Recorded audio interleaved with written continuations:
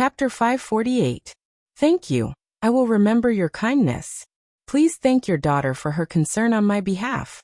Happy 11th birthday, Baron Bourbon.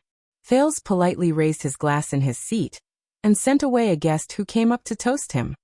He then refocused his attention on the liveliness of the banquet.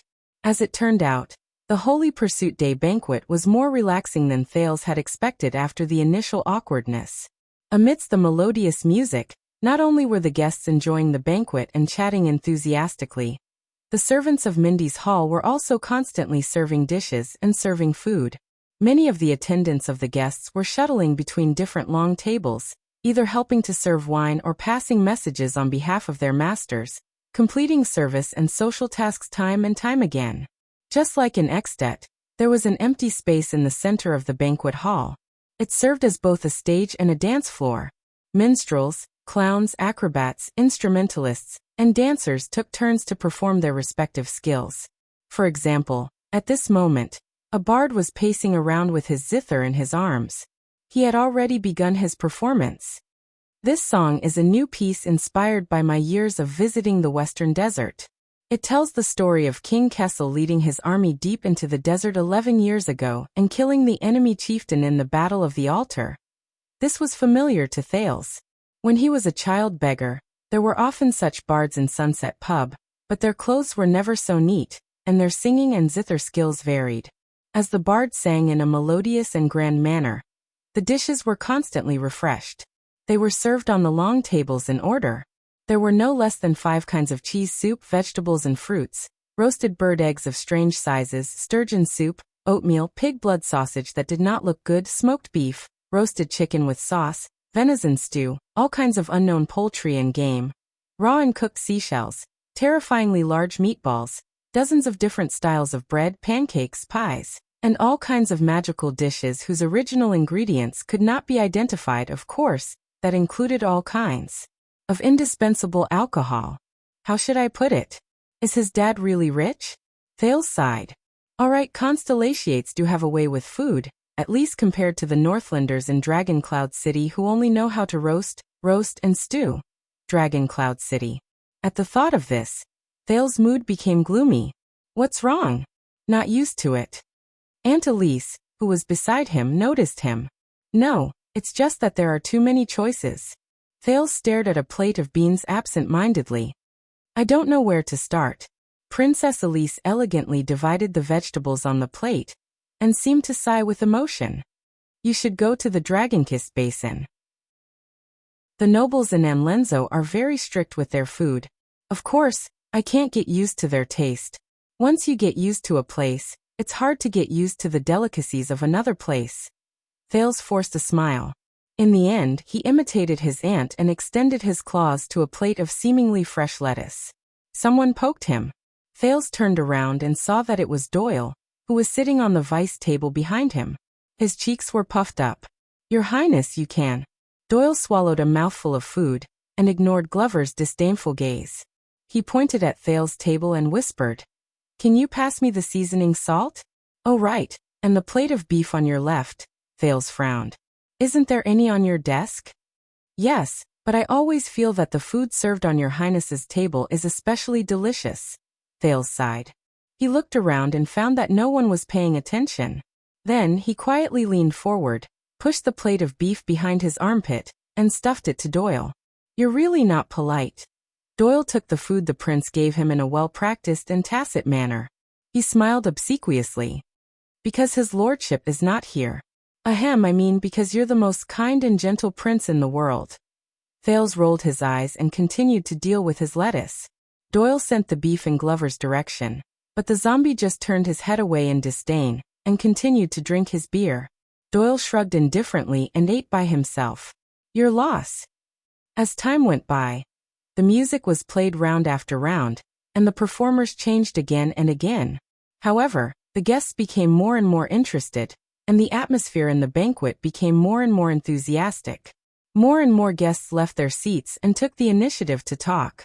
But fortunately, Thales' burden was not too heavy, because most of the people were diverted to the highest table, to his father. It was a rare royal banquet for more than a decade, and there were many guests who wanted to use this informal occasion to pay their respects to the king. King Kessel still looked calm, but he could not finish his meal for more than a minute. Every time, guests of different backgrounds and classes, either with friends or alone, respectfully and expectantly came to pay their respects to the king, interrupting his pitiful rest time. It also affected Guard Captain Adrian and Chief Quinton, as well as important ministers of the royal family such as Gilbert and Kirkman, who had to rush over frequently to offer toasts and divert the king's attention. Although the Iron Hand King had a cold temperament, on this occasion, with a face full of boredom, he had to raise his cup frequently, nod his head in response, and say a few warm words from time to time. Queen Kia, on the other hand, was at ease. It could be seen that she was skilled in this field when she was young. In just half an hour, there were 20 to 30 groups of guests who came to pay their respects to the king. Thales clicked his tongue in wonder. "Don't laugh." Aunt Elise was indifferent and ruined his mood with one sentence. "You'll be the same in the future." Thales sighed. With something on his mind, he could not enjoy his meal in peace, so while abusing his lettuce from time to time, he summoned the sin of Hell's River to strengthen his senses and pay attention to his surroundings. Compared to the Northland nobles' banquets, where only male guests were present, and other than eating and drinking, the occasions in Constellation were much more open. Not only were there no restrictions on men and women, and because of this, the banquets appeared much more elegant. When they were drunk, restless and eager men could often be seen leaving their seats to toast the well-dressed and dazzling ladies. There were even many young, beautiful, lively, and energetic women who would take the initiative to leave their seats, ignoring the supercilious looks and hostility of the men and their families, and leave their surveillance to chat and laugh with the person they liked, exchange drinks, and even enter the dance floor together when the dance music played. It was joyous, and the host and guests enjoyed themselves. But was that really the case? Thales' heart stirred, and the conversations from all directions entered his ears through the filtering and strengthening of Hell's senses. "Oh, is that so? Persuade my father to propose marriage?" That's what you said last time. Do you think that after you said this, I'll sneak out at night to let UF*CK me for free like before? By the way, I'm getting engaged, and the child in my womb isn't yours." This was obviously an awkward conversation between a couple who had a grudge against each other. A marriage proposal in the land of cliffs? That's right, the other party is from a noble family, but I'd be blind to marry my daughter there. Those conservative mountain barbarians still believe in a heretical evil god called the Master of Mountains. I visited him once 2 years ago, and until now, I still can't forget a small village in the mountains. Their campfire mating custom is comparable to that of primitive people. This was from a local noble in Central Territory. Thales maintained his smile. What he heard from Hell's senses was mostly all sorts of gossip and social chatter in the capital. However, the guests were talking about different things in different directions, and on different long tables. The contents of their conversations were quite different. After the bloody year, everyone realized that the 20,000 farmers recruited from the farms with 1,000 gold coins were not as useful as 200 professional soldiers trained with 1,000 gold coins. Do you still remember the scene where the Duke of Star Lake, the previous Duke of Star Lake's army of 2,000 chased tens of thousands of rebel soldiers all over the mountains and plains? This was the long table of honorary military soldiers. Their topic was rather fierce. "I was thinking, since the prince is back, shouldn't we head north to take revenge? If we fight a war, with your qualifications, you can at least be a deputy general of the guards, right? You must know that after the horse slayer Dyra retired, he climbed up to a higher position and became the director of the police station. My son is learning grammar, theology, and mathematics." This was from a government bureaucrat at the next table. He was talking to his colleagues about his son's future. He's ambitious and wants to stay in Eternal Star City. Maybe he wants to become a civil servant in the government office. Maybe he wants to earn a noble title. But I hope he goes back to his hometown to look for a job. After all, South Coast Hill is far away from war. It's well governed, and Jade City is prosperous and comfortable. It's even better than the capital. I'm so envious. My nephew is my heir. He's determined to learn martial arts and join the army. He dreams of becoming a legitimate knight. But you also know that unless you're born with a good family name, the title of a knight is a joke. What legitimacy is there to speak of? Look at the three generals. They're knights in name, but one of them is a Northlander, one is a tomboy, and one is a disgusting gigolo who relies on his face to make a living. Thales sighed. He sympathized with the legendary Wing, who was said to be able to unify the Western Peninsula with his face. Yes, Exdet has no hostages, and it has increased the risk of war between the two countries. In addition to their endless internal strife, believe me, the northern trade route has come to an end, and the potential business in the future is all concentrated in the west and south. If you're interested, why don't we find a place to talk in detail? This was the long table of the head of the line and the merchants. The conversation was more practical and business. It's been 20 years. A new round of franchise sales should be put on the agenda. Maybe we should find the next scapegoat. He has to do this. His family's loan from the royal family's bank is almost due. If he doesn't bet on this long-distance fleet, he can only transfer his fief to make up for the deficit.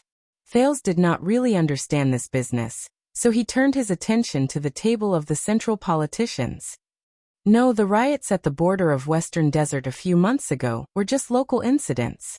It will not affect the kingdom's policies. The local nobles' reaction is just their own private actions. The relationship between the royal family and Western Desert is very good. What? No, of course, this is not the official statement of the Foreign Affairs Department. It's just my personal opinion. Although I do work in the Foreign Affairs Department. This was Gilbert. A suzerain has ordered the abolition of military service.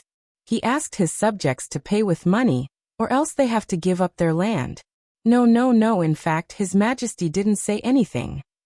This was Kirkman, the Minister of Finance. Of course, the saying abstinence and purity is the will of God is already outdated. On the contrary, if your fief's market is prosperous and there is an abundance of goods, it can attract more money, and you can make more beneficial policies. Presumably, it will also be in line with Sunset's edict. This was Vicar General Stylianides. Yes, a baron of Blade Edge Hill died in the plague, but he only had one illegitimate child. That illegitimate child promised a large sum of money, so that the Duchess would acknowledge his right to inheritance. The baron's subordinates and vassals obviously had different opinions, so they came to Eternal Star City to ask His Majesty to make a decision.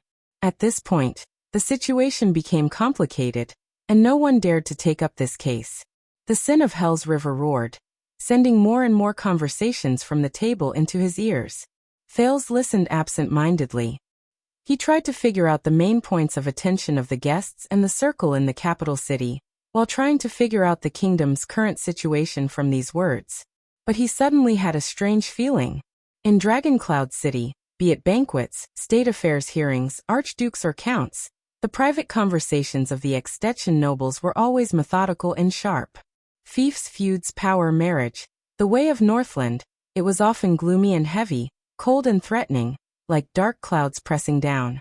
But here in Constellation, what era are we in?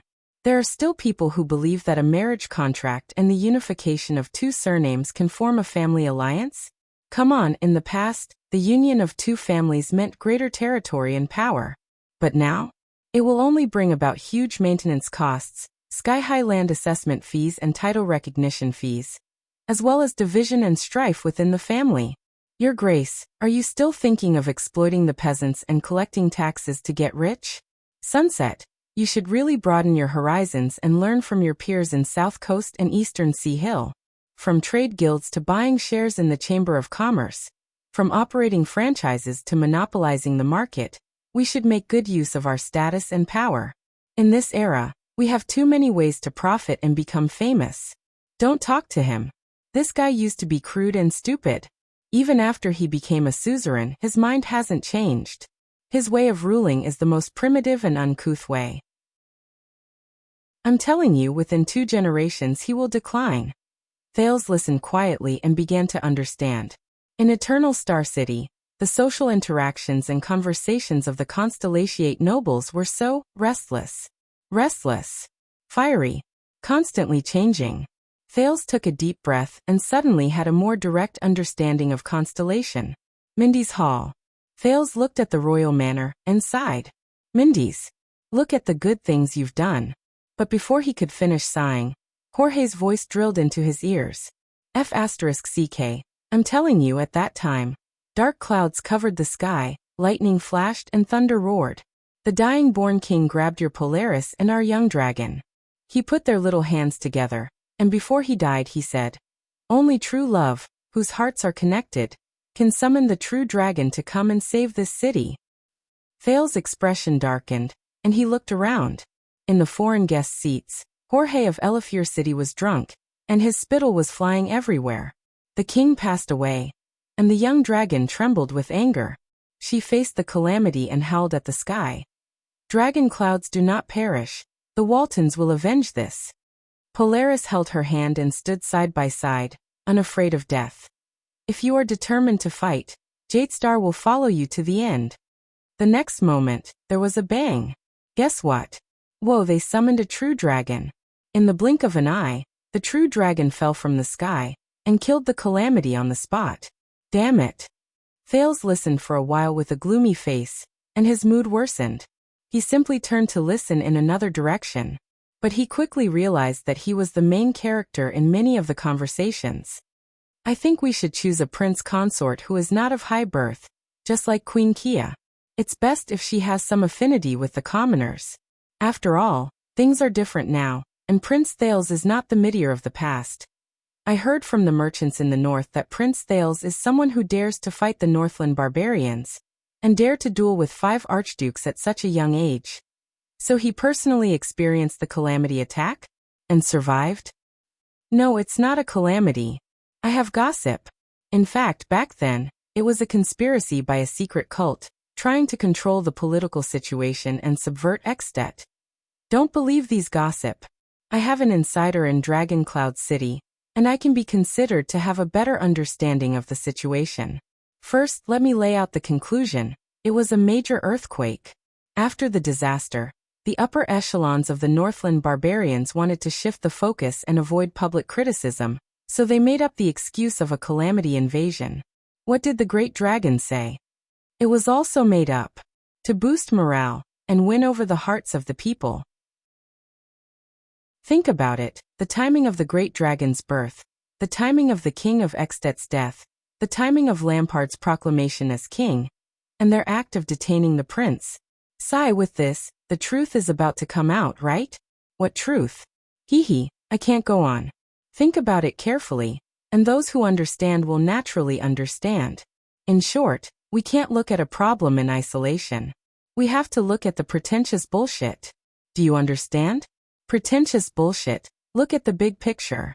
In the pretentious bullshit of a national strategy, everything is linked together. I see. Sir, you have great foresight and know how to pretentious bullshit. As expected of a professional. You flatter me. Thank you for the invitation.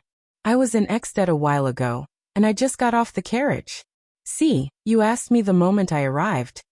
Thales could only snort softly in his heart. But why do I feel that the prince and Lampard are in cahoots?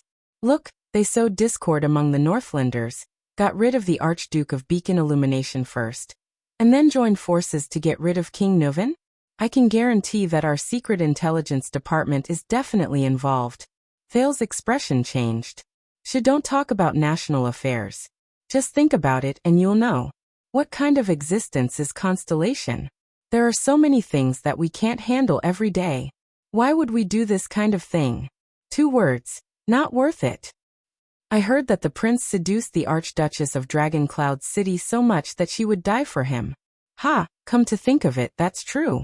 That woman only knows boorish men from the north.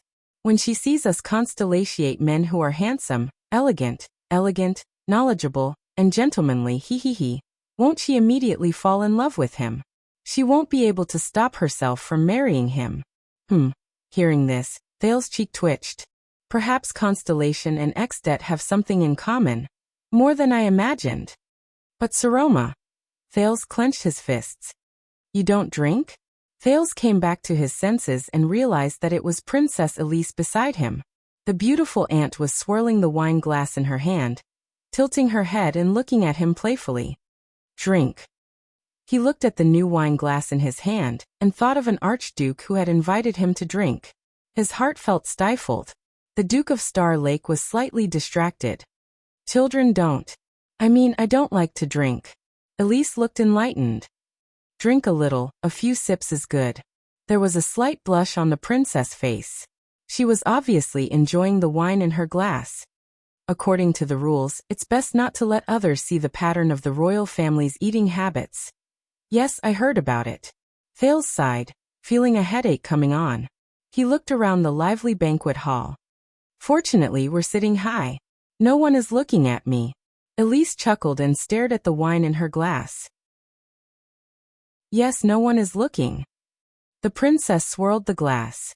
Her voice changed a little, and her gaze was profound. But I bet that by tomorrow you'll feel that everyone is looking at you. Thales saw that his aunt was a little drunk. He smiled and did not answer. Are you used to it? Elise looked him up and down.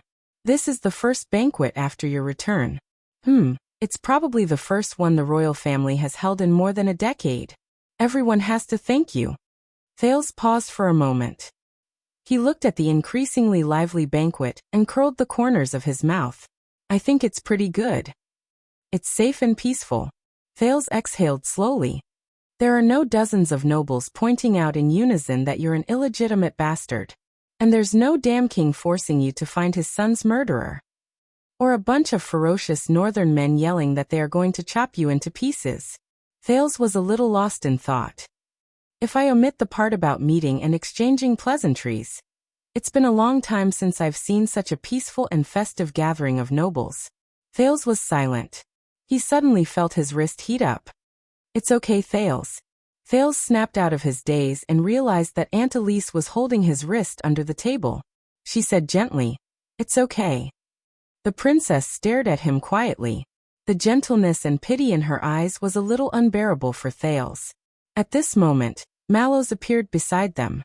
Your Highness, the watchman bent down and whispered. You should go. Elise let go of Thales' hand and frowned. Your Grace? Mallows lowered his voice. The Queen needs to return to the palace now. Elise turned in the direction of the Queen, and immediately reacted. Oh. Thales narrowed his eyes. Beside the king, Queen Kia's face was pale and she was mumbling. Gines was holding her wrist tightly, and the maids beside her were methodically getting ready to go. Thales then heard the voice over there through Hell's senses. Where are my children? Luther is still young. He needs to change his diaper. His heart dimmed. Some of the guests noticed the Queen, but most of them looked away and ignored her. Mallows nodded. The Queen needs your help. Princess Elise sighed slowly. She gave Thales a helpless smile and got up. Mallows thoughtfully put a cloak on her. Thales could only say goodbye to her. But just as he turned to leave, the princess suddenly spoke. Tormund. Hearing his name, Mallows suddenly froze. Elise looked at the Queen, tightened the cloak on her body, and said faintly, Have you ever regretted it? Thales frowned when he heard this, and his hand that was picking at the lettuce froze. Mallows frowned. He paused for a moment before he repeated, That's right. The Queen needs you, Your Highness. I know. Elise smiled and glanced at the watchman, her eyes hazy and sad. I have regretted it. Mallows was stunned. In the next second, Elise floated away and joined the Queen's party. 1 second. 2 seconds. In the extremely awkward silence, Thales cleared his throat, looked at the back of the guard captain who stood extremely stiff, and tentatively said, You an aunt? Don't ask. Mallows did not turn his head, and sat down gently beside the prince. You're still my favorite, Duke. His tone was respectful and expressionless, but Thales felt a chill in his heart for no reason. Fortunately, someone appeared in time. How unlucky. Behind him, Doyle, who had returned from the toilet, patted Glover's shoulder and sat down casually. As the prince's personal guards, we have to fill our stomachs in advance. We can't go down to the banquet. We can't dance with the girls. We can't. God, it's so boring. I really miss the past. Doyle yawned. You can do it. The watchman turned his head from his seat and glanced at Doyle faintly. You can do it like before. Go down and join your father's table, join the banquet, dance with the girls and tease. Doyle shuddered violently. Under Glover and Thale's sympathetic gazes, he then discovered stiffly that the person who was sitting in Princess Elise's seat was his superior. Lord! Doyle realized that a disaster was imminent and forced an ugly smile. Mallows snorted coldly. You know, I can let Vladivostok take your place so that you can enjoy the banquet. Doyle said shakily. Take my place? Yes, don't you know? Mallows looked at him expressionlessly. In Mindy's hall, no matter when or where, I can always find someone to take your place. Be it today. Or the rest of your life. Mallows said gloomily. You can. Do you still want to go to the banquet? Doyle looked at Glover and Thales in horror, but they shook their heads at him sympathetically. This is not your fault, child. Doyle gulped and immediately reacted. He shook his head and put on a serious expression. No, sir. What you said is wrong. Mallows raised his eyebrows. What? Doyle raised his head and crossed his arms. He looked awe-inspiring and generous. This body will either be buried in the throne's resting place, or be buried in the middle of the emperor's life. There is no other end. Doyle said with a righteous expression. Banquets and whatnot. As royal guards, we should be loyal to our duty. How can we be selfish? Glover looked at him in disdain. Thales snickered. Really? But there are quite a number of socialites and noble ladies here tonight. Many of them are good unmarried girls. Hey, don't mention this again. Doyle waved his hand. His expression was firm and unmoved. Since I have you by my side, Your Highness. Why would I need any more girls?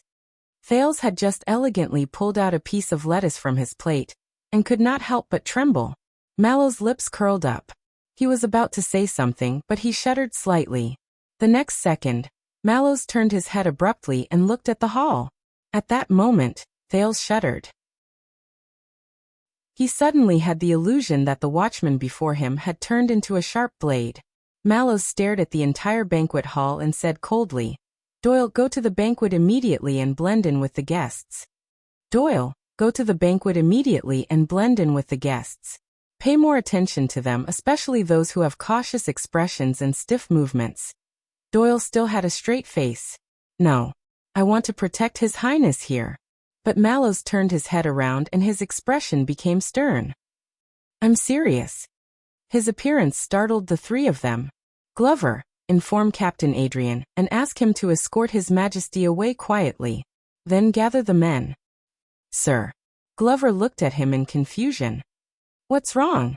Amidst the melodious and light music, Mallows looked at the lively banquet below again with a vigilant gaze. Just now, someone glanced up from below. Glanced? Thales frowned. I don't know. Mallows shook his head. But I recognize that gaze. It's the resentment and despair of facing death with equanimity. Thales was stunned. Facing death with equanimity? Resentment and despair? What does it mean? In the banquet tonight. Under the trio's surprised and bewildered gazes, Mallows slowly pressed down on the long sword at his waist and expressionlessly came to a conclusion. There's an assassin. No matter how I write it, it doesn't feel right. It makes me feel despair. End of this chapter. Chapter 549. The music was melodious, and the candlelight was romantic. The banquet entered the next stage. On the dance floor in the middle of the hall, many men and women began to hold hands and dance passionately. Except for Thales. No, my lady, your boldness and straightforwardness really amazed me, and even brightened up this banquet. In his seat, facing a young, lovely, lively, and adorable noble girl in front of him, Thales dryly said some polite words, which could probably only deceive Ida. It's just that my identity is sensitive. This is a serious matter, and I cannot act rashly. Especially the first dance after returning to the country. No matter who I dance with, it will not be fair, and the others will resent me. Thales noticed from the corner of his eyes that Mallows had ended his communication with his subordinates, and was walking towards him. The watchman's eyes were filled with urgency and vigilance at the same time. Thales understood what he meant. Do it quickly. So, for the stability and balance of the kingdom, for the prosperity and peace of Constellation. Thales braced himself and looked kindly into the girl's sparkling eyes. He gently held her palm and held back his disdain for himself. I can only bear with the great sorrow and give up the beauty of dancing with you. This breaks my heart. The girl in front of him bit her lower lip. Her eyes were resentful and hurt. But she lifted her skirt and bent her knees with slight annoyance. She glanced at Thales sadly, then turned around and left. She didn't seem sloppy, but she was graceful and graceful. People could not help but look at her. Thales breathed a sigh of relief and felt exhausted. This was the 9th lady who invited him to dance tonight, as well as the 44th, or was it 54th? He could not remember clearly, guests who came to visit him. So you just got rid of Lady Enosha? Mallow's voice came from behind him. Well done. So that's her name, Enosha? Thales sighed and said. I feel guilty looking at her expression. Mallows denied it decisively. There's no need for that. Lady Enosha is not only bold and straightforward, she also knows how to use her charm to capture spoils of war. Many young and handsome men are willing to go through fire and water for her. The watchman sat down at the secondary table and was as calm as water. Believe me, you do not want to duel with someone in the first banquet, especially when there are assassins around. Thales felt a headache coming on. Oh right. According to Mallows, at this very moment, there was a damned assassin hiding somewhere in the banquet. This was going to be big news. The king, his father, and countless nobles were all present, eyeing him like a tiger watching its prey. The prince sent off the next guest who came to visit him while exchanging pleasantries. Only then did he remove his perfect smile, put down the wine glass that had been on his lips countless times, and relax the muscles on his waist. Are you sure? Assassin? Just because of a gaze? Mallow's voice was still calm. I'd rather believe it. Thales turned his head and glanced at him before he turned his head back. All right. So, a certain guy of high status, who was qualified to attend the royal banquet, tried to assassinate me crazily without caring about his own life and reputation, in front of everybody and under strict guard. Without changing his expression, Mallows raised his glass and toasted a friend at the next table. Or your father. Or my father. Thales readily accepted the advice, but he still felt gloomy and indignant. But why? I've only just returned to Constellation. What grudge do I have against you? Did I snatch his wife or kill his father? Mallows sized up the guests with a vigilant gaze, but he showed a rare dry humor. Or both. Thales glared at him in annoyance. Anyway, don't let your guard down. We haven't found him yet, Mallows said softly, and continued to make arrangements. Thales exhaled. In front of him, the 10th young lady walked forward with trepidation and curtsied to him. But as a prince, he had to remain calm and put up with countless people's gazes. He had to consider the impact and maintain his composure. He had to brace himself to deal with the guests who greeted him with all sorts of motives, including the young lady who invited him to dance. She was only about 11 or 12 years old. The nervous expression on her face reminded Thales of Little Rascal, when she was young. Oh, and Saroma. That girl was caught in the flames of war in the north, and he was still thinking about how he could help her at this banquet, even though she was thousands of miles away. Thinking of the Archduchess, Thales felt uneasy again, and the only thing he could do was smile. Thales. On this battlefield, a smile is the best armor. When you grow up, my lovely lady, I will definitely be charmed by you and dance with you. But now, we have to be responsible for your father and brother. Thales squeezed out a smile and sent away the teary-eyed and aggrieved Miss Number 10. Without waiting for him to rest for a few seconds, the 56th guest, Levi Trentida from Reformation Tower in Northland, squeezed up to him with a smile, his face full of flattery. Polaris? We agreed. Me and you that oh. Thales covered his eyes and rolled them in his palms. What was that saying again? Speak of Little Rascal, and Little Rascal arrives? I know. The prince put down his hands, endured his exhaustion, and put on his armor again. Just do me a favor, little pot lid. Little pot lid? Levi froze for a moment and subconsciously touched his pot lid. Just sit down and smile, Thales said with a headache. Take whatever you want to eat, including what's on my plate. There's only one. Don't talk. Levi froze again. But the look in Thale's eyes forced him to swallow his words. The guest from Reformation Tower understood tacitly. He sat down and giggled at Thales as he ate, while stealing glances at a certain bureaucrat below. The prince smiled gently at him as a sign of friendliness. In the eyes of an outsider, it was like a meeting between bosom friends, talking about anything. They sat facing each other in silence for 5 minutes. Unfortunately, no assassins appeared. Fortunately, no one came to invite him to dance. "All right, it's almost time. They must think that we're about to get gay," Thales said listlessly. He ignored Levi's strange gaze and enjoyed the rare break. "By the way, Levi." Levi put down his wine glass and listened with an open mind. "Duke Nanchester of the Land of Cliffs, he told me." Thales closed his eyes and rubbed his forehead hard. "He found out that you bought food from Constellation and smuggled it from his territory." Levi's expression changed drastically. Thales said with interest, "It looks like One-Eyed Dragon Koshter is very unhappy." "You mean smuggling?" Out of his expectations, Little Pot Lid's expression changed extremely quickly. "What, there's actually such an outlaw in our territory?" "Don't worry, Your Highness. I'll be strict when I go back. Don't be nervous."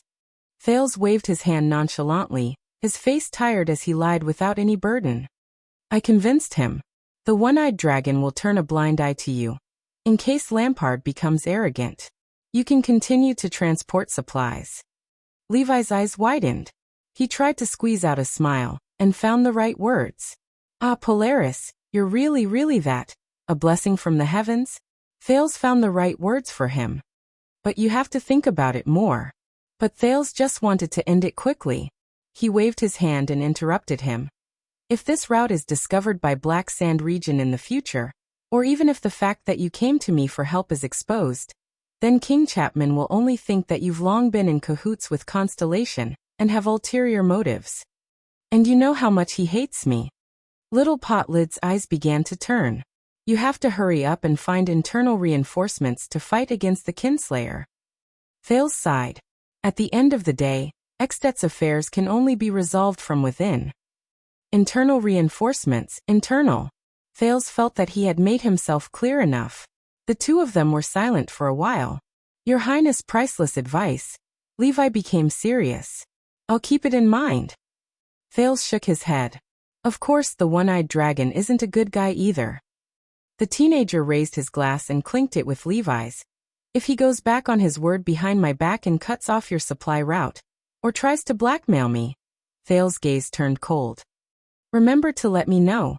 Levi's expression was solemn, but he only nodded. "Lastly, your previous promise."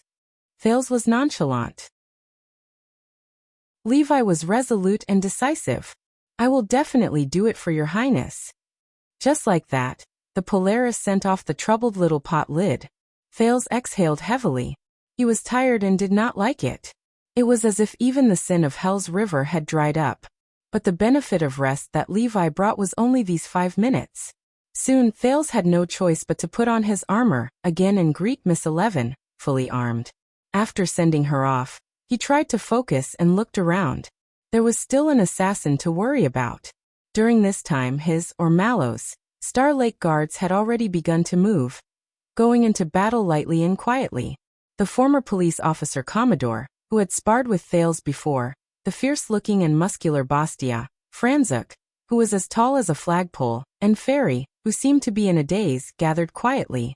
They either hid in the shadows of the corridor in the entrance hall, or pretended to be servants serving wine, or pretended to be on duty. They stood guard not far away from Thales, vigilantly scanning the people who approached the prince. In the vanguard division, Jonvolt, who was a left-handed swordsman, Vladivostok, who helped Thales train with his shield, the young and vigorous Ness, the unprepossessing Oscarson, Supa, who had foreign blood, and Morgan, who had fought in the war, were scattered in the hall, each occupying a different spot. They guarded the high platform, the servants' passageways, and the entrances and exits, keeping an eye on the people coming and going. As for Praka and the other people from the logistics division, under the prince's strong request, they went to search the fireplace and other hiding places in Mindy's hall. There was once an archduke. He did not pay attention to the fireplace, and then he became king. Prince Thales, who was extremely serious. Mallow's direct messengers, Toledo and Tang Xian, went back and forth between them inconspicuously, as if they were on routine patrol. In reality, they were passing orders and communicating information. They were also paying attention to the prince all the time. Looking at all this, Thales felt even more pressured. The king, the banquet, the guests, the assassin, Constellation, Extet, Saroma, the Star Lake Guards, and the damned Mindy's Hall and the title of Duke. He felt like he was chained up by countless chains. The other end of the chain was firmly fixed to every pillar in the hall, rendering him immobile and on the verge of death. Thales' smile had long since turned into ice, as if he was wearing old armor. The prince looked at the lonely and shackled Duke Val from afar, and actually felt a sense of envy from the bottom of his heart. Perhaps he was even luckier. At least after tonight he would not have to endure all this. At this moment, Doyle, who had gone to gather information among the guests, returned. "Commanding officer, Your Highness." He was full of energy, radiant, valiant, and high-spirited. This was a perfect contrast to the mentally and physically exhausted Thales and the troubled Mallows. Thales and Mallows narrowed their eyes at the same time and leaned forward. Both of them stared at a suspicious red lipstick that was vaguely revealed under Doyle's collar. Doyle noticed their gazes and adjusted his collar without batting an eyelid. "About this, it's intelligence work. Some senior informants charge a very high price," Mallows coughed. "Doyle. Apologies, commanding officer." Doyle's expression became stern, and he returned to the topic at hand. "If you ask me, almost all the unmarried ladies between the ages of 9 and 39, including their male relatives, are either overtly or covertly sizing up Your Highness. Every 10 seconds, they would glance up and enthusiastically discuss Your Highness's status, appearance, figure, clothes, love life, achievements, character. The importance of Your Highness is decreasing. There are also quite a number of people who ask me about your preferences and habits, betting on who can capture your heart. How would they know that His Highness likes?" Thales frowned. Apologies, Your Highness." Doyle saw that the situation was not good and quickly changed the topic.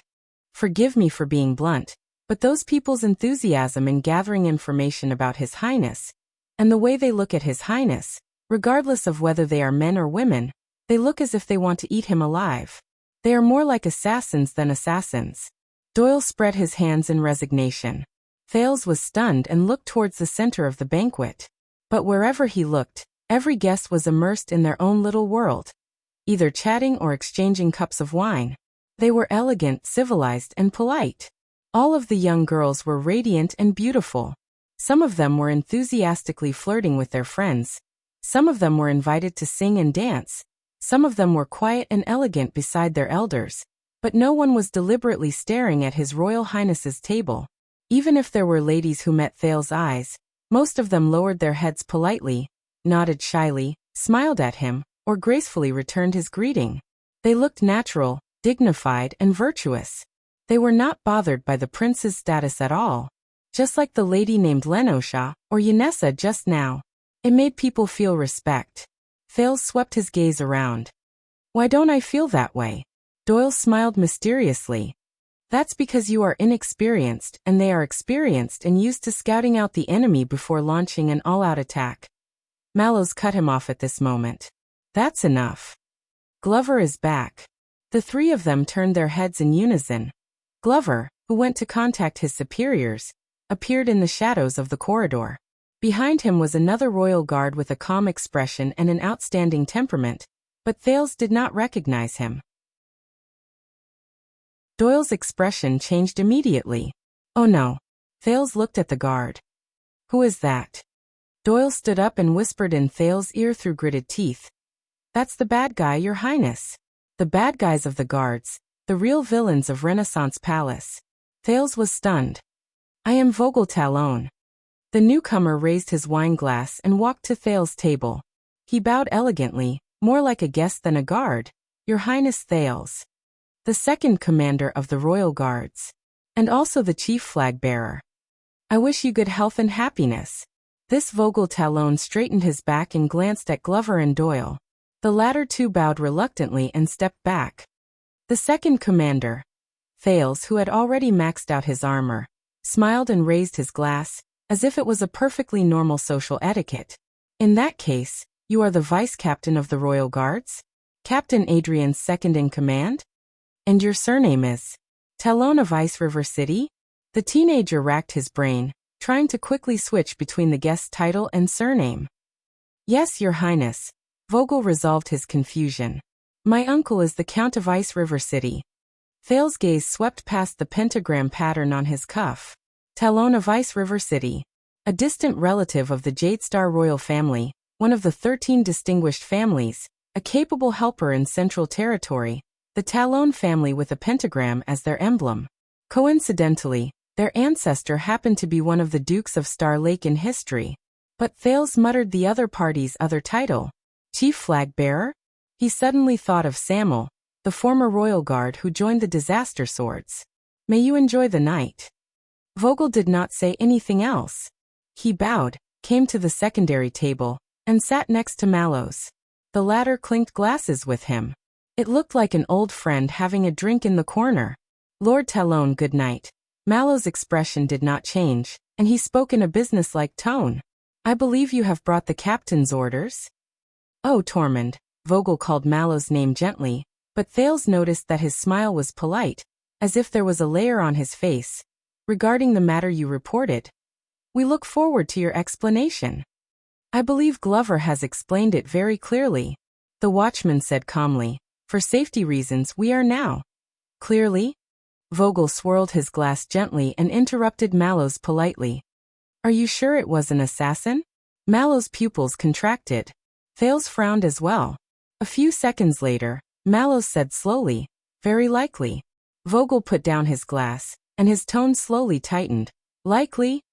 Dear Tormund, do you really know what you're talking about? Glover and Doyle sensed the tension in the air and looked at each other. This is the first formal banquet of the royal family in more than a decade after the war. It took a long time to prepare, the guests are of great importance, and it is of great significance. The vice-captain's tone became serious. Everything that happens here will spread throughout the kingdom by tomorrow. It will have a far-reaching impact. He turned to stare at Mallows as if he was staring at a criminal who had broken the law. Whether the banquet is interrupted, or the nobles are hastily arranged to leave, or the Jadestar royal family is cowardly, nervous, and searching for the assassin. Vogel narrowed his eyes. Just because a certain fellow glanced at you? Sounds like a scene from a village tavern, Tormund. The contempt in his tone was clear. Thales could not help but look at Mallows. Precisely because this banquet is so important. The captain of the Duke of Star Lake's personal guards was not angry, and his tone was as calm as ever. So if the assassination is real, the trouble will only get worse. Vogel snorted coldly. He stared intently at Mallows' profile, but the latter only looked ahead silently, as if he was not looking at him with a knife-like, suspicious gaze. After a few seconds, Vogel exhaled. We've already taken action. Vogel turned around and returned his attention to his wine glass. They will keep a close eye on anyone who tries to approach. His Majesty, His Highness, and other important nobles will be safe. But a strong shield cannot defend against a sharp spear. Mallows did not even look at him. He continued to observe the situation in the hall. The best way is to avoid accidents before they happen. Perhaps we can temporarily withdraw some of them. But Vogel's gentle tone suddenly hardened and cut into Mallows' words like steel. He even changed the way he addressed Mallows. For sunset's sake, Mallows, please don't educate me. He spoke very slowly but very seriously. There was a sudden silence between the two. In that instant, whether it was Doyle, Glover, or Thales, they all felt the tension. The music gradually subsided, and the ball came to an end. The bards took the stage again and sang the tragic song of the King of Blades' expedition to Dragon-Kissed Land, but died in a foreign land on the eve of his success. Thales resisted the urge to interrupt, and tried not to look at the two men behind him. He forcefully cut open a plate of lettuce, and at the same time, sent away the next guest who came to greet him with a smile. After a while, Mallows' voice came again, still calm. I wouldn't dare, sir. Vogel was silent for a while. When he spoke again, he had returned to normal. We can't chase everyone away just to avoid accidents. This is Mindy's Hall. Its opening symbolizes the return of the kingdom's heir, and the return to prosperity and stability. Thales sighed in his heart. Return to prosperity and stability. Vogel looked around cautiously to make sure he did not attract too much attention. Be on high alert. The banquet will proceed as usual. He got up and prepared to leave. But this is also the Duke of Star Lake's Mindy's Hall. If anything happens, His Highness Thales will be the first to bear the brunt of the blame. Mallows turned his head slowly and looked straight at Vogel. My men are the ones who bear the responsibility. He spoke very slowly. Vogel paused in his movements. The vice-captain let go of his arm on the table and sat down again. Your men. This time, Vogel snorted coldly. His tone was no longer polite. Mallows, I think, you and your pampered team, you need to clarify your position. Glover and Doyle's expressions changed at these words. Thales frowned too. The young master squad. Mallows listened expressionlessly, while Vogel's gaze was unquestionable. Even if you've changed stations, you're still royal guards. And I'm your superior. Just like Mindy's Hall, which belongs to Renaissance Palace. Thales shuddered at these words. Mindy's Hall belongs to Renaissance Palace. Vogel's words were bone-chilling. Never forget that. Watchman. Mallows did not react. Just like Thales did not either. Time seemed to stop for a few seconds. In this corner of the sky, Glover and Doyle seemed to freeze. Only Mallows took a deep breath, closed his eyes, and then opened them again. Of course, sir. I dare not or forget.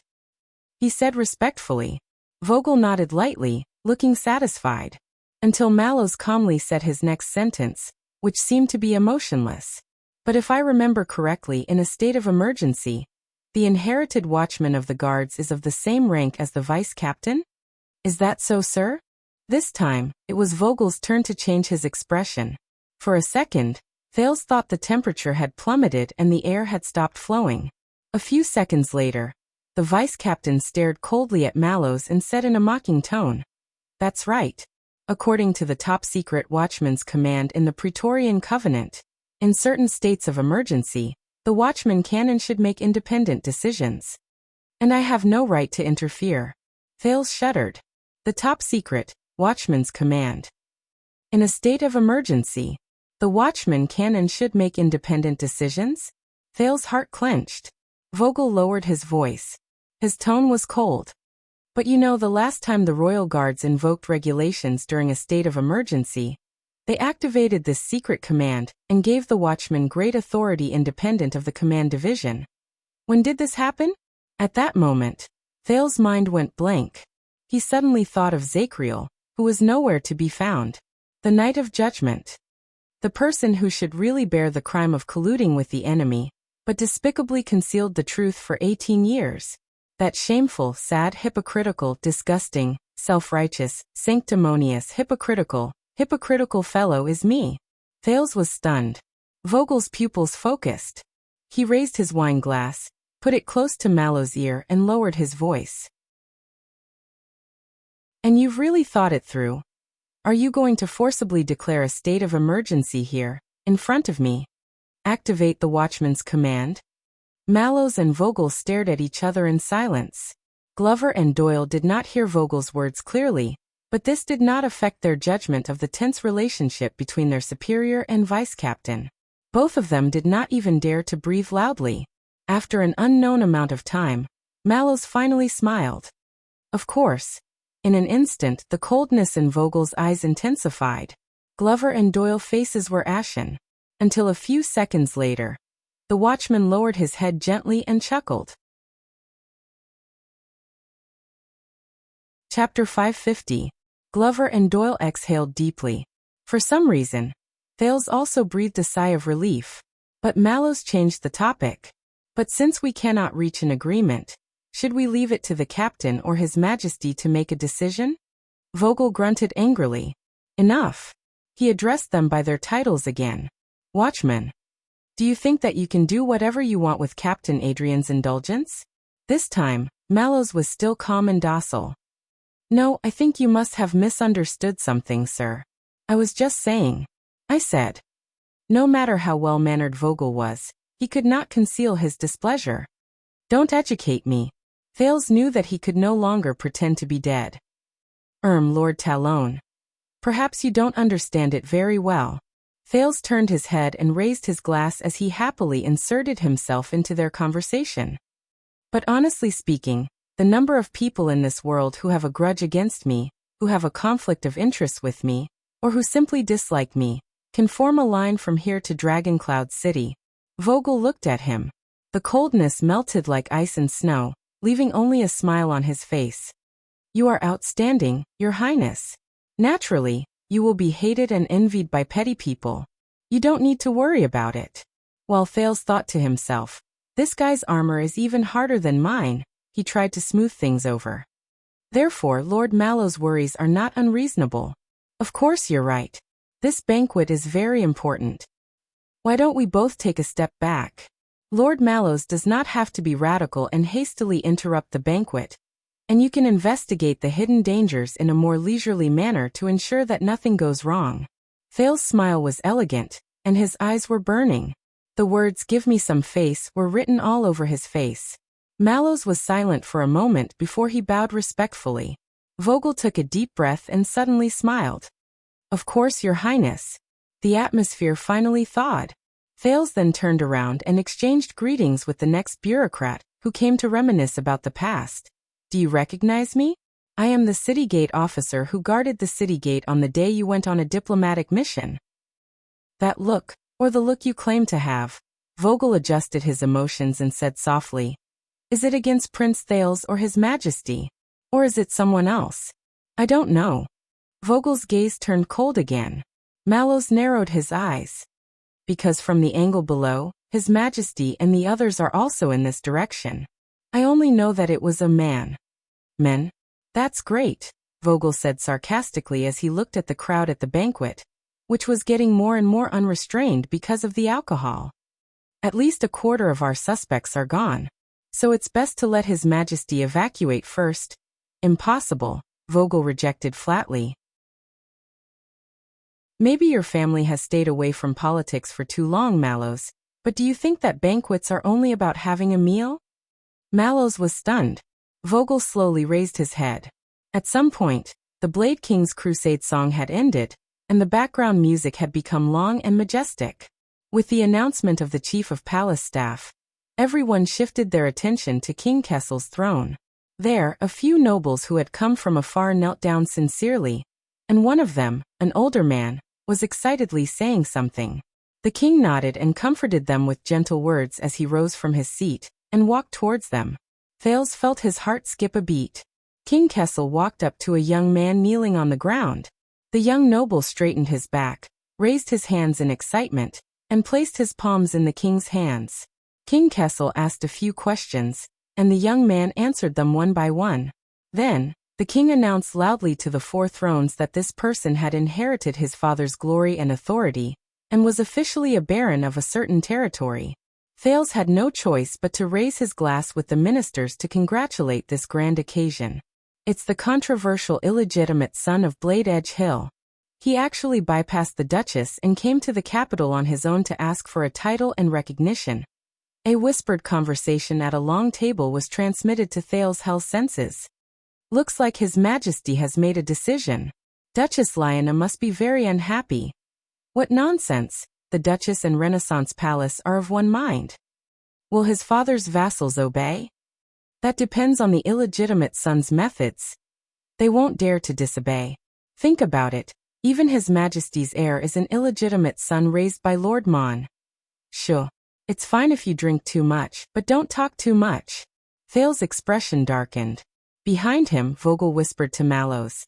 Did you see that? Appearance, title conferment, audience, commendation, reward, reprimand.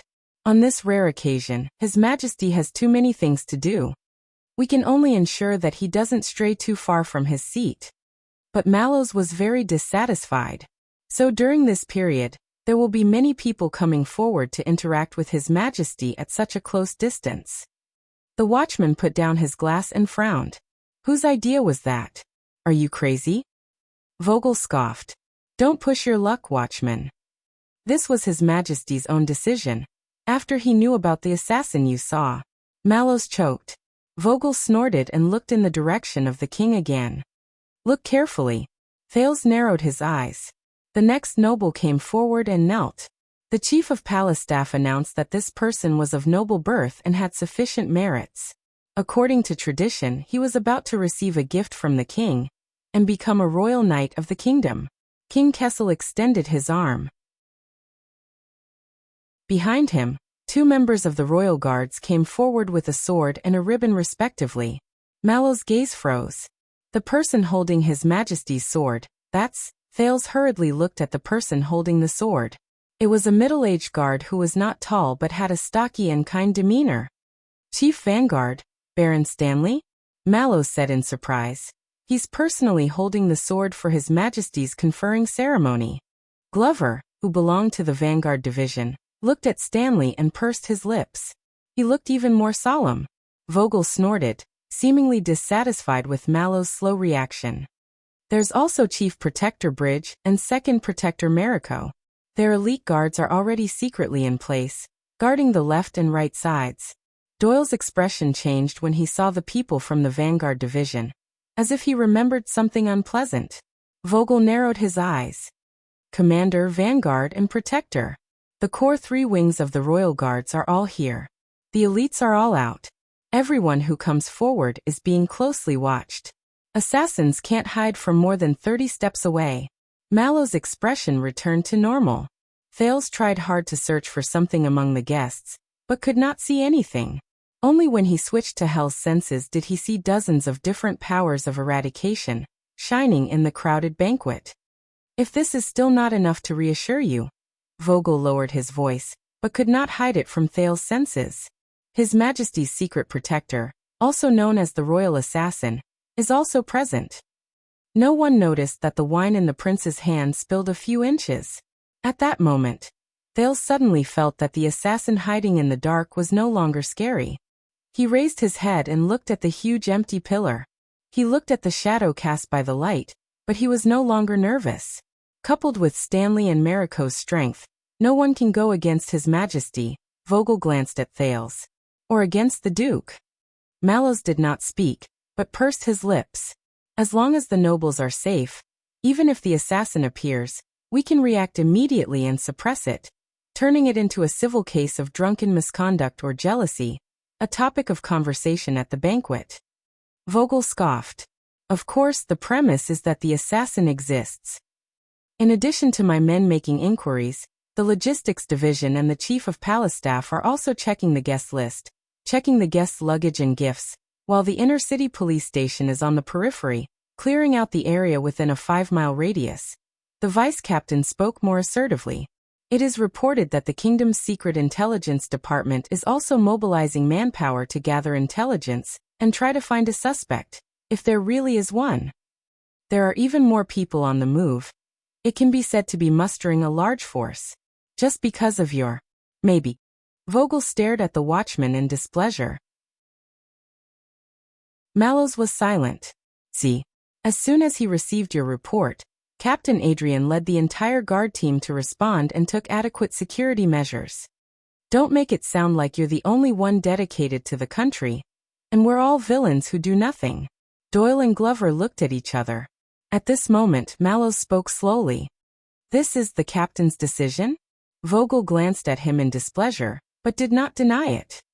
I don't know why he trusts you so much, whether it's the watchman's selection or this. Even if it's some bullshit like someone glanced at me. Thales could feel Mallows' breathing quickening. Of course, maybe he thinks you're born to be unlucky and attract trouble. Vogel said sarcastically. Be prepared to clean up the mess. Mallows was silent for a moment. When the third person was conferred, he squeezed out a sentence. Thank you. Vogel shook his head in disdain and turned to leave. But he immediately turned back. Also, you'd better pray that the assassin is real, because if not... The vice-captain approached Mallows and said threateningly, You should know, watchman. Vogel's gaze turned cold. You won't be the only unlucky one. Mallows was as silent as ever, unmoved. See you later, Tormund. Good night, your highness. Vogel bowed respectfully to Thales and left discreetly, sticking close to the wall. The Duke of Star Lake's dining table fell silent. Thales exhaled and looked at the lettuce that he had unknowingly chopped into powder. See, Doyle, who finally dared to breathe, did not dare to look at his superior's expression. He shrugged at Thales. Bad guy. Glover spoke cautiously. My lord, since Renaissance Palace has taken action, then what we should do next? Mallows suddenly looked up. Gather everyone, set up the alarm and defense as usual. The watchman said with a dark expression. That's right, our colleagues in Renaissance Palace have taken action, but this is ultimately our territory. Doyle and Glover exchanged glances. Mallows turned around and looked at the curious Thales. We'll take care of ourselves. Doyle and Zombie quickly left to carry out the order. Thales and Mallows were left behind. Fortunately, the conferment of the Royal Knights continued, and attracted most of the attention. Fewer people came to visit the prince. Thales stuck his head out and looked at Mallows, who had been frozen for a long time. For some reason, looking at this personal guard captain who had always been unpredictable, Thales had an illusion. He was in a good mood. So, your relationship with your superiors, especially the second in command of the guards. Thales looked at Vogel, who had returned to the king's side. Not bad? Mallows tilted his head and looked at his favorite, Highness the Duke. In life, there are always things you don't want to do, but have to do. Mallows' expression did not change, as if he did not hear Thales' sarcasm. We call them work. Thales snorted strangely. Just like your work under my hands? I didn't say that. Thales was silent for a while, then forced a polite smile. All right. But that's what you think, right? He lowered his head and continued to work on the lettuce. But, Thales watched as the next royal knight kissed his father's ring excitedly. Just now the bad guy said you're pampered squad. What do you mean? Mallows looked up. Thales looked at him and blinked. We may have an assassin hiding among the guests, the watchman said coldly, but you're taking it easy. My favorite Highness the Duke? Oh, my favorite personal guard captain. Thales looked at him thoughtfully and shook the fork in his hand like a pointer, deliberately acting like an elder who had gone through the vicissitudes of life. If you grew up like me, and experienced what I went through. Mallows looked back at him and frowned. Thales shrugged and tapped the plate with his fork, his expression joyful. This lettuce tastes good. Mallows snorted and turned his head away. Just as Thales thought this guy was as stubborn as ever and could not resist teasing, Mallows spoke. Doyle and Zombie and the others. They did not join your guards without a reason. Mallows looked at guard Captain Adrian, who was next to the king from afar. The Doyle family has been away from power for a long time, unwilling to be just a rich man. They racked their brains to seek the king's favor, but failed to return to the center of the 7 Jade Star attendants. The master of the Glover family holds an important position in the treasury. He serves the king loyally and trembles in fear. He wishes that he could stay away from all those with ulterior motives to show that he is noble, pure, loyal, and pure. Thales' expression froze slightly. In the capital, family background is not only a bargaining chip to ride the wind, but also a burden that binds one's hands and feet. Mallow's words were filled with the vicissitudes of life. It all depends on your choice. Thales was silent for a while. A bargaining chip to ride the wind. A burden that binds one's hands and feet. His gaze shifted to the 9-pointed star pattern on his cuff. Lord Mallows, Thales said faintly, I was thinking that perhaps you should come for etiquette lessons, and let Madame Gines continue to guide me in martial arts? More than I could wish for. Unfortunately, the king's orders cannot be disobeyed. Mallows replied with a light snort. This made Thales even more certain that he was in a good mood. Thales did not want to let go of this opportunity. What about you? The prince moved his eyes. Why did you join my guards and even become the leader? Mallows paused for a moment. You know. Mallows glanced at him from the corner of his eyes. He was as indifferent as ever. Work. Thales twitched his eyebrows. Damn, so that's what you're thinking. Then when will you introduce your family to me? Thales said as if he was not paying attention. Let's see what Razor Mallows' family, who is qualified to marry the princess, wants. Are they your burden, or bargaining chips? At that moment, Thales could not help but tremble. Just now, the sin of Hell's River seemed to have Jumped? Thales looked up in surprise. Mallow's posture remained the same, and he looked at him with a frown. What's wrong? Thales looked at him and smiled awkwardly. I did not mention the grudge between you and my aunt. All right, I'll mention it now. Mallows frowned. Thales shrugged and teased him in a tentative manner. So, am I still the Duke you like the most? Mallows stared at him for a long time. It was not a normal stare. It was the kind that made Thales' hair stand on end. In horror movies in his previous life, ghosts would unknowingly appear in the scene and stare at the protagonist. Just as Thales could not help but turn his head back, Mallows spoke. Another day, Your Highness. Thales was puzzled. Another day? Mallows nodded and regained his composure. Another day, I can take you to the East Mountain Cemetery on the Awen Hill outside the Eastern District. To introduce my family to you. Sure. Thales agreed readily, but immediately felt that it was inappropriate. Wait, did you say cemetery? Mallows nodded and smiled in a refreshing and natural manner. Yes. My grandparents, parents, uncles, brothers and sisters. Mallow's voice was rather deep. Coupled with his smiling gaze, Thales felt a little creeped out. In the Mallows family, all my blood relatives that can be found in the genealogy. Everyone. They're buried there. Mallow's tone was very calm. It was as if he was talking about someone else. Except that he kept staring at Thales, unblinking. Shall I introduce you to each other? Thales chuckled and turned around stiffly. Hee that, you know. The prince pushed his plate and said awkwardly, This lettuce is really good. Thales knew that the watchman's good mood ended there. Just like his luck that night. Because 10 minutes later, a man came uninvited and sat down next to Thales, smiling at him. Do you remember the first time we met? It's quite a coincidence. At that time, I happened to meet you being chased by an assassin, and happened to save your life. Now that I think about it, maybe it's fate? Thales looked at the man helplessly. He waved at Mallows, who was looking over, to indicate that everything was normal, and asked him to calm down the Star Lake guards who were on guard around them. Why this guy of all times? I'm a little busy. I don't have time to reminisce about the past and the present. The prince did not hold back and called him by name. Zayn. However, the master of iris flowers, the Duke of South Coast, Zayn Covendier raised his glass at him and smiled. Is that so? That's a pity. I thought that you, who have gone through so many life-threatening situations, would be particularly concerned about the current situation of your former enemy. I just got the information recently. Thales was stunned. Former enemy? Zayn, he mentioned the assassination when we first met, and the enemy who tried to assassinate me. Thales subconsciously looked at Duke Arund. Oh no, not the Duke of the Northern Territory. And it's clear what his current situation is. Duke Zayn put down his glass, his eyes shining. I'm talking about that cunning, unpredictable, crazy and vicious. Thales was stunned. He has nothing, and is a fugitive. Zayn spoke softly. Yet he still managed to catch you and me off guard with just a wave of his hand, causing us to be disgraced. The Duke snorted coldly. Lady Serena Corleone. Thales was confused for a second, followed by a daze. Say in an instant, a sudden sense of unfamiliarity and long-lost familiarity struck him at the same time. Serena Thales' expression changed slightly. A blood vessel on his neck began to ache, just like it had many years ago.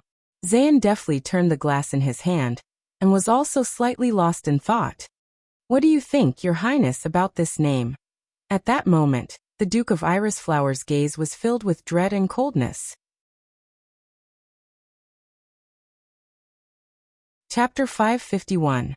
Indeed, Thales had not thought of this name for a long time. Serena Corleone. He even had to admit that most of the time he deliberately sealed it in the depths of his memory. He did not want to think of it, and he hated to think of it. But when it rang again, he still felt the discomfort from the bottom of his heart. Betrayal is the true meaning of an alliance. As the memory became clearer, just as that face was about to reappear in his mind, Thales suddenly looked up and focused his attention on what was in front of him. What do you want to do? The prince looked at Zayn suspiciously. Why mention her? In the center of the hall, the coronation ceremony was still in progress. From time to time, Nobles walked up the steps and knelt in front of the king's seat. The Duke of Iris Flowers smiled slightly and raised his glass to the youth. "About this, your highness, you might as well consider it a banquet gift from me." Thales did not move, his gaze cold. Zayn waited for a while, but the youth had no intention of raising his glass in response. He did not take offense and put down his glass with a smile. But Zayn immediately frowned and looked around. "Is this my illusion, or are your guards really much more nervous and strict than usual? Why, are you suspecting me of plotting against His Highness?" Thales' heart tightened, but his expression did not change. "My personal guard captain does things seriously and is strict." Thales smiled at Mallows and Glover, and repeatedly gestured to their men not to be nervous. The Duke of Star Lake turned around, his eyes burning. "As for suspecting you, well, you can't really blame them. You know, I still haven't digested the gift you gave me 6 years ago." Zayn's lips curled up. "Then you need this gift even more. It will help you digest the last one." "What do you think?" Thales snorted sarcastically. With indescribable emotions, they looked at each other silently for a few seconds. Finally, Thales said faintly, "So Serena, where is she?" Zayn smiled. He raised his hand gracefully and called for a waiter. Under Thales' displeased gaze, he ordered a portion of beef. Then, amid the soft clatter of cutlery and plates, he spoke unhurriedly. "Ever since 6 years ago, that ruthless and ambitious schemer from the Night Nation has been recuperating in the Star Realm for a period of time, after bringing great losses to both you and me." It was as if this was just an ordinary conversation. Thales pondered for a moment. "You really have guts. You've caused so much trouble and provoked so many people." Thales remembered the threat and harm she brought him and snorted coldly. "She actually dares to stay in Constellation?" But Thales immediately paused. He looked up and stared at Jen in disbelief. Zayn picked up a piece of beef and looked back at him with a smile. Thales understood something. "You." With slight surprise, Thales furrowed his eyebrows. "I'm guessing that when you completely broke off relations with the Corleone family, that ugly woman, I mean Serena Corleone, who betrayed the family, became your natural ally?" Zayn only tasted 2 pieces and did not continue.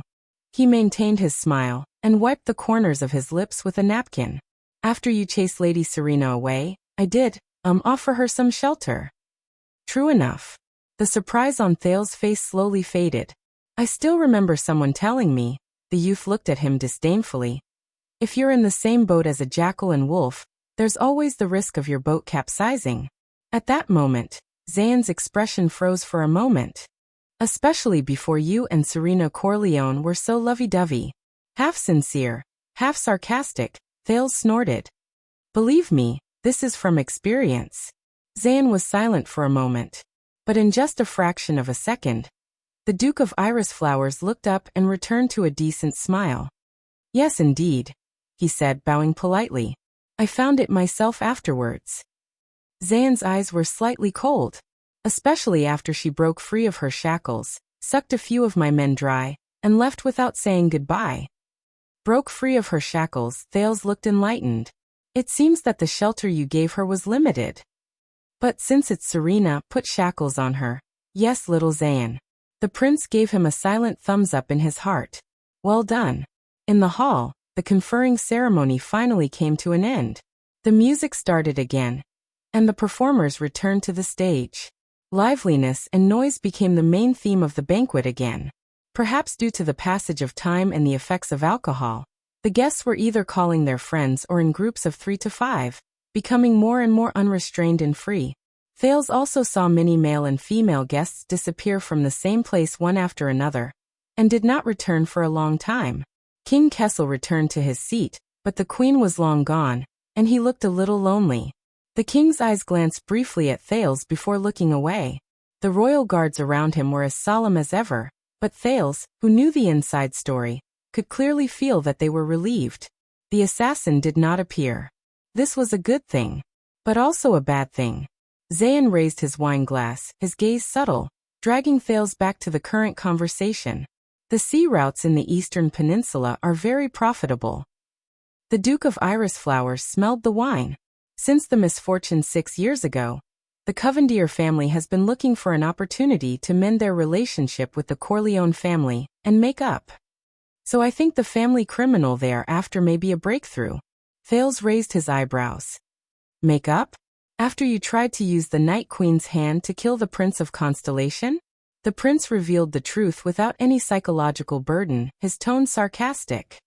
I'm afraid it won't be that easy. We have to try. Zayn smiled again, perfect and elegant. Better to die for a friend than to perish for an enemy. Thales shook his head disapprovingly. But there was a small voice in his heart. No. If the Covendier family really tied up that ugly old witch and sent her to her sister as a gift, Thales retracted his gaze from Zayn and frowned.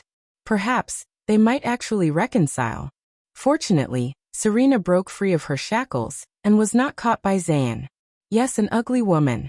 Thales secretly nodded for his nemesis. Well done. The prince thought as he put a piece of lettuce into his mouth. But you said you have the latest news about her. Zayn nodded. Anyway, after that, we paid extra attention to Lady Serena's whereabouts. In the past 6 years, the Night Kingdom's exile politicians' whereabouts have been uncertain. From Reval City to Sandlast, she has been seen everywhere. Until a few days ago, someone saw her in the Alliance of Freedom. Since Thales froze for a moment, then immediately looked up. Where? Zayn smiled. That's right. The desperate Alliance of Freedom is doing everything possible to survive. They do not care about their dignity or the price they have to pay. Regardless of their origins or past, they are urgently asking for ambitious people from all walks of life to join the fight for justice. From criminals to mercenaries, from gangsters to thugs, they accept everyone and want everyone to resist the unjust invasion from Extet. And Lady Serena is one of them. She is even treated as a guest of honor. The ugly woman is in the Alliance of Freedom, helping to resist Extet? The news that Gilbert brought about Extet's defeat, and the unknown whereabouts of the commander-in-chief flashed through his mind. Seroma forced herself to endure. Her resolute and unyielding face also appeared before his eyes. But what followed was the increasingly clear image of Serena Corleone, who simultaneously possessed seriousness and cuteness, beauty and viciousness, 2 faces, one big and one small. Thales' heart sank and his chest was in chaos. No way. Old witch, it's you again? His neck, his wrist, the parts that had been bitten by the blood clansman felt strange again. Of course, this involves Extet. Perhaps you know more than I do. What do you think? Zayn took a sip of wine. Thales stared at the other party's wine glass and shook his head in disdain. Quenching thirst with poison. Anything that Old Witch has been involved in, no matter what, is bound to be bad. Zayn raised his eyebrows and did not deny it. Thales fell into deep thought. Zayn did not say anything. The two of them sat in silence for a while, until Thales came back to his senses. That's it. Nothing else? Zayn looked up at him. That's it. Thales pursed his lips and nodded, intending to send him off. Then, at this moment, Zayn raised his arm and pointed at a noble in the crowd whose nose was red from drinking but was in high spirits, accepting the crowd's congratulations. Look, that's the Lauzonant family.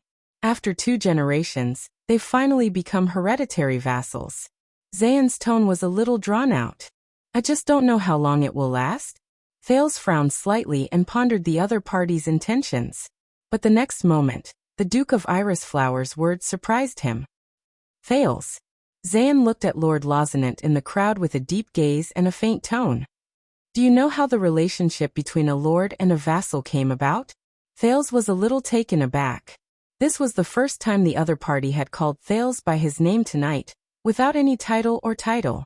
The prince looked at the other party in confusion. The guardian Duke of South Coast seemed to be deep in thought. When humans had just emerged from the age of ignorance, when kings stood side by side and empires had yet to be born, the world was not peaceful.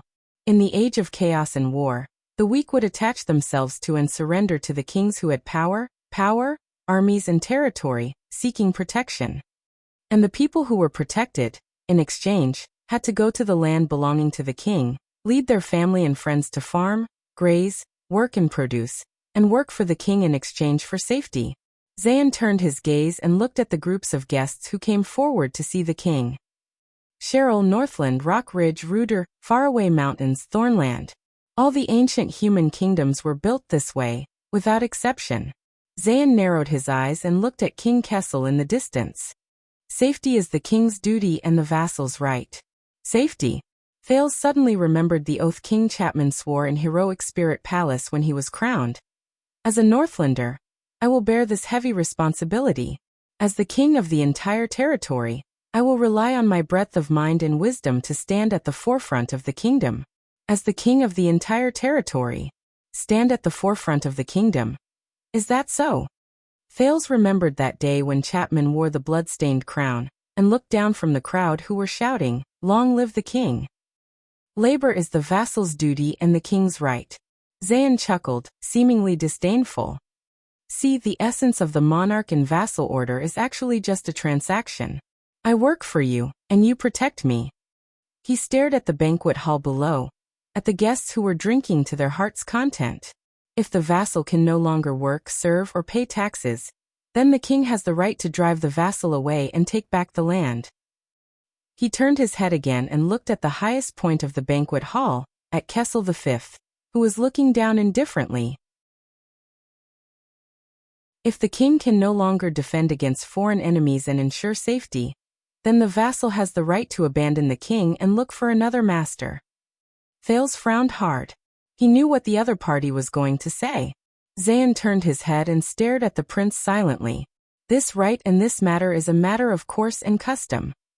Thales had the illusion that the Duke of South Coast, who was originally amiable and approachable, was showing off his abilities at this moment. Vassals and their vassals, suzerains and their people, all of them are the same. This is the cornerstone of our rule, the contract, and more importantly the covenant. Zayn said softly, two sides, two sides, two sides, two sides of the scale, two ends of the road. But when the scale tilts, you must increase the stakes on one side and return to balance. Zayn stared at Thales. His tone was calm, his gaze indifferent, but for some reason, Thales still felt like he was being locked on. The prince looked at the lively banquet hall, listened to the decadent music, and slowly inhaled. I can't say that you're wrong. Thales looked back at Zayn and said seriously, at least, not completely wrong. Zayn stared at him for a few seconds before he chuckled. It was unclear whether he was laughing at this sentence, or at Thales himself. The Duke of Covendere, who had a strict demeanor and a rather good reputation, turned his head and raised his goblet. His attitude slowly became casual and undisciplined. What's interesting is that compared to us in many places in the East, from Hanbol to Meigny, from Ligerstate to Deshang Khanate, the rulers there truly have absolute power. Their monarch alone is supreme, close to godlike. He took a sip of wine and said faintly, even better than the empire. Thales exhaled. I remember now. You said that you once traveled through the Eastern Peninsula. Yes, I'm a returnee. Zayn snorted and swirled his wine glass. Thales looked at Zayn's unusual casualness and raised his eyebrows. So? Zayn's eyes sparkled as he continued. From what I've seen and heard, the subjects there are simple and kind, but they are numb and tolerant. From top to bottom, they tremble in fear of supreme power, and are full of awe and even worship and appreciation. From when they were alive to when they died, they believed that the king who ruled them was incomparably holy.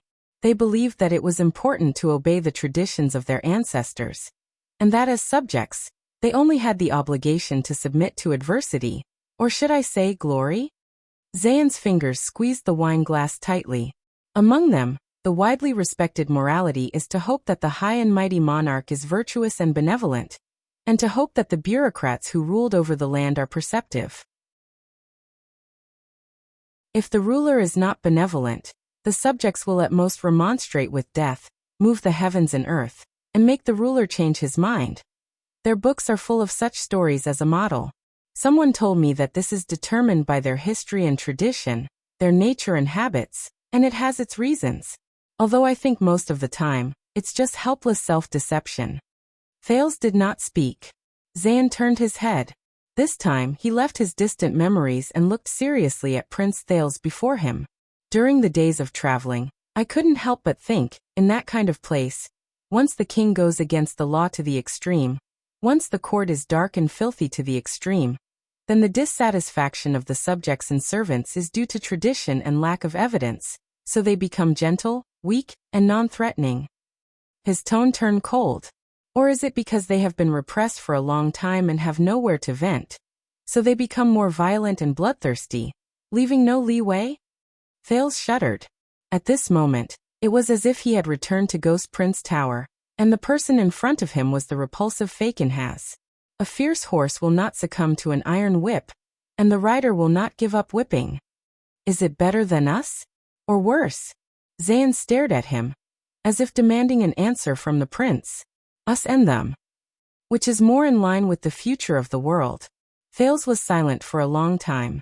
During this period, he even forgot that he was still at the banquet, that the king was still at the table, that his loyal subordinates were still diligently investigating a possible assassin, and that thousands of miles away, the girl he once went through life and death with might still be in prison. Zayn just waited quietly for him, his gaze deep and his intentions unclear. Finally, Thales took a deep breath and slowly spoke. I don't think we are qualified, and we don't need, to judge and compare, let alone talk about the future. Zayn frowned, as if a little disappointed, but Thales raised his head and looked at the endless stream of people coming and going in the banquet hall. He said seriously, but I believe that all things happen for a reason. I also believe that all things change, and are not confined to one another. I also believe that all things come in different shapes. Zayn's frown deepened. I believe even more that no matter when, where, what, and who, Thales looked at him, his gaze was firm. History itself will choose the most suitable future for itself. Zayn thought for a moment, and then smiled. History. You make it sound like it's a person, and can decide for itself. Thales raised his eyebrows. Isn't it? Zayn seemed puzzled. But Thales just gently picked up a lettuce and looked at it attentively. The age of ignorance is over. The era of kings and the calendar of the empire have long become a thing of the past, he said in a seemingly casual manner. As the number of vassals increases and the land they rule expands, basic government affairs become more and more complicated. No matter how powerful a king is, it will be beyond his reach, let alone be able to take care of everything. Thales suddenly thought of King Nuvan. However, he was not the domineering, experienced, and ruthless-born king. Instead, it was the old man who sat on the steps with him after the duel, holding a cup of aged wine, lonely and dispirited. So many things on the land require the vassals to put down their shovels and make their own decisions. Thales said quietly, and after the vassals die, the king does not have the energy to take back every piece of land, big or small, and infect them again. The prince looked up and gradually became serious. So, the land that was originally entrusted to the vassals gradually became inherited after the death of the father, passed down from generation to generation. The matters of the fief were decided by them themselves, and it gradually became a tradition. The property of the fief became the private property of the suzerain, and could not be easily stripped by the monarch or seized by others. Thales looked at the Duke of Iris Flowers. Vassals and suzerains like you then stepped onto the stage, and became the protagonist of history, competitive, pioneering and enterprising.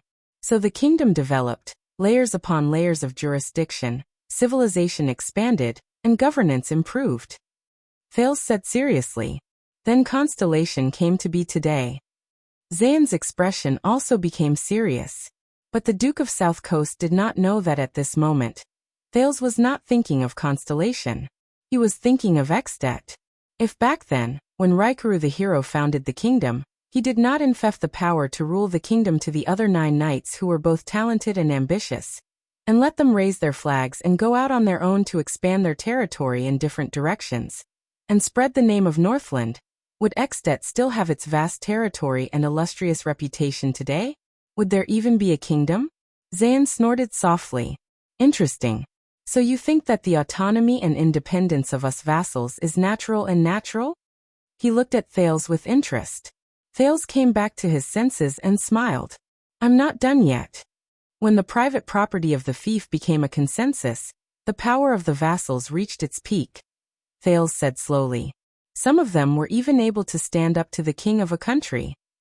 The scene of King Chapman's coronation appeared before his eyes again. The Kinslayer king stood with his head held high, his eyes were like ice, but there was a fire burning in them. The dragon scale crown stood firmly on his head. But Thales looked up and pursed his lips. In that scene, the one standing quietly in front of Chapman Lampard was not the former King Nuvan. Instead, it was the one towering at the peak of Dragon Cloud's mountain, which had not fallen after thousands of years of wind and rain, deep, dark, magnificent, heroic spirit palace. Thales felt his breathing stagnate. In front of it, King Chapman, who had once been incredibly terrifying, looked lonely, thin, and insignificant from the back. Thales clenched his teeth. But it was precisely because of this trend that authority gradually collapsed, and tradition slowly changed.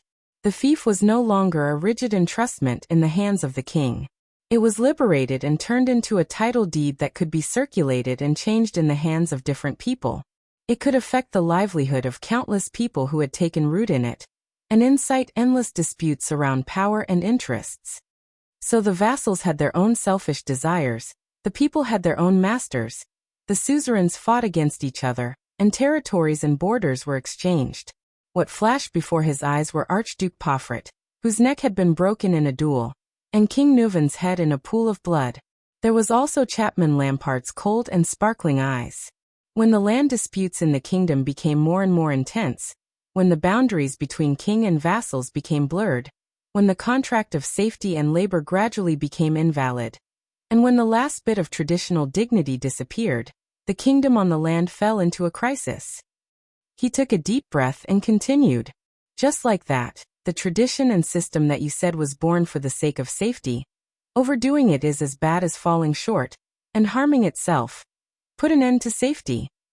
In his mind's imagination, Thales quietly watched the terrifying king who faced heroic spirit palace alone. His footsteps were firm and never wavered, let alone weak. But, Chapman Lampard, you have to face.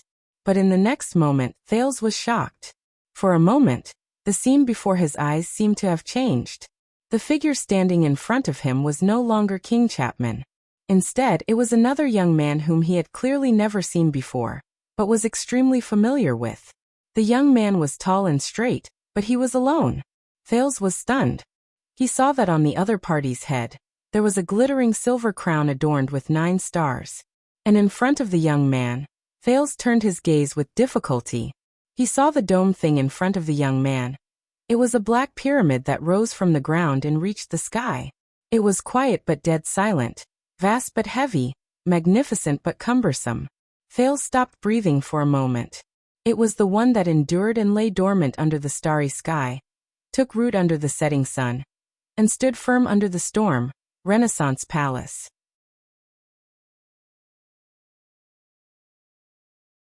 Chapter 552. Are you okay? Zayn looked at him in confusion. Thales tried hard to adjust his disorderly breathing so that he would not reveal any clues. Yes. Thales forced a smile and pushed the plate of lettuce away from him. It's just that I'm full and can't take it anymore. Zayn was silent for a moment, his gaze sharpening. So in your opinion, a vassal like me is still the main culprit? Is he the source of the country's chaos because of his selfish desires? Thales neither admitted nor denied it. He looked at the Duke and tried to forget what he had seen in his mind. Maybe. But this is not an accusation because you are powerless. There was nothing he could do. Zayn savored the words for a while. He opened his mouth expressionlessly. Based on what you're saying, everything is inevitable. There's no room for negotiation between us? Thales stared at the Duke for a long time. He suddenly remembered the first time they met. At that time, they encountered the assassins sent by Arund. According to Stake, they were from Shadowshield. If the hidden assassin jumped out at this time, wouldn't Zayn become the shield for him again? He was silent for a while before he shook his head. Who knows? But now that the crisis has arrived, new demands must originate from it. Thales was a little lost in thought. I think, when history gets tired of repeating itself, when people get tired of disputes, when countries get tired of internal strife, when the time comes, the absolute soul and supreme power of the monarch will be called upon again. needed, and pushed to be the protagonist of history. Zayn frowned. Just like in the past, after the kings, who always said what they wanted, fell from the peak of their power. Thales pointed at the man and smiled. The vassals split up the land and expanded the territory, becoming the main characters of history. Zayn pondered for a few seconds. Does this mean that the protagonist of history is first a king, then a vassal, and then a king again? He looked at King Kessel in the distance, then back at the prince. Only these two, nothing else? Thales snorted. King or vassal, one or many, congregate or disperse, exclusive or complete, central or regional, bureaucrats or squires, unified or divided, centralized or autonomous, hierarchical or absolute power. There are many names and many manifestations. Call them whatever you like. He shrugged. But just like what you just said, duality, bidirectional, two sides of the scale, two ends of the road. Zayn scoffed. It looks like we've gone around in circles and returned to the starting point. Thales shook his head in disapproval. You look like you're spinning on the spot. Maybe it's because you're standing in the wrong place, choosing the wrong angle? Jen looked at him. If you only stand in front of history, or if you fall behind it, then yes, it does look like it is spinning back and forth. Thales forgot the scene he saw in his mind just now, and his tone became relaxed. Up and down, back and forth, from a low place to a high place, and from a high place to a low place. But if you go in 3-dimension, I mean move your noble ass, climb higher in history, and look down. Thales said slowly. Perhaps you will discover that from this angle, under countless factors in the unknown details. History is always moving forward and making new choices. Never walk in circles. Zayn frowned and thought for a long time. Just as Thales sighed and was about to continue, Zayn suddenly spoke. Like waves on the sea, waves that rise and fall when viewed from a distance, rise and fall when viewed from a distance, but are actually always moving forward. Waves. Thales was surprised at first, then he smiled. That's right. He was going to say a common spiral rise, but since Zayn had such a high level of awareness, Thales leaned back in his seat and looked silently at the king and the duke on the steps, as well as the various guests below. It doesn't matter whether it's a king or a vassal. Apart from going up and down, going back and forth, in history, every time they fight, every time they take over, and every time they clash, perhaps there will be new sparks. Thales' words became clearer. From the rise of ancient chauvinism to the divided governance of the kings, from the coexistence of city-states to the conquest of the empire, from the rise of warlords to the final empire, from the battle of eradication to the establishment of constellation, from the enfeoffment of the king of Renaissance to the reform of the virtuous king. Under the sun, everything is new. He thought of the old crow and felt a little emotional. Zayn carefully pondered Thales' words. History moves forward like waves, and we are like a small boat on the waves, drifting with the current most of the time, but occasionally riding the wind and breaking the waves. Thales paused. A small boat on the waves, a very interesting way of putting it. But unfortunately, I think, this metaphor is both self-righteous and belittling. In the face of this contradictory answer, Zayn cast him a puzzled look. Thales turned his head and smiled. I think, we are the water and even more so the waves. Thales' expression was extremely serious. We are history itself. Zayn's expression changed slightly. This time, he turned his head back and was silent for a long time. Not far away, Mallows, who had been busy all night, met up with Glover, who had just returned from outside. Still nothing? Glover rubbed his hands that were red from the cold. He put on his gloves and shook his head. Nothing. The guests were carefully searched before they entered, and nothing that could be used as a weapon or poison was found in the gift storage room. The guests who approached His Majesty and the Dukes tonight, that's nearly 100 people, were all checked, and all of them were people of status. There were no imposters, and there was nothing suspicious, at least nothing particularly suspicious. Mallow's expression became more and more tense. Outside the hall, the police officers sealed off the roads for the whole night, and found nothing. Inside the hall, the royal guards, whether it was Renaissance Palace or us, also kept a close watch for a few hours, and did not find any assassins. Also, Glover hesitated for a moment, and said, I heard from my acquaintance in the Vanguard Division that even the people from the Kingdom's Secret Intelligence Department came and used some taboo methods to detect threats. The Kingdom's Secret Intelligence Department. Mallow's eyes flashed. Glover continued. But in the entire Mindy's Hall, there was neither high-energy crystal drop resonance, nor high-concentration refined eternal oil reaction. At least, none of the guests were hiding unknown alchemy balls or mystic guns. But Mallows suddenly reached out and put his arm around his shoulder. Glover was startled. Mallows lowered his voice and looked serious. What about other indicators? Formation interference? Incantation fluctuations? Law anomaly? Origin mutual rejection? Phenomenon of balance? Traces of unusual descent? What about other indicators of magic detection? What did the Secret Intelligence Department say? Glover was dumbfounded by a few unfamiliar terms. Magic? I didn't say that much. Mallows frowned. Unexpectedly, another voice came from behind and answered him. None of them. Under their wary gazes, the vice-captain, Vogel Talon, walked coldly from behind them. There are no long-lost methods of wizards. At least it's not a magical assassination. Glover looked worriedly at his two superiors. But Mallows was still deep in thought, and did not say anything. Patterson caught a few disheveled lovebirds in an empty room in the side hall. Dodd yawned, looking exhausted, and walked over from the other side to report. Also, Stone caught a few naked men and women chatting in some of the carriages. Bastia caught a few lazy fellows in the servants' passageway. There were a few people stealing food in the kitchen.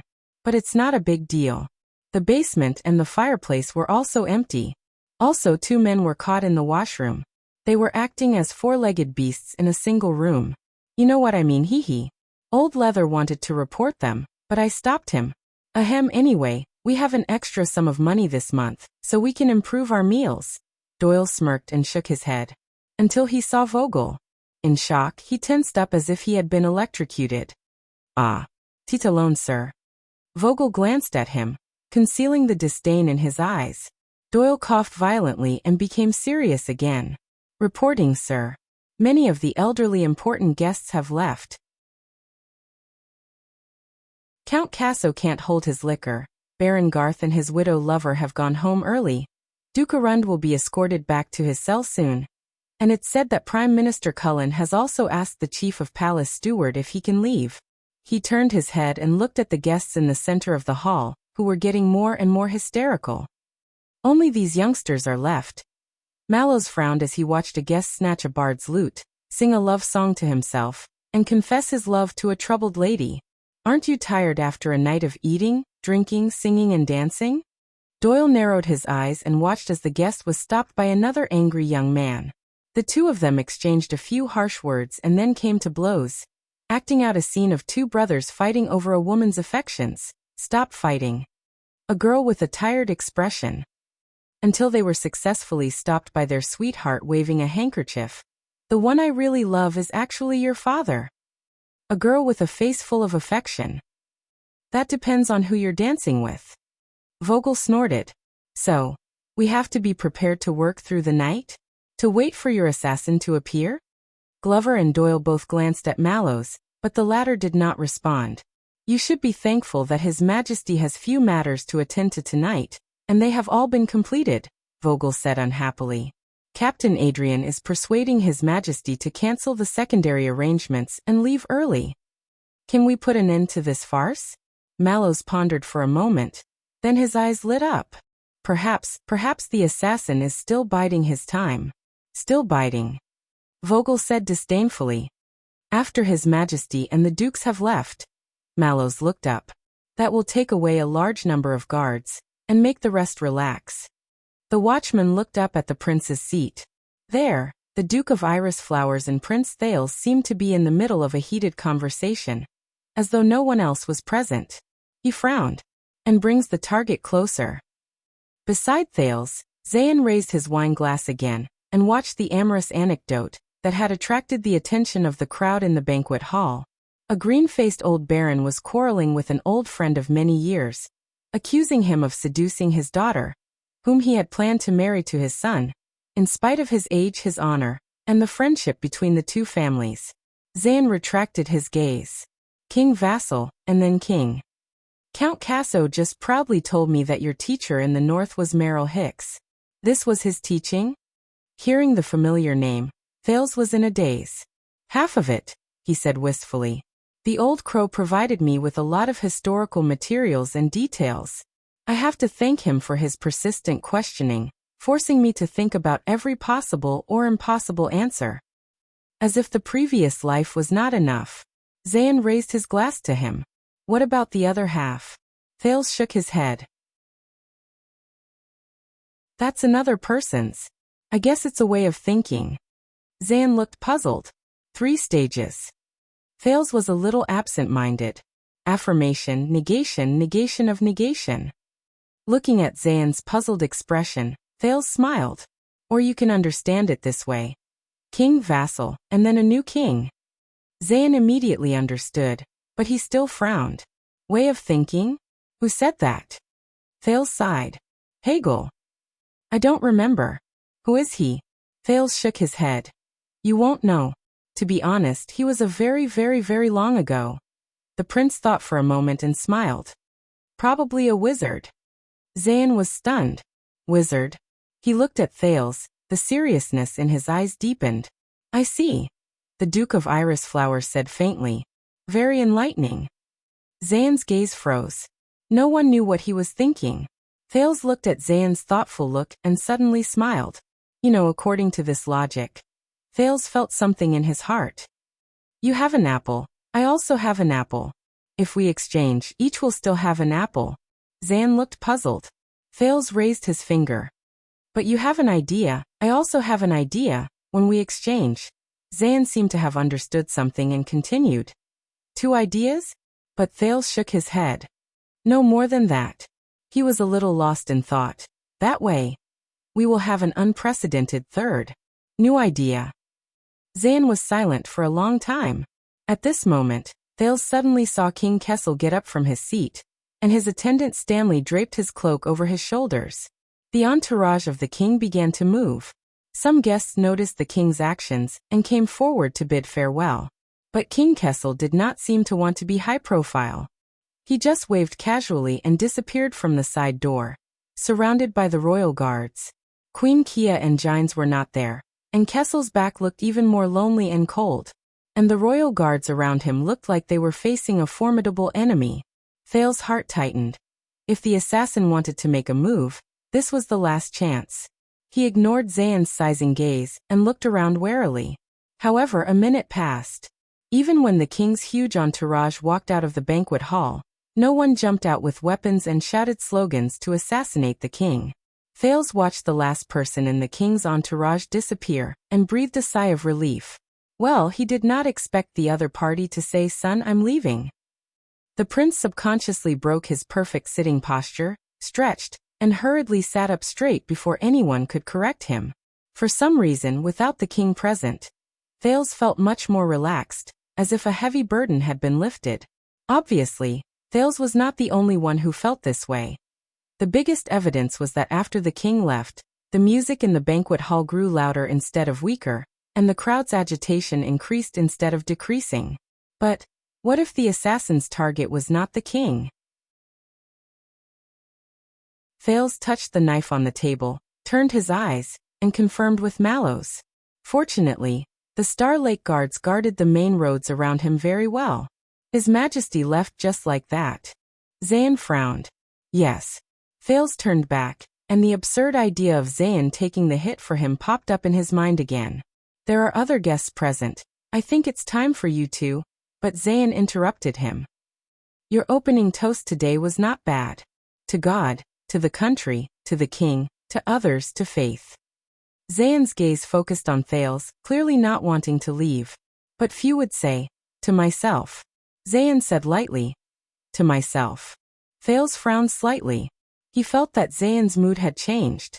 Because of the king's departure, there were more guests who wanted to squeeze to the Duke of Star Lake's side, but they were all stopped by the Star Lake guards.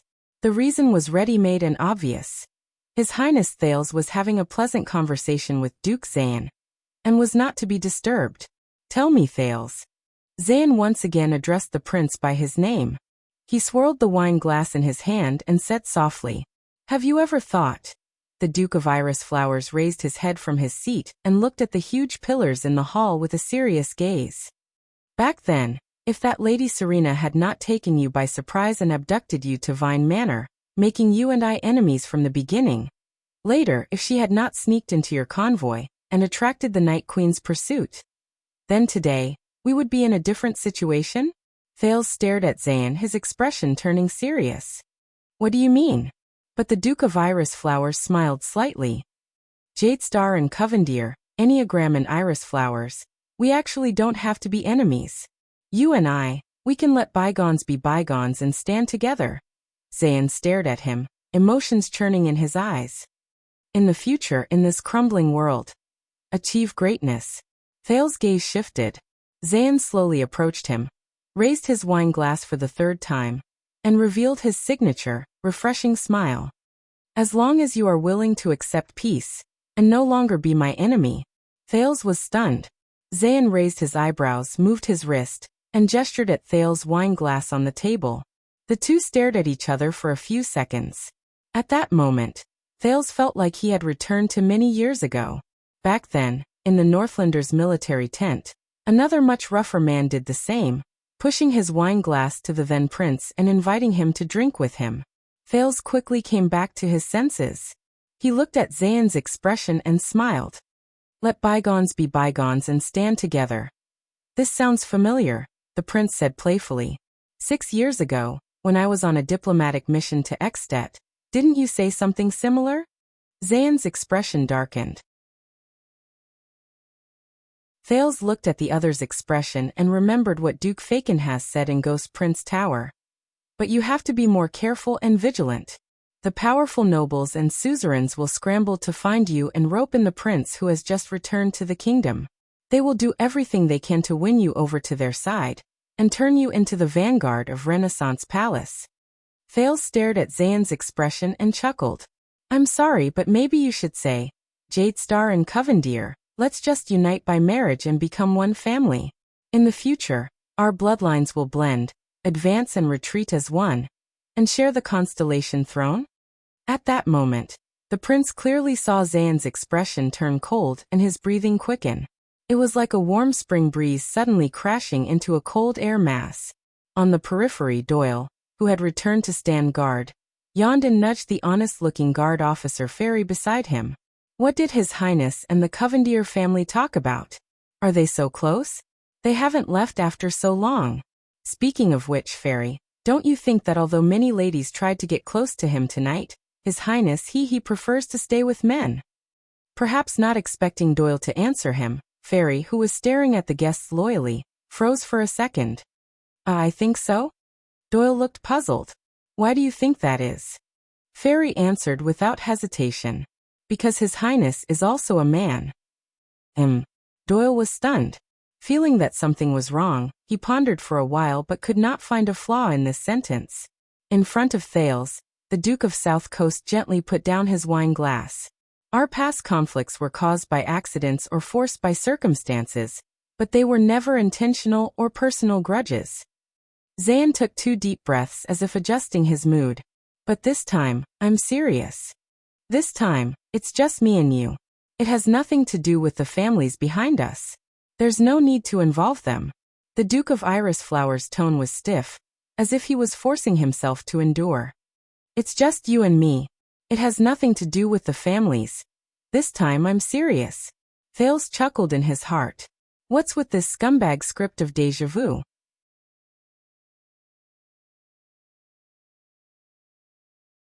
Chapter 553. As for what Zayn said. Caused by an accident. Forced by circumstances. Definitely not a personal grudge? Thales narrowed his eyes and looked at Zayn, who was trying his best to control himself, but the Duke of Western Desert's words rang in his mind. Before accepting their kindness, please remember. They are only against your father, not truly loyal to you. Oh, is that so? Thales said coldly. In that case, 6 years ago, You lent Vine Manor to Serena because of an accident. You were also forced by circumstances, so after putting on a good show, you let the Night Queen come after me. Zayn's expression immediately turned ugly.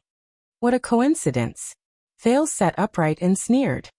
Do you know what lesson Lady Serena, who came to me thanks to you, taught me? Zayn's gaze stopped in the air and trembled with his breathing. But this is what you said. Times have changed. We have to look forward. But Thales shook his head slowly and enunciated each word. No, Your Grace, I reject your offer, because I don't believe you at all. The two faced each other in silence, their postures normal and polite. However, the atmosphere was so tense that no one could imagine it. The Duke of Iris Flower's brows struggled for a while. He seemed to be struggling to enunciate his words. I tried my best. I suggested it to you in a friendly manner.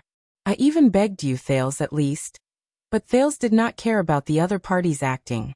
He interrupted him with a smile. Quick question and quick answer. Back then, why did I go to Ekstedt? Zayn looked up. For sightseeing? To broaden your horizons? To freeload? To find a wife? Thales shook his head. None of those. Oh right, I remember now. Thales' gaze sharpened and his tone tightened.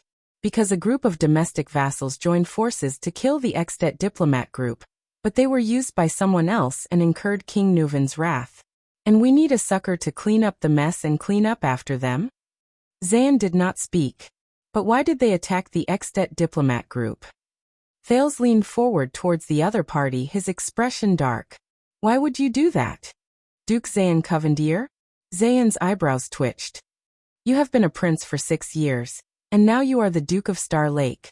No matter how stupid the Northland barbarians are, they should have taught you that some things are beyond our control. The Duke of Iris Flower's gaze had turned completely cold, and his tone was no longer polite. What happened back then is a separate matter. It shouldn't have continued until now, and it shouldn't have implicated others. One thing is another? Thales smiled.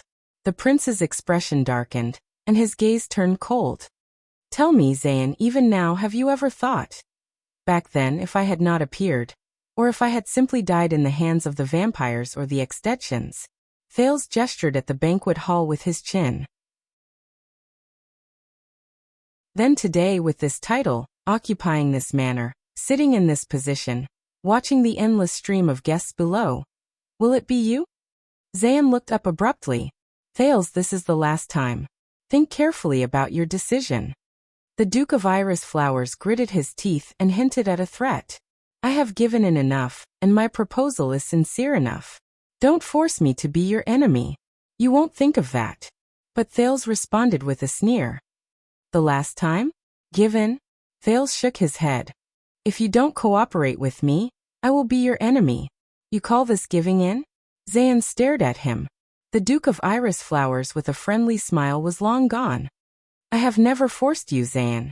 Your so-called forced, Thales said coldly, is just a choice you made yourself because you could not withstand the outside world's wavering.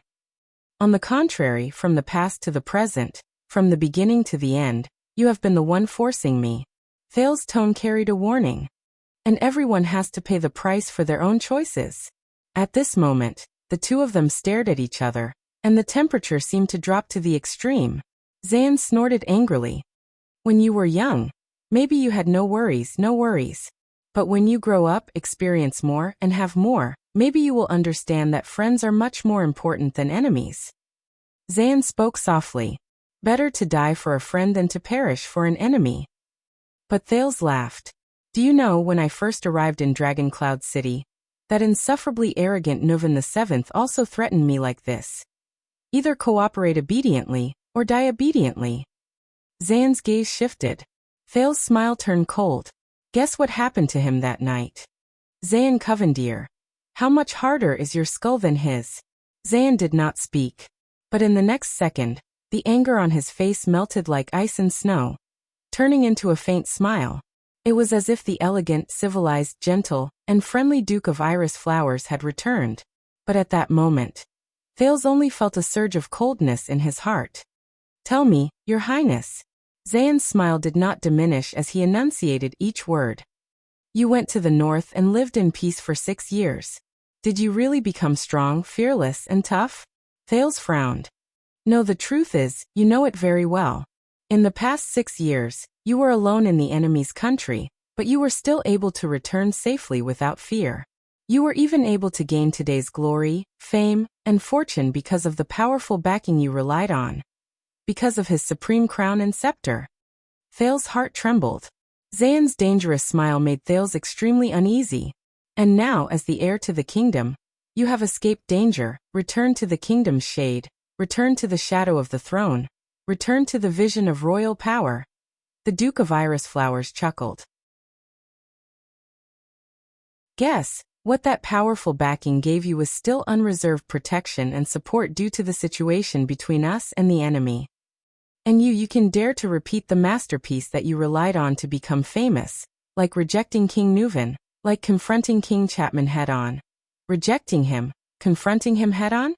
At that moment, it was as if some kind of power had tightly bound Thales from the inside out. It made his chest feel heavy and he could not move. The second prince? The Duke of Star Lake? The royal bloodline? Ha, you know it very well, and are even more afraid. Thales breathed with difficulty. As if he could smell what Thales was feeling, Zayan's tone also began to tighten. Believe me, in Constellation you can be hurt much more than in Extet. A cold glint flashed in his eyes. And the people who can hurt you are also much stronger than the archdukes in Northland. Thales stared at him without saying a word. How does it feel, Your Highness? And when it happens to me? Duke Covendier clicked his tongue. This feeling of having your disguise and concealment torn apart, your vital parts pressed down, unprotected and threatened?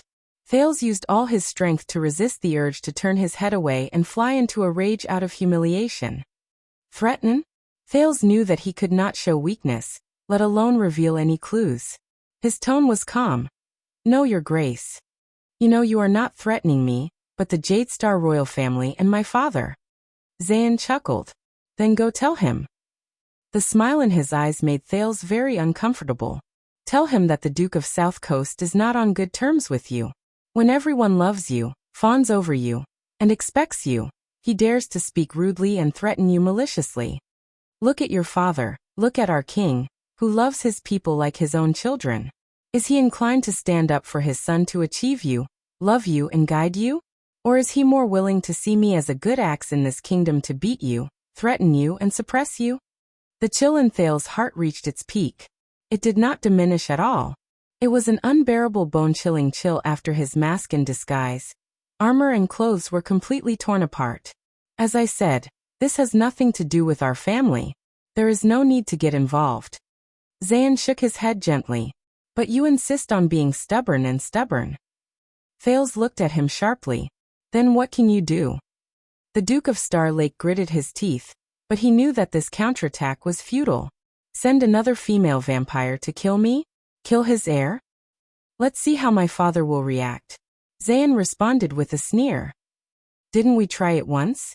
Zayan Covendier clicked his tongue. You're injured and he benefits. Isn't he quite satisfied with that? Thales held his breath. So, is this a declaration of war? The prince said through gritted teeth. Zayan stood up gently, still amiable and friendly. No, of course not. Zayan replied with a beaming face, which then turned into a biting chill. Next time. And believe me, I can do far more than that. Thales clenched his fists. Then have a pleasant evening, Your Highness, Duke of Star Lake.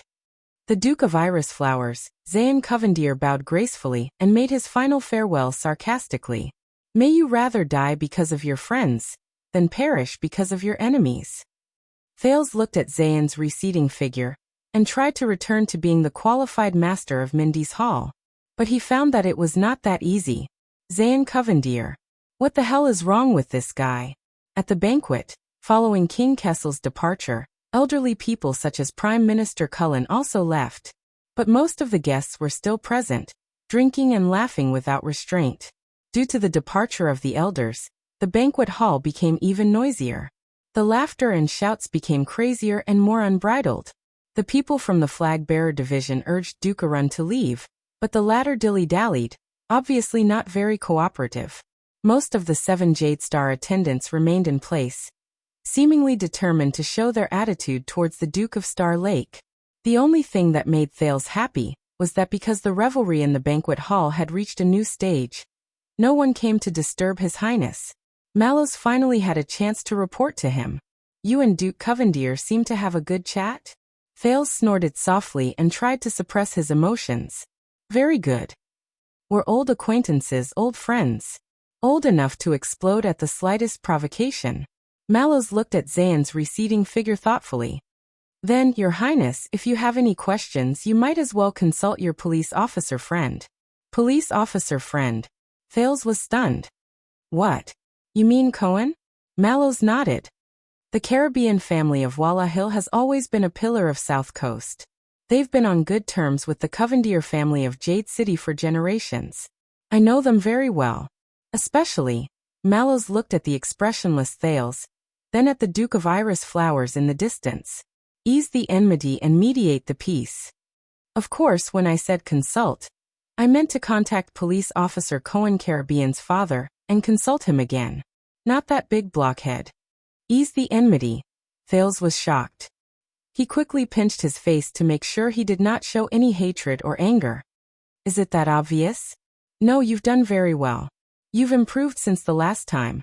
Mallows said calmly, confirming that his senses were still sharp. It's just that I'm more sensitive to the emotions and atmosphere around me. Thales sighed. All right, speaking of which, where's the assassin? Mallows was silent for a while.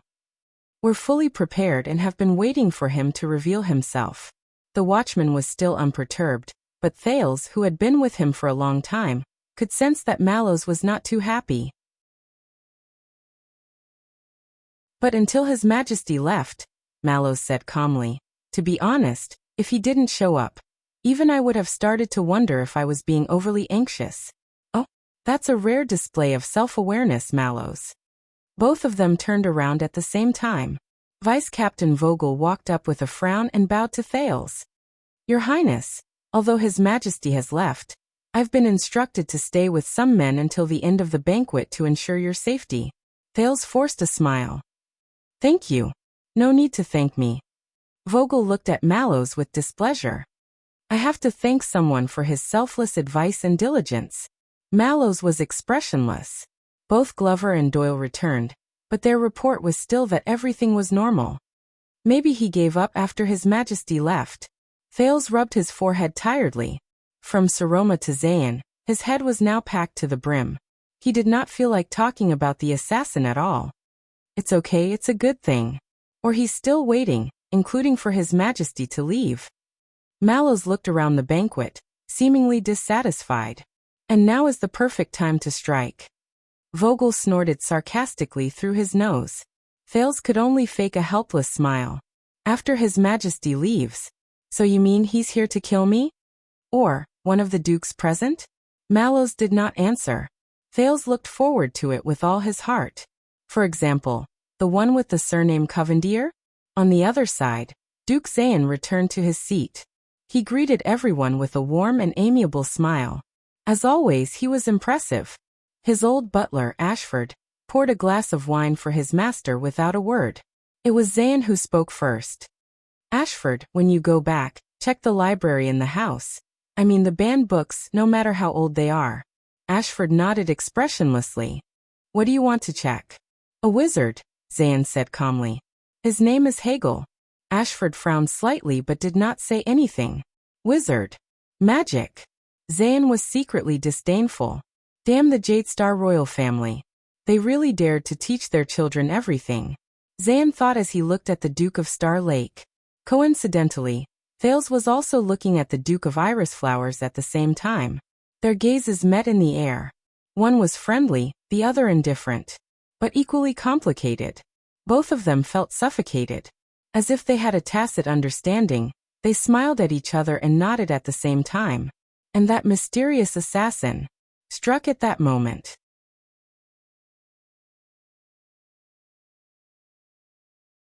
Chapter 554.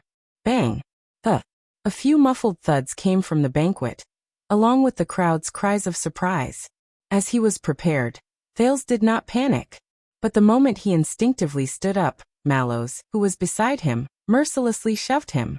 The force was so strong that he almost suspected that his personal guard captain was the assassin.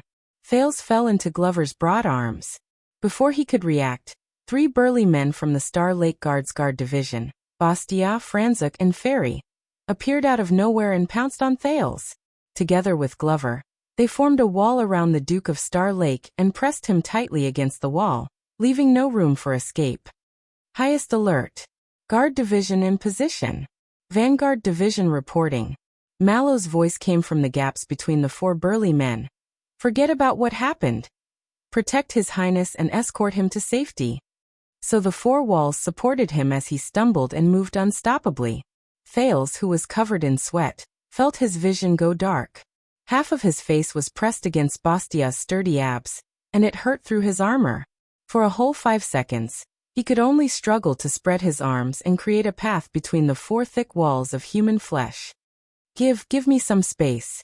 In his ears he could hear the commotion in the banquet getting louder and louder. From time to time, he could hear the muffled thuds of tables and chairs, the shouts of male guests, and the screams of female guests. Oh my God! Pull them apart. No. Baron. Damn it, what's going on? Fortunately, Thales had barely moved a few meters in frustration when Vice Captain Vogel's anxious voice rang out. Damn it, Royal Guards, calm down. That's not an assassination at all, it's very far away from us. It was the sound of a lifesaver. Thales felt his feet stop. Wait a minute, Mallow's voice rang out. Let's take a look. The next second, light reappeared in front of Thales' eyes. Although he was still surrounded by several guards, he who had regained the right to breathe, held onto Ferry's shoulder and stood up with much difficulty. What happened? As the Duke of Star Lake had the advantage of having a higher seat, Thales looked towards the center of the commotion. The guests in the banquet hall stood on their tiptoes and gathered around curiously. In the middle of the crowd was an empty space. A long table had long been overturned, dishes and cutlery were scattered all over the floor, and many guests had fallen, and were helped up by the people around them. What the hell? Thales did not understand what was happening at the banquet. But he could see that the Duke's table was also tense. The royal guards escorted the unhappy Zayn to a corner, but his butler calmly followed with his master's wine glass. The one-eyed dragon, Koster, angrily pushed away the 2 guards who wanted to take him away. The latter dared not say a word despite his anger. Duke Arund received the same treatment as Thales. He was immediately surrounded by the guards of the flag-bearer division. The 2 commanders of the guards present looked solemn, as though they were facing a formidable enemy. Mallows nervously communicated with the Star Lake Guards, while Vogel ordered the men from Renaissance Palace, but the latter kept sending men out, while the former kept gathering men back. Hurry up and find out what happened. If it's drunken sex, suppress it no matter how big it gets. We'll talk about it tomorrow. This was Vogel. Maintain the highest level of alert. Mallow's voice sounded, full of vigilance. Protect His Highness well. This may be a disturbance caused by an assassin, looking for an opportunity to strike. Doyle was annoyed at not being able to squeeze into Thales' protection team of 4 immediately, but after hearing this he said confidently, "Leave it to me, sir." He tried his best to move to Thales' side. With me here, even if the entire Mindy's hall blows up, no one can touch a hair on His Highness. But at this moment, "Hey DD," Franzuk, who was the tallest and had the best view, stared at the restless crowd and said hesitantly, "That looks like your father." Doyle was stunned. What? He hurriedly squeezed out of the formation of the guard division, stood on his tiptoes, and grabbed onto Franzuk's shoulder. Not only Doyle, but everyone else was stunned as well. Franzuk, who saw the truth, stuttered. "He's probably drunk and fighting with someone?" Thales narrowed his eyes. Sure enough, a figure that bore some resemblance to old Baron Doyle was knocked to the ground and dragged, screaming nonstop. Someone tried to rush forward to stop it, but it did not seem to work. Around them was a screaming crowd. They kept retreating as the center of the conflict shifted. Oh no, this is an occasion. Doyle saw the situation clearly, stomped his feet in anger, and scratched his head anxiously. Stupid old man. I really King give up. Doyle pressed down on his weapon and was about to charge down instinctively, but Mallows pushed him back to Thales' side with a furious expression. "Stay at your post, Dennis Doyle." Doyle snapped out of his daze and awkwardly returned to the formation. Indeed, it's that slippery, greedy, opportunistic old Baron. Vogel came to Mallows' side and frowned. He can actually fight with someone? A few servants rushed over, trying to maintain order while helping the guests affected by the conflict. But the next moment, the man dragging old Baron Doyle turned around and threw the two servants a few meters away. "Oh, Sunset! Stop fighting. Good fight. Keep fighting. Hit him. We Northlanders support you. Help him. Step back. There's nothing to see." A number of guests of higher status and character tried their best to maintain order and get everyone to step back. The crowd yelled and moved a little further away. Mallows and Vogel frowned at the same time. All right, Thales did not know if old Baron Doyle could fight with someone, but he could tell that the Baron's opponent was really good at fighting. Doyle was extremely anxious as he watched. "Pass the word down, continue to maintain the highest level of alert," Mallows ordered after listening to the report. Clearly, Vogel was no longer in the mood to point fingers at Mallows. He was equally serious. "Stay focused and watch out for suspicious people. This is a good time to fish in troubled waters and protect the other dukes and nobles. Let the emergency team take action. No matter what it is, whether it's jealousy or a drunken brawl, suppress it immediately." "But, no, Lord Talon." Mallows stared at the two people at the center of the conflict and interrupted Vogel. "I recognize that look." Mallows' next sentence made everyone tense up. "It's that assassin." Thales was shocked. "What?" Doyle's eyes widened. "My old man? Assassin?" Doyle let out an ugly laugh. No sir, stop joking. At his level, he might not even be able to defeat my stepmother's pet cat." But as Doyle spoke, he realized something. His face paled and he subconsciously looked towards the center of the hall. No more killing." A high-pitched female voice rang out from the crowd. "Blood. There's blood." Thales only had time to see a flash of cold light. The banquet crowd retreated again. The next second, he was once again surrounded by the royal guards. He could only hear the voices around him. "Stop them. Help. Someone's injured." "That's not necessary." Thales squeezed through a small gap and peeked out from under Glover's armpit. "Don't panic. Just guard our posts and protect His Highness and the nobles. Let the others deal with the situation," Mallows ordered coldly. "But sir, my father, he..." Doyle seemed to be anxiously defending himself.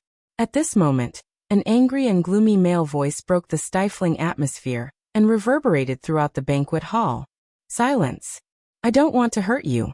If you don't want to die, step back."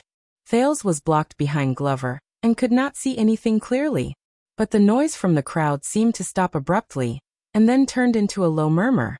"Sir, we should stop this immediately." It was Doyle's voice again, extremely anxious. His footsteps followed. Mallows's exasperated voice came. "Damn it, Glover, stop him." Thales felt the space in front of him loosen, and he regained his vision. Glover had grabbed Doyle by the waist, who was about to charge forward, and pushed the latter to the ground. As for the hall, "What's going on?" Vogel looked at the center of the banquet hall in disbelief. A young male noble was glaring angrily, holding the bruised and trembling old Baron Doyle hostage with his left hand, while his right hand held a sharp dagger that gleamed coldly. "Step back, everyone," he warned. As he turned around, the dagger kept pointing at the crowd around him.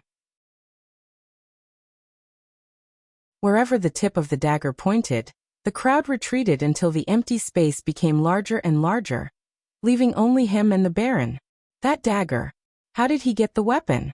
All the guests Vogel was both shocked and furious. He quickly summoned his subordinates.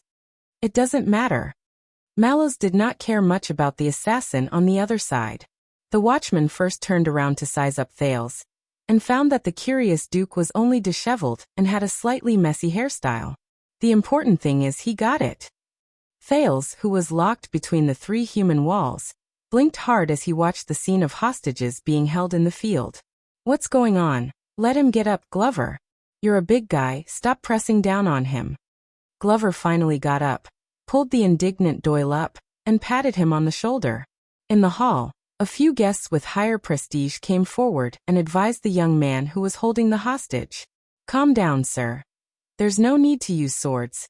We can slowly talk through any conflict. Everyone, the weather is so good, why don't we sit down and have a drink?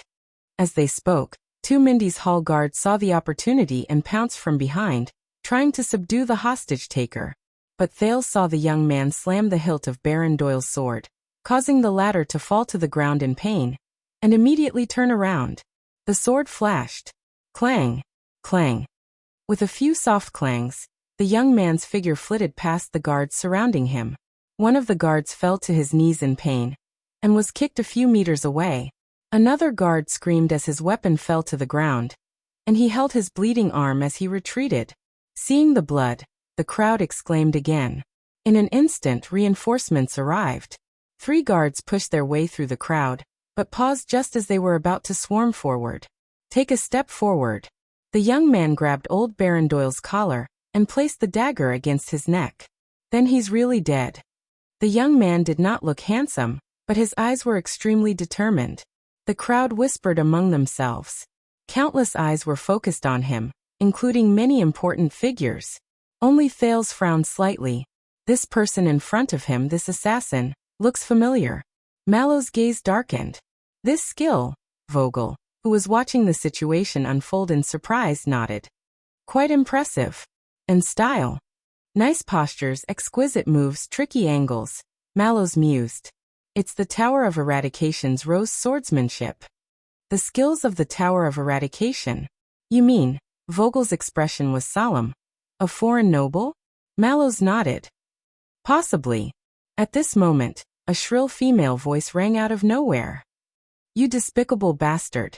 A noblewoman with makeup on broke free from the crowd, raised a dinner plate, and charged at the assassin like a madman.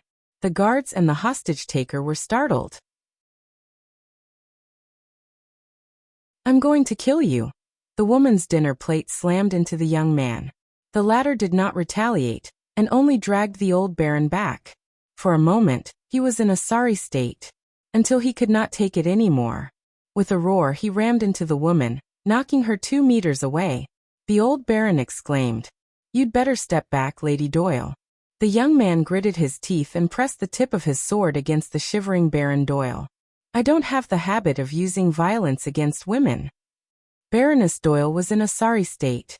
Her makeup was streaked with tears, but she struggled to get up and said hysterically, If you're going to harm my husband, then you'd better kill me first. The young man gritted his teeth, while the hostage-taker exhaled in pain. Damn woman! What's the use of you coming here? The old baron said angrily. Step back. Sitting on the ground, the tearful Lady Doyle's expression changed. What? What did you call me? For a moment, her ferocity was on full display. Old Baron Doyle shuddered instinctively. I mean, my dear, please step back. The baron's voice softened. He forced an ugly smile under the blade of his sword. Listen to him, step back and protect yourself. That's how I can live. At this moment, an angry male voice rushed into the arena along with footsteps. Let him go. Let go of my father. Thales was shocked.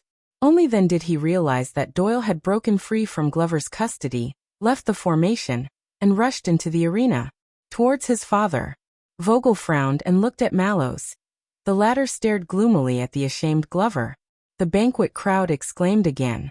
No one cared about the guards who were trying to maintain order and disperse the crowd. Doyle's charge was extremely fast. In an instant, he knocked away the guards and unsheathed his sword. Clang! The young man had no choice but to exchange a blow with Doyle. Come at me if you have a problem. Doyle was enraged. His sword swung wildly and went straight to the point. A coward who bullies the weak and fears the strong.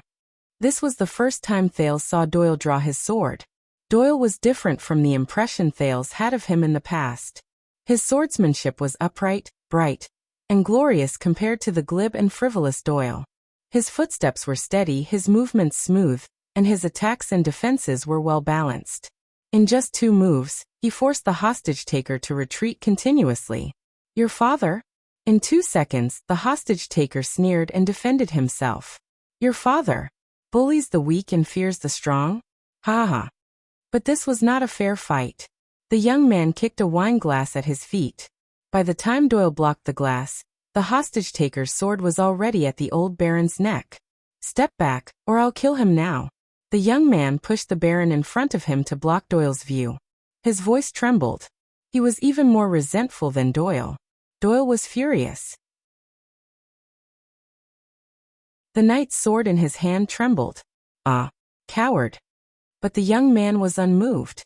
He even pulled the old baron's hair in a show of force.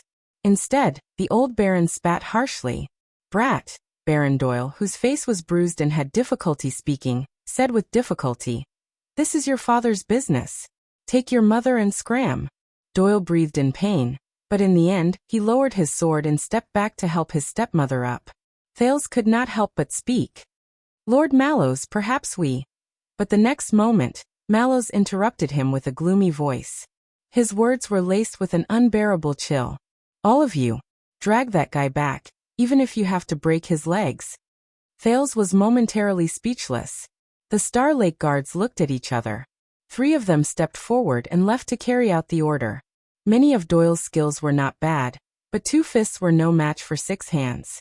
Praka dispelled his resistance, Commodore restrained his struggles, and the young Ness was the most direct. A heavy punch to his abdomen did not work, so he punched a second time. Until the dying Doyle was dragged back to the guards' formation by the 3 of them amid his stepmother's sobs. In the distance, the dukes had different expressions. Zayn was deep in thought, One-Eyed Dragon was furious, Duke Val looked on coldly, and even had the mood to pour wine for himself. Further down, the 7 Jadestar attendants who were directly under Central Territory were not so calm. Baron Doyle, who was also one of the 7 Jadestar attendants, was being held hostage. Viscount Adrian was speaking worriedly to Lozano Glover. Baron Stone was gritting his teeth. Little Iron Spike, Lady Barney held her son's hand tightly and comforted Luther Barney, who was curled up and crying at the start of the conflict. Viscount Patterson, who was old and hard of hearing, tried his best to listen to his 2 nephews' horrified reports of the crisis. He would ask questions loudly from time to time, which eased the tense atmosphere. Young man, this is a royal banquet, and the Honorable Duke Thales is present. Among the crowd, the honorary Count Godwin, who was rather prestigious among the king's supporters and was in charge of receiving guests at royal banquets, stepped out from the crowd. His voice was calm and gentle. No matter what the reason is, your actions are unwise and may even hurt many people. Whether it's Baron Doyle or yourself.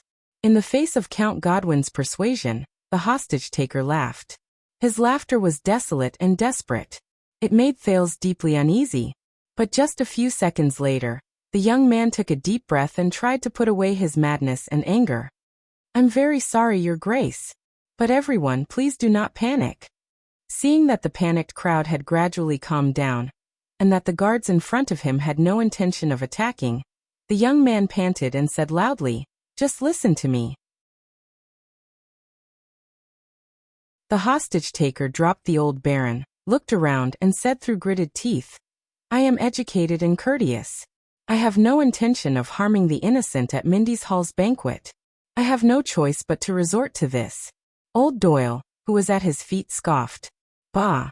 But the young man's gaze turned sharp. He lowered his head and kicked him mercilessly. Shut up, old varmint. The crowd exclaimed again. The guards here can't handle it. We have to do something. On Thales' side, Vice-Captain Vogel instructed his orderly in a low voice. Control the perimeter. Quietly and gradually evacuate the crowd. Observe your surroundings, don't let your guard down. And don't let that guy discover you. Many people obeyed the order and got to work. Vogel turned around. Are you sure it's him? Is it possible that it's someone else and he's just bait? Mallows nodded calmly. Judging from his gaze, I'm sure. The watchman ignored the unresigned Doyle, who was restrained by the 2 men. But I'm wrong about one thing. His target is not His Highness but Baron Doyle. So what should we do? Thales could not help but ask. Let him take hostages. The king is not here. Perhaps the highest-ranking Duke of Star Lake, the owner of this place, should step in. No, Mallows rejected quickly and left no room for negotiation. Listen up, Your Highness, you stay here. Thales was rendered speechless. The vice-captain furrowed his brows. Mallows turned his head around. His expression was capable and swift. Glover, go and gather Morgan, Itariano Pedrassi, and Toledo and Trefanov. Glover was startled and looked puzzled. In the Star Lake Guards, it was understandable that Morgan was a veteran of the Vanguard Division. But Itariano belonged to the Logistics Division. And Pezzarossi was Penal Officer Patterson's follower. As for Toledo and Trefanov, both of them used to be Mallows' subordinates in the Command Division.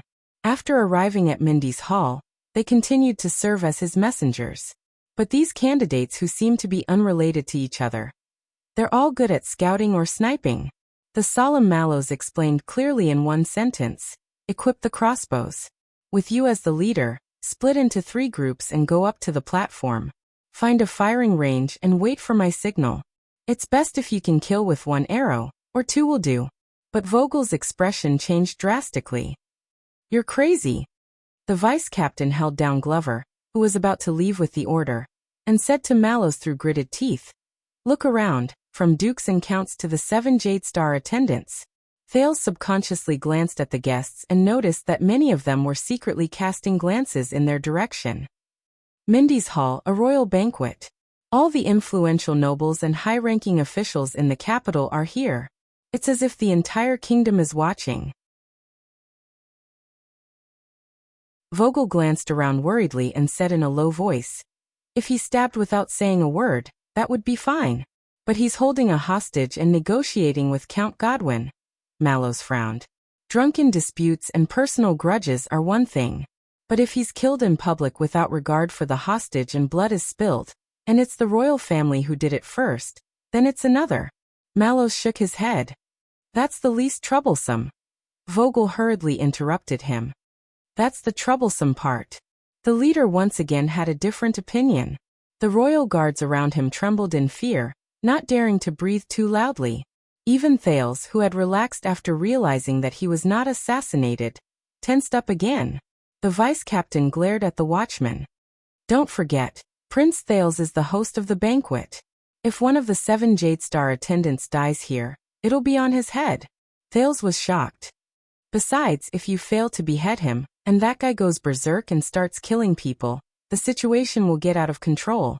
Vogel's voice grew more cautious. And anyone here, even an underage girl, will have a great responsibility. Mallows was unmoved as he observed the terrain of the field. We can drag the negotiation, gradually clear the scene, clear the area of fire, reduce the scope of impact and collateral damage. This isn't just damage on the body. Vogel's voice grew more urgent. He was clearly losing his patience. For the sake of sunset, bright moon and dark night. This is just a banquet dispute.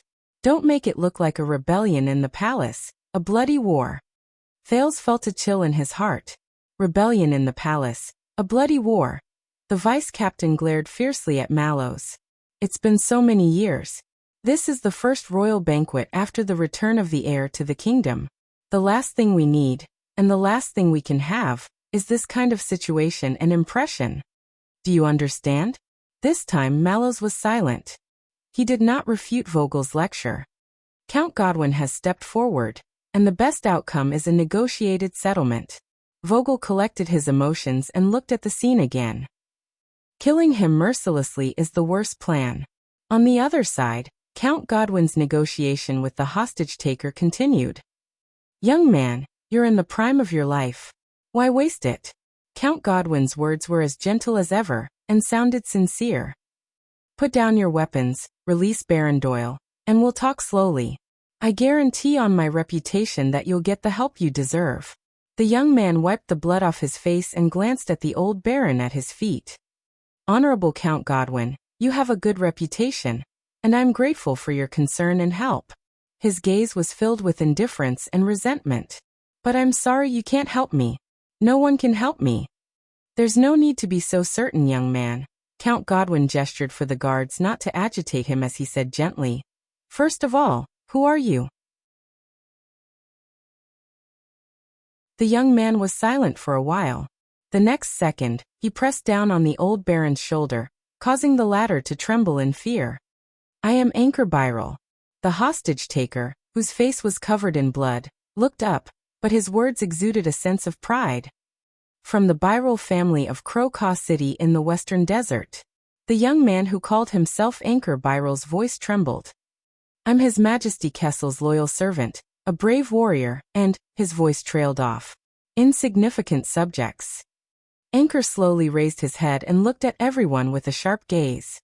And my father is one of the thousands of suzerains in Constellation, the Baron of Crow City. There was a small commotion in the crowd. Many turned around to look for friends who were in the western desert, or were familiar with it, in an attempt to dig out some information. Damn it, it's a foreign hereditary noble. On Thales's side, Vice Captain Vogel hurriedly waved his hand and summoned his subordinates from the flag-bearer division. Go check if it's true, and inform Renaissance Palace immediately. Count Godwin discussed with a few friends. Anchor, right? The Birol family. Since you're of noble birth and have been educated since you were young, Count Godwin turned around, his tone gradually turning from gentle to stern. Then you should know. Whether it's kidnapping the old and weak or despicable assassination, disturbing guests or insulting the banquet host, it will bring shame to your family. Anchor panted on the spot in a daze. Please forgive me for taking the risk and disturbing all of you because I have nowhere else to go. His voice was dry and hoarse, filled with despair. Anchor raised his sword with a face full of hatred and pressed it against the old baron's neck again. Because only here can I catch this damned old varmint. Force him to look me in the eye. Looking at the other party's determined gaze, Thales had a thought. This bastard. Doyle, who had recovered a little, was still held down by his arms by his colleagues. He gritted his teeth and struggled. If you have the guts, you. But he did not finish because Mallows suddenly turned around and mercilessly slapped him across the face. Smack. Doyle was stunned. He stared blankly at Mallows, whose gaze was as sharp as a knife. If you want to kill your father, just say it. The watchman said coldly. Let him go. I'd like to see how many more stupid things you can do today. Praka, who was holding him, hesitated for a moment before loosening his grip bit by bit. Commodore, on the other hand, decisively let go of Doyle. The latter took a few deep breaths, touched his swollen face, trembling as he looked at his father who was being held hostage. Finally he clenched his teeth and squatted down in pain.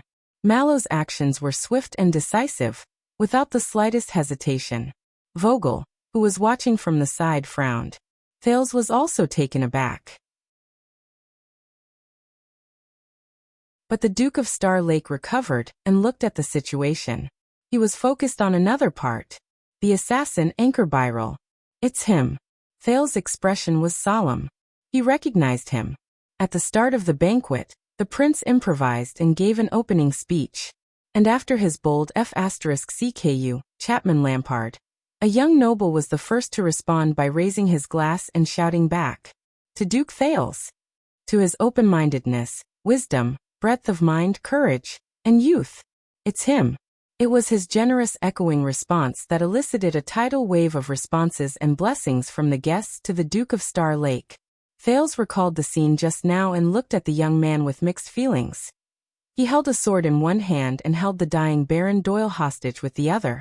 His expression was resolute and determined, just like what Mallows had said, facing death with equanimity. Anchor, you said your father is a suzerain, the Baron of Crow City, Count Godwin said slowly. Would he be willing to see you like this? Anchor shuddered. My father, Baron Birol of Crow City. He clasped the old baron's neck tightly, his eyes glazed over as he murmured, no matter how unwilling he is, he won't be able to see me anymore. Count Godwin was stunned. Anchor took a deep breath, became angry and focused again, and looked at everyone. A few months ago, as one of the suzerains of the Western Desert, my father responded to Duke Fakenhast's call. He led the army westward on an expedition into the desert. Thousands of miles away, he spread the might of Constellation. Thales was stunned. An expedition into the desert? Wasn't that? Anchor's voice echoed in the hall, high-spirited and generous. He was ordered to lead the army. For His Highness Thales' return journey. Clear the way. Thales was stunned. Many gazes were directed at the prince, encompassing all kinds of things. Among them were Zayn's interest, the one-eyed dragon's sharpness, and Duke Val's indifference and silence. Wait a minute. Thales suppressed his surprise. The trip to the western desert replayed in his mind. A few months ago, the local conscripts of the western desert dukes who cleaned up the desert with the regular army of the royal family. Their fate. Until that early morning, a few hours before Duke Thales was finally found, anchor set in a daze. Taking advantage of the legendary wing's absence from the camp, the Baron Bone people and orcs launched a massive attack and invaded the Bladefang's dune camp. My father, who was still in the camp, was suddenly attacked in his sleep. His army was almost completely wiped out, and he himself was seriously injured. Bladefang's dune Thales' heart trembled. The murderous gaze of the legendary wing, Baron Roman, appeared before him, and his chilling words. Kill our way back to the camp. No matter who we meet, be it humans, mixed breeds, Sal. Kai. Thales' breathing stagnated. As the general of a defeated army, my father returned home dejectedly. When he returned to Crocaw City, he was criticized. The assassin, the hostage-taker, Anchor Byril, took a deep breath and raised his head with bloodshot eyes. Not long after, his injuries worsened, and he suffered both physical and mental torture. The young man with the sword raised his head and looked at Thales, who was high above him. He said hoarsely, he died in pain. On the other end of his line of sight, Thales clenched his teeth and closed his eyes. 8,000 words, no more chapters. Take it away. You're welcome. Meeting a friend tomorrow might not be any better. Monthly votes. End of this chapter.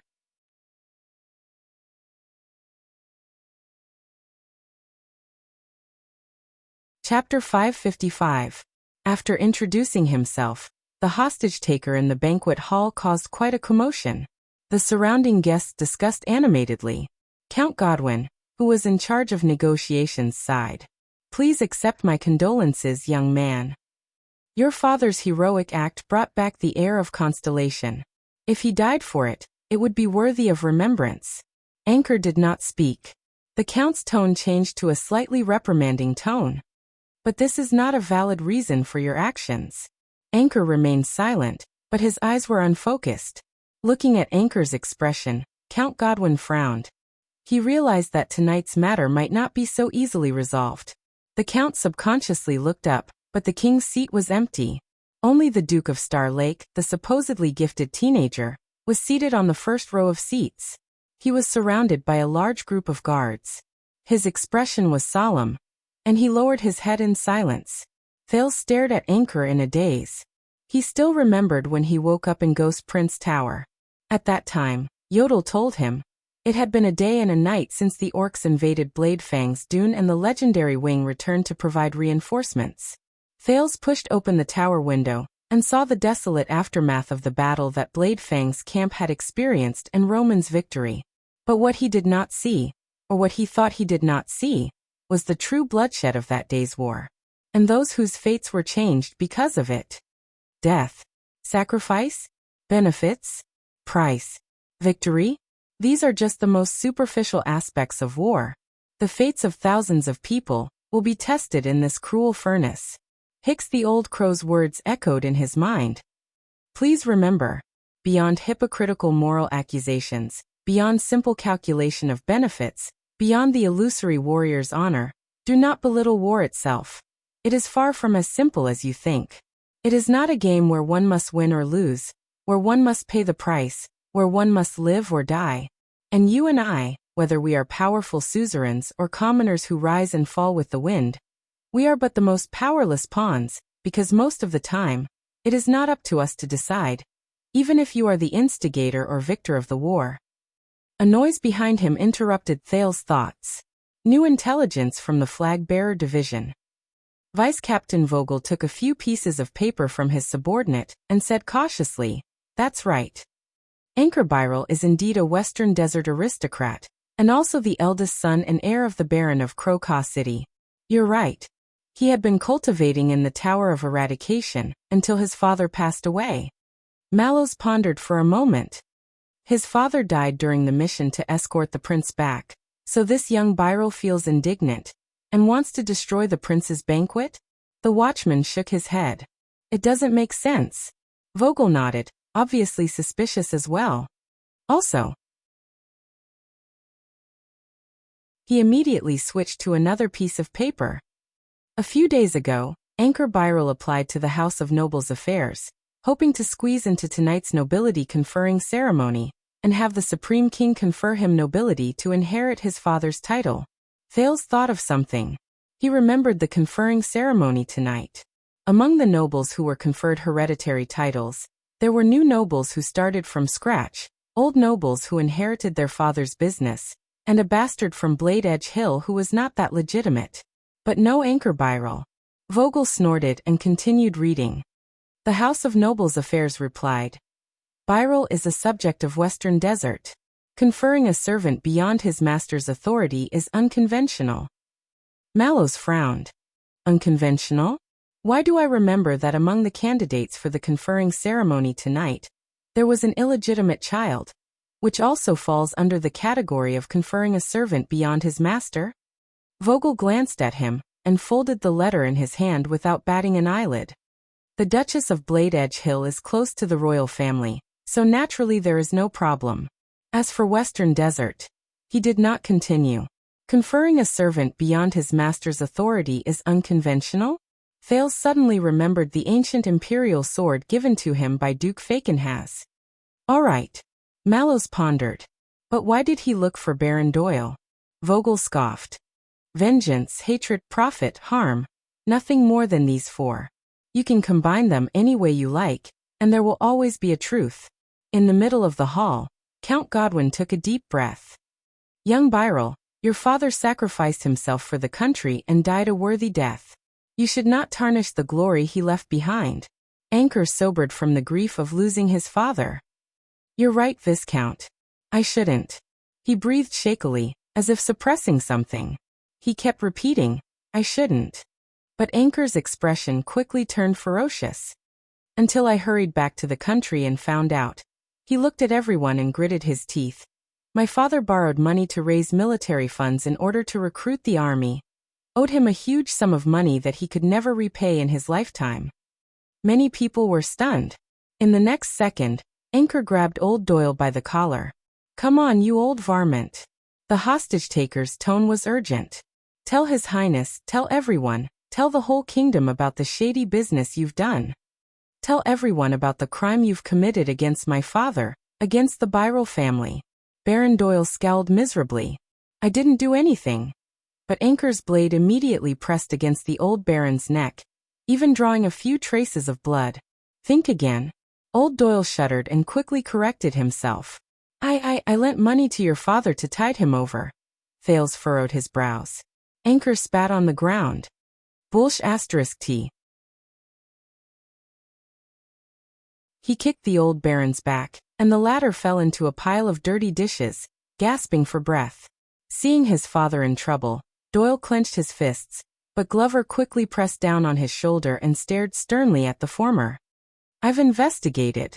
When the Duke of Western Desert's mobilization order arrived, you appeared. Just when my father was in financial difficulties and at his wit's end. Anchor glared angrily at Baron Doyle and stomped on his back. You sweet-talked him, loaned him a huge sum of money, bewitched and deceived him with promises of great benefits, inciting him to recruit soldiers, arm the army, take risks in the desert, and pursue war. In the end, he was completely annihilated, lost everything, and was heavily in debt. He was almost roaring. He died of depression on his sickbed from his serious injuries. Count Godwin's expression was solemn. He was having a headache over how to proceed with the negotiations. Baron Doyle's voice was laced with sobs. It was your father who was loyal and wanted to respond to the call to fight for the country in the desert. I couldn't stop him even if I wanted to. Anchor interrupted him angrily. No. You. It was you who fabricated the excuse of war has great benefits, pretended to be generous in lending him money, and lured him into your trap. The old baron hissed in pain. I didn't lie to him. The last desert war made so many people rich. Rich. Thales felt stifled. He remembered Bladefang's camp. The Faken has soldiers who plucked at the entrance of the camp and collected tolls, and the large pile of goods that Tormodin had intended to smuggle out. Anchor laughed sarcastically. You mean those war merchants? He loosened his footsteps and pulled the old baron up again, making him face everyone in the banquet hall. Those vampires who somehow knew that my father was going to mobilize for war, and took the opportunity to sell him supplies? Half of them are in cahoots with you, and even in partnership. You've been colluding with each other for a long time. Baron Doyle seemed to have experienced the interrogation method of the person in front of him, and he quickly replied, We have business dealings, it's normal to know each other. Shut up. The hostage-taker stared at the old baron with resentment, his words heavy with pain. You took advantage of my father's generosity and lack of financial knowledge, used trap-ridden grammar and dazzling numbers to trick him into signing an unfair contract, and owed him several times the original debt. Old Doyle seemed to have resigned himself to his fate. He tried to squeeze out an understanding smile. It's a loan. How can there be no interest? And you're of noble birth and have a large business, so it's understandable that the interest is higher. Anchor suddenly reached out and grabbed the hair at the back of Baron Doyle's head, forcing the latter to look up. As the Baron hissed in pain, and his wife cried out involuntarily, Anchor gritted his teeth. But in the deliberate trap of your contract, the unpaid debts were mortgaged using the land and population of Crocaw City. Land population? The crowd exclaimed softly. Hiss no. Old Doyle refused to relent despite the pain. As for the collateral, these are the terms of the contract witnessed by the authoritative accountant of the Royal Family Bank. It's only right to repay a debt. Unless you planned this. Anchor roared. Unless you lent out the debt for the day when he failed in his expedition and was in debt, unable to repay, and had to cede his land. The next moment, Anchor suddenly turned around and raised his sword, the tip of his sword sharply pointed at a guard who was looking for an opportunity to ambush. He forced the latter and his imitators back to a safe distance. This is absurd. The old baron's voice was shrill in his defense.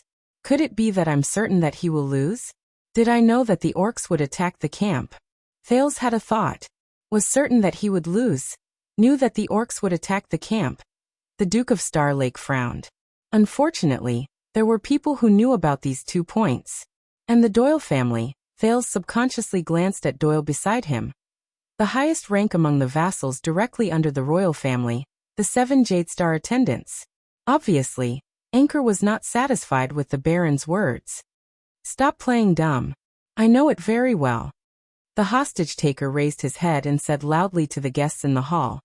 Old varmint, you've extended your evil claws into the western desert, into our Crocaw City a long time ago. Our families belong to 2 different places, but we share a border. Over the years, you've used your geographical advantage to coerce, seduce, and plunder. You've colluded with some of my father's vassals and corrupt officials in Crocaw City to conspire against the law for a long time.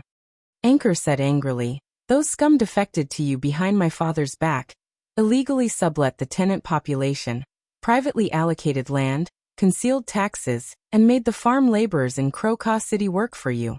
And all of you worked together, even the transportation route from Mirror River to Crocaw City, across the central western desert, has long been built.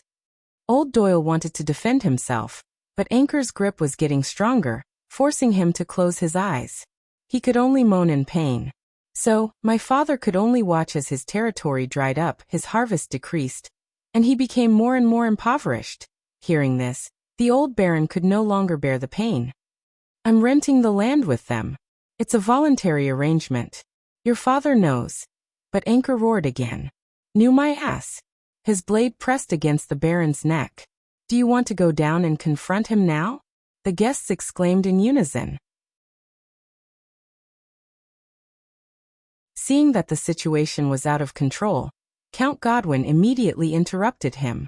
Mr. Birrell, he said sternly, you can't accuse Baron Doyle so arbitrarily without evidence, not to mention lynching him. Anchor sneered at that. Evidence? The hostage-taker sneered. After a few seconds, he finally removed the short sword from old Doyle's carotid artery. Doyle, your fief had a bumper harvest this year, right? Even to the point of exporting it? The old Baron hesitated. Anchor angrily gave old Doyle a slap. Speak. In pain, Baron Doyle hurriedly spoke. A bumper year. Bumper year? Anchor was so angry that he laughed. But not just this year. He gritted his teeth and looked at the onlookers. And last year, the year before, the year before that, the year before that. For 8 or 9 years, your crops have been bumper harvests, driving the flow of trade and goods, and the market is thriving. Your financial surplus is enough to support a small army. With the long and narrow land in Mirror River? With the worst soil in the entire Central Territory? Do you really think that you can get such a big harvest and squeeze so much money out of us? You people from the Central Territory, who have been spoiled by the prosperity of the capital, who only want to squeeze into Eternal Star City, who are arrogant, but who love leisure and hate work. And you even have surplus grain and goods that can be circulated out of the country and sold to the desert or even Northland to make a fortune. Hearing this, Thales was shocked. He subconsciously looked at the other seats and found the bowl-cut man among the crowd standing on tiptoes. Levi Trentida. At this moment, this Northlander from Reformation Tower was keeping a low profile with his head lowered, oblivious to the Duke of Star Lake's gaze. I'm going to buy some souvenirs to bring back, food, clothes, toys. Damn bureaucrats and merchants conspired to suppress the quantity and raise the price. Damn it. The teenager gritted his teeth. Those are our farmland, our food, our wealth. And God knows if there are any other victims other than Crocodile City? Anchor's cold words echoed in his ears. The discussion in the crowd broke out again. This time, there was much less controversy. Most of them were whispers. At this moment, Mallows began to ponder. Speaking of this, Glover. The watchman suddenly looked up. Do you remember what your brother, Viscount Lozano Glover, said to His Highness before the banquet? The expression of Glover, nicknamed Zombie, changed slightly. He subconsciously looked at one of the tables, at the other Glover with a calm expression and composure. Lozano? Glover hemmed and hawed, as if unusually sensitive to the name. Lo Lozano. He told Doyle to stop his father from sending money to the Department of Finance. Doyle, who was firmly held down by Glover, shuddered and looked at his colleague in disbelief. Mallows nodded. Viscount Lozano was very respectful when he met His Highness. He didn't even have time to talk to his half-brother.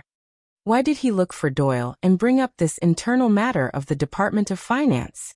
Just to badmouth the Doyle family? Doyle was stunned, while Glover's expression became very unpleasant. I remember now. Zombie recalled and his face turned pale. Lozano also told Doyle that even if he sent money, he couldn't avoid this year's land settlement and tax inspection? Land settlement. Thales took a deep breath and focused his attention back on the center of the venue. Anchor waved his short sword and sneered. So, old varmint, how long did you originally plan to do this? Do you intend to keep it up? Since it benefits yourself at the expense of others, why not? Old Doyle was about to cry. I said it wasn't. The hostage-taker interrupted him. But you didn't expect it. 6 years ago, in the face of Ekstedt's war crisis, the feudal vassals complained incessantly during the national conference about financial difficulties, lack of food production, difficulty in recruiting soldiers, difficulty in expeditions.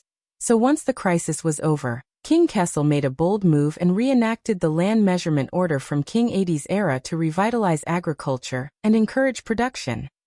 Anchor's smile sent a chill down old Doyle's spine. Now, according to the decree, the buffer period has passed, and the deadline for land settlement is approaching. You can no longer deceive and deceive. Many people in the hall started whispering again. Seeing that the settlement was imminent and the fire was burning, you didn't have the time to make a long-term plan, but you also couldn't bear to cut off your source of wealth and abandon your tail to survive. Anchor's words seemed to be biting the tip of his tongue, causing blood to flow. You could only rush to use the simplest and most economical method to get this done, and make it an irrefutable case. Anchor's gaze turned gloomy. For example, my father's debt contract. Next to Thales, Mallows sighed slowly. Viscount Lozano works in the kingdom's Department of Finance. Whether it's bribery, food production, taxes, or land, he must have noticed the hidden dangers in the Mirror River district. The words he said before the banquet were actually directed at the Doyle family, who are also part of the 7 Jade Star attendants. But at this moment, another voice interrupted him. Not just that. The watchman and vice captain looked up in unison, and were surprised to see the person who spoke. He didn't just say that, Thales said absent-mindedly. Vogel narrowed his eyes. What? According to my royal etiquette lessons these days, Glover is a vassal of the Jade Star royal family, and I am the Duke of Star Lake, come heir to the throne, and his future lord. Thales looked at the center of the hall, at Anchor, who had successfully stolen the prince's limelight today. Regardless of status or affiliation, our interactions should have been initiated by me or Viscount Lozano, and after receiving permission he should have come to see me.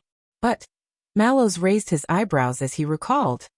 But he unusually and vaguely invited you to lower yourself to his mansion in East City District. Thales nodded with a heavy heart. That was Viscount Lozano's reminder and warning to me. But we didn't understand. Doyle shuddered again, his face showing remorse. The prince did not continue but sighed. And I reckon Lozano didn't expect this hidden danger to flare up so fiercely and so quickly. He can't even afford to wait for a meal. Thales shifted his gaze and noticed that the attitudes of the 7 Jade Star attendants had become increasingly grim. Patterson, the oldest, was biting his lip, panting and glaring. Stone and Adrian were expressionless and silent, observing the situation. Lady Eleanor seemed to have only her son left in her world. Lozano, who had warned them earlier, was staring down at the table, seemingly indifferent to what was happening. But in the entire hall, as Anchor's narration became clearer, many people could not help but look at the composed Duke of Star Lake himself. The problem is, sensing their gazes, Thales felt a slight headache. How are we going to clean up this mess? Vogel snorted softly. It doesn't matter, Your Highness. The vice-captain looked disdainfully at the resentful Anchor. He's putting on an act in public, all for the sake of pleasing the crowd with your name and the banquet's name, to publicize his family's situation, and to create big news. When he's done with his nonsense and achieved his goal, Your Highness, you can then console him with words of comfort, and he won't have any reason to continue putting on an act. But there's one thing, no matter how that fellow induces you, no matter how extravagant his words are, you will never pass judgment, take a side, or show any inclination towards either side, even if it's just a smile or an eye roll. Thales looked up. Either side. Vogel looked at him. This time, there was only sternness left in the vice-captain's eyes. Either. As for the rest of the investigation, interrogation, trial, and conviction, that's the matter of the court, the Nobles' Affairs Council, and even the Imperial Conference tomorrow. This person's actions, other than increasing the topic of conversation at tonight's banquet, will not damage your reputation. Thales pursed his lips, but Mallows, who was beside him, frowned. At least let the sniper team be on standby, right? Vogel glanced at him without saying a word. In the hall, the confrontation between Anchor and the old baron was still ongoing. You and those scumbags under my father, you conspired and worked together from both inside and outside, waiting for the loan deadline to arrive, and forcing my desperate father to cede his land. You obtained the new land in accordance with the rules and regulations, eliminating any future troubles and avoiding the land liquidation, while they changed their name and became your lackeys justifiably. But you didn't expect that when my father passed away under the pressure, I, who took over his position, was a stubborn fool. Anchor raised his short sword and pointed it at the old baron's nose.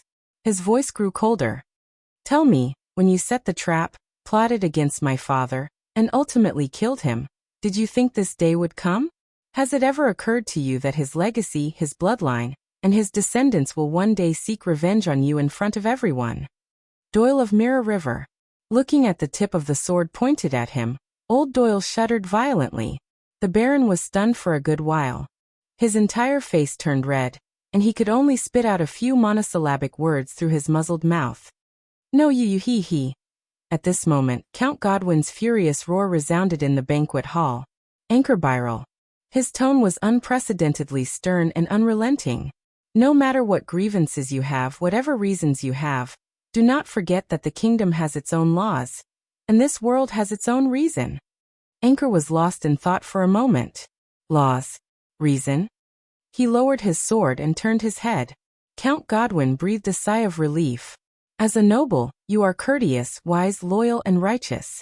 You should know how to use legal means, go through the normal channels, appeal based on reason, defend your rights, or communicate rationally, negotiate a solution, and seek justice and fairness.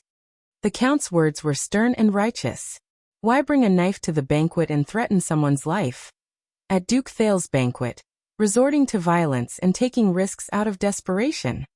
You stand up for your father and family, but are you going to let your father's honor and family's reputation be completely ruined in your hands? The last sentence was obviously quite effective. Anchor shuddered and looked at Godwin in a daze. I did it. Count Godwin was taken aback. What? When I first returned to the country, Anchor said dejectedly, legal means and methods. At first, I wanted to wait for the next year's harvest and settle my debts. He stared at Count Godwin in pain and said hoarsely, but I was told that the deadline for the contract was only before the land was settled. After that, I wanted to invoke the nobility's law and appeal for an extension. He stared at the short sword in his hand and muttered, but I was told that I had not yet inherited the title and had no right to appeal for an extension. Finally, I wanted to inherit my father's title early. In the end, Anchor looked at everyone in despair, but I was told that this would require a hefty recognition fee, and that I could only wait for the next year's harvest. Count Godwin was speechless for a moment, but he hesitated for a moment before speaking. If you can't solve it yourself, you can ask for help. But Anchor roared back in a louder, more agitated voice. I did it. His blade trembled with his movements, waving futilely in the firelight of the entire hall. I went to the Ruins and Brave Souls Fort to ask for help from the bigwigs of Western Desert, but they said that the war at Blade Fang's camp had just ended, and it was a critical period. They did not want to offend the vassals of Renaissance Palace, and said that this was a private matter between us and Doyle, and that they had no right to intervene. When I arrived at Eternal Star City, I submitted my complaint to the Court of Justice according to procedure, but it was rejected multiple times. A secretary who had been paid told me in secret that the Doyle family had just gained the favor of the Duke of Star Lake, and that Mindy's Hall was of great significance. They could not afford to offend them. When I arrived at the Nobles' Affairs Chamber, I wanted to inherit the title on a special basis, but they told me that the prince had just returned, that the kingdom was thriving, and that everyone was living in hope. So don't spoil the fun with your own trivial matters. Thales listened to his account with a heavy expression, and uncomfortably realized that these reasons were all related to him. Anchor inhaled sharply. So in the end, I could only go to Renaissance Palace, guard the palace gates, and wait for His Majesty to appear. But the moment I saw His Majesty's troops, the royal guards, and spoke, he grinned, showing calmness and resignation. I was sent to prison. Amidst the soft but unnoticeable buzz from the crowd, Count Godwin did not say a word for a long time. He appeared to be at a loss. I reasoned with you, and you reasoned with me about the law. I reasoned with you about the law, and you reasoned with me about tradition. I reasoned with you about tradition, and you reasoned with me about reality. I reasoned with you about reality, and you reasoned with me. I did it. Anchor rested his blade on old Baron Doyle's shoulder. His eyes were lifeless as he muttered absent-mindedly, what methods, what means, what possibilities? I did it. He looked up slowly. Only the last one left. The uneasiness in Thales's heart grew stronger. 3 days ago, I spent the last bit of my travel expenses, and finally got the police station to release me. Anchor's arm slowly tightened. The old Baron's expression changed as he groaned in pain. So I found him, and told this old varmint, I am willing to execute the contract and cede my fief. All I asked was for my father's funeral expenses, and that exorbitant amount of funeral fees allowed me to buy a seat at the edge of Mindy's Hall tonight. Anchor smiled. A very happy smile. Anchor. Count Godwin seemed to have a premonition of what he was about to do. For the first time, There was panic in his voice. No. Doyle struggled to move forward, but Glover held on to him tightly. Anchor said coldly, "If you don't kill, no one will listen." His wrists slowly lowered. "If you don't shock the world, there is no way out." His teeth slowly clenched. "If you don't give up, you will suffer." His eyes gradually dimmed. "Please tell me, Count Godwin, His Highness Thales." Amidst old Doyle's screams of pain, his wife's heart-wrenching, and the horrified gazes of all the guests in the hall, Anchor looked up. His gray gaze pierced through the bright lights and fell straight on Thales. "What kind of logic is this?" Swordless only returned home at 5 in the afternoon and finished dinner at 8. Obviously, he could not have been writing. So this chapter was written by me, Swordless next-door neighbor's dog. Woof. Woof. Woof. End of chapter.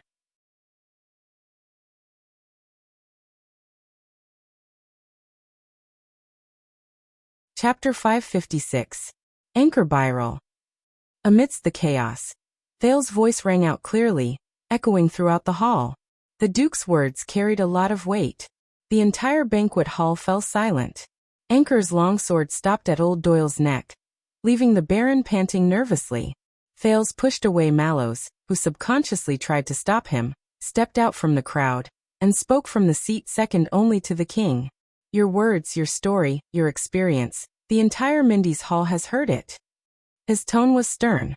"Isn't that enough?" Anchor looked up, and for the first time, met the heir of the kingdom's gaze without interference or hindrance. "So, Your Highness, are you going to be like everyone else, using perfectly valid reasons and excuses to obstruct the justice you deserve? So your past, your reputation, including your opening speech just now, are all lies?" Mallows and Vogel looked at each other, exchanging only worry and apprehension. Thales could feel that at that moment. Everyone's gazes were focused on him without the slightest scruple. Whether it was guardian dukes like Zayn, Koster, Val, 7 Jadestar attendants and Central Territory dignitaries like Viscount Adrian and Lady Eleanor, or the king's loyalists and new nobles like Count Godwin and Viscount Kenny, and all kinds of conscripts, officials, chiefs, and other distinguished guests from all walks of life. Their gazes were like boulders weighing down on his vocal cords. It was as if they were trying to cancel out the respect and reverence he received throughout the banquet. Damn it. I'm not a judge. I have no right to define justice. Thales looked at the pair of eyes filled with determination and death, and frowned. But what you've done today is already shocking enough. But you're only blocking your way out. Anchor breathed absent-mindedly. Killing and taking lives might make people listen. Thales glanced around and tried to stabilize his voice, which was still undergoing puberty. But if the audience is only here for novelty, there's no benefit in listening. The crowd buzzed. "And abandon yourself to depravity," Thales said loudly. "Even if you can avoid suffering for a while, the outcome is bound to be miserable and regretful." Anchor turned his head and looked at old Doyle, who was trembling under his sword. He smiled. "Your Highness, your words are as sharp as the rumors say. I can't refute you." No wonder he could protect Constellation's dignity and interests in the barbaric and dangerous Northland. Anchor's gaze sharpened. "But I'm not here to listen to your lecture. What I've come for is revenge." "Then trust me.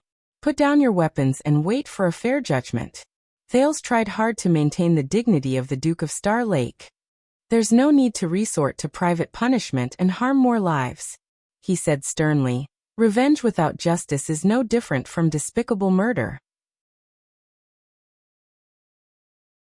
Behind him, Vogel and Mallows were conversing, but Thales could not hear them clearly. Anchor subconsciously looked around, looking a little lost amidst the chatter of the banquet guests, until he looked at the Duke again, casting a questioning gaze at the latter. "Murder." Anchor stared at Thales and was distracted for a moment. "Murder? Justice?" He gritted his teeth and his voice trembled. "No, Your Highness, Thales, no. My father held his weapon tightly in his arms, filled with remorse for his ancestors and his bloodline. He died on his sickbed, in his ancestral land. I didn't even have the time to bury him. I had to travel thousands of miles to find him, and only today can I stand before you." He roared. "That's murder. Where's his justice?" Under his sword, Baron Doyle interrupted with a trembling voice. I didn't do anything. Your father died of his own illness. Anchor turned his head abruptly, frightening the Baron back into his stomach. After you took everything away from him. After you used despicable methods to make use of merchants. Anchor shouted at the top of his lungs. After you forced him into a dead end. Thales reached down and stopped Mallows from sending someone to pull him back into the group. Anchor roared. Everyone, open your eyes and see. How is this trap and humiliation any different from murder? The crowd erupted. The chatter became more chaotic, but the focus of the discussion was different. Baron Doyle trembled. Seeing that the situation was unfavorable, he struggled to speak. Your father had no money, so I lent it. He mortgaged his land, so I accepted it. Doyle, on the other hand, watched nervously as his father defended himself under Glover's restraint.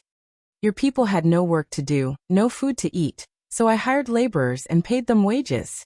What's wrong with that? This is the suzerain's normal operation. You should open your eyes and see how many years it's been. Old Doyle closed his eyes, trying not to look at the sword that terrified him. The entire kingdom from the center to the blade, be it the East Sea or the South Coast. How is it not so? As soon as he said that, the crowd broke into an uproar. Count Godwin tried his best to maintain order, but with little success. Thales frowned. And Anchor, who held the Baron's life in his hands, was even more furious. Damn it, Western Desert is not. His roar shook the entire Mindy's Hall. Crocaw City, where I was born and raised, is not. The noise from the guests grew louder and louder. The guards had to work harder to separate the people who were standing closer and closer. Until at the Duke's table in the distance, Coaster Nanchester opened his single sharp eye. Neither is the land of cliffs. He looked at the shackled Valerund, who was still drinking by himself under the strict guard of the royal guards. He was obviously in a good mood. And the Northern Territory? The one-eyed dragon Duke let out a long sigh. His words reached everyone's ears. In the past, the entire kingdom was not. The 7 Jadestar attendants had different expressions. Duke Zayn raised his eyebrows, looking amused. Thales clenched his fists and glared at the ruler of the land of cliffs, who was fanning the flames. But Coaster only looked at him from afar, and shook his head slightly. This made Thales feel puzzled. The guests' discussion slowly quieted down, leaving behind an indescribable sense of solemnity and caution. Encouraged, Anchor's eyes rekindled with hope. That's right. Young Byrrel clasped the Baron's shoulder, and pointed the tip of his sword at the top of his head. Don't all of you feel the same way about this? Seeing that he had caused trouble, Baron Doyle had no choice but to shut up. Damn it, he came prepared. At the back, Vogel watched the changes in the guests' expressions, and was exasperated. He turned this case into a confrontation between His Majesty and Western Desert, between the central government and the local government. But Mallows only shook his head. Thales knew that he could not allow the situation to develop. His rebuke echoed throughout the hall. Then prove it. Anchor Byrrel, if you think you're doing the right thing, then prove it to me. You're here for justice for your father, and not just for momentary pleasure and self-satisfaction. Anchor looked at the Duke of Star Lake again. Pleasure and satisfaction? The hostage-taker took a deep breath. I'm here because I believe in you, Your Highness. Thales had a thought and said cautiously, Me? Anchor put on a respectful expression and knelt on one knee. But his left hand did not leave Baron Doyle's shoulder blade. Personally, Your Highness. Your adoptive father, Lord Mon, was born in Western Desert and served His Majesty loyally for many years. My father and him were schoolmates and fought side by side in the Desert War. Our friendship runs deep. Thales' breathing stopped. And the Byrrel family once risked their lives for you, opening the way for your return. You quelled the war in Blade Fang's Dune, and your reputation spread throughout Western Desert, becoming a legend. Anchor's eyes were bright. The legendary wing served by your side, the four-eyed skull gifted you a treasured sword, the Chroma family sent you 1,000 troops, and even the famous Black Lion of Brave Souls fort traveled 1,000 miles to lead the way for you. The guests started discussing again. It was the first time many of them had heard such first-hand information. Thales' expression did not change, but he sighed internally. He just realized that the weight of the treasured sword gifted by Fakenhas was indeed extraordinary. Officially, Your Highness. You left the country for 6 years and went north as a hostage, sacrificing yourself to protect the people. When you defended the dignity of the kingdom, the Northland barbarians dared not oppose you. As Thales listened to these words and felt the gazes of countless people back and forth between him and Anchor, he felt very uncomfortable. You personally experienced the perils and witnessed the most legendary succession of Ekstet's throne. The Northland barbarians see you as an enemy, but the Constellations worship you as a hero. Anchor became more agitated as he spoke, and his voice became hoarse in the end. Your Highness, your glorious deeds in Northland prove that you are a rare new trend in the kingdom. You are the last hot-blooded hero of the great empire in this inherited kingdom. Everyone is looking forward to your return, including me and my father. As soon as he said that, discussions broke out again. But the smart ones kept their mouths shut and remained silent. The only consensus was that everyone was looking at the Duke of Star Lake. In a place where no one could see, Thales clenched his fists. In Ekstet, in Dragon Cloud City, he was living under someone else's roof. The Northlanders looked at him with either hatred and hostility, or vigilance and disdain due to proper etiquette. Nicholas was a representative of the former. Regent Leespan was a manifestation of the latter. And the officials of Dragon Cloud City were even more unbridled. That was not a good feeling. In the past 6 years, Thales preferred to stay alone in the library, or in a corner of Heroic Spirit Palace, reading, sleeping, or even in a daze. Even Waya was sent 20 meters away. He used to think that was bad enough. But at this very moment, when Thales stood in Mindy's hall on his own soil, facing his compatriots, feeling countless gazes mixed with anticipation, admiration, caution, and even probing. No. Vogel vaguely sensed the severity of the problem. He said in a low voice, His Highness is the heir to the throne, belongs to the Jade Star royal family, and is the representative of Renaissance Palace. But he is not His Majesty, not the king, not the official ruler of the kingdom. Mallows first nodded, then shook his head. But he is the master of Mindy's Hall, the Duke of Star Lake who has the power to assist in state affairs. And he has just returned to the kingdom. He is famous, yet has no foundation and is easily manipulated. The vigilance in the watchman's eyes increased. That's why they came for him. The vice-captain turned his head. Them? Mallows did not speak. Listening to their private conversation, Thales became even more solemn. Duke Thales. Anchor's gaze was solemn as he raised his voice. This man under my sword and his accomplices. He stretched out his short sword and forced the old baron, who had just taken the opportunity to catch his breath. They violated the sacred constellation covenant, signed by Black Eye John II in year 50 of the calendar of eradication, and set up a conspiracy to murder a hereditary noble with the title of baron. Thales' eyebrows twitched. They violated the absolute law, set by Jackal Sumer III in year 340, and privately conferred with each other outside of the legitimate Byral family. One official has many masters. Facing hundreds of people, Anchor said angrily. They ignored the creditor Alan III's king's tax law, in year 414, and went behind the king and suzerain's back to conceal their production and evade tax. Sacred Constellation Covenant. Absolute law. King's tax law. Thales clenched his fists. Damn it, he only knew the names of some of these laws, while Gilbert had yet to teach him about some of them. Amidst the discussion, Vogel looked displeased. The situation is clear. They really came prepared. He took a step forward and whispered behind Thales.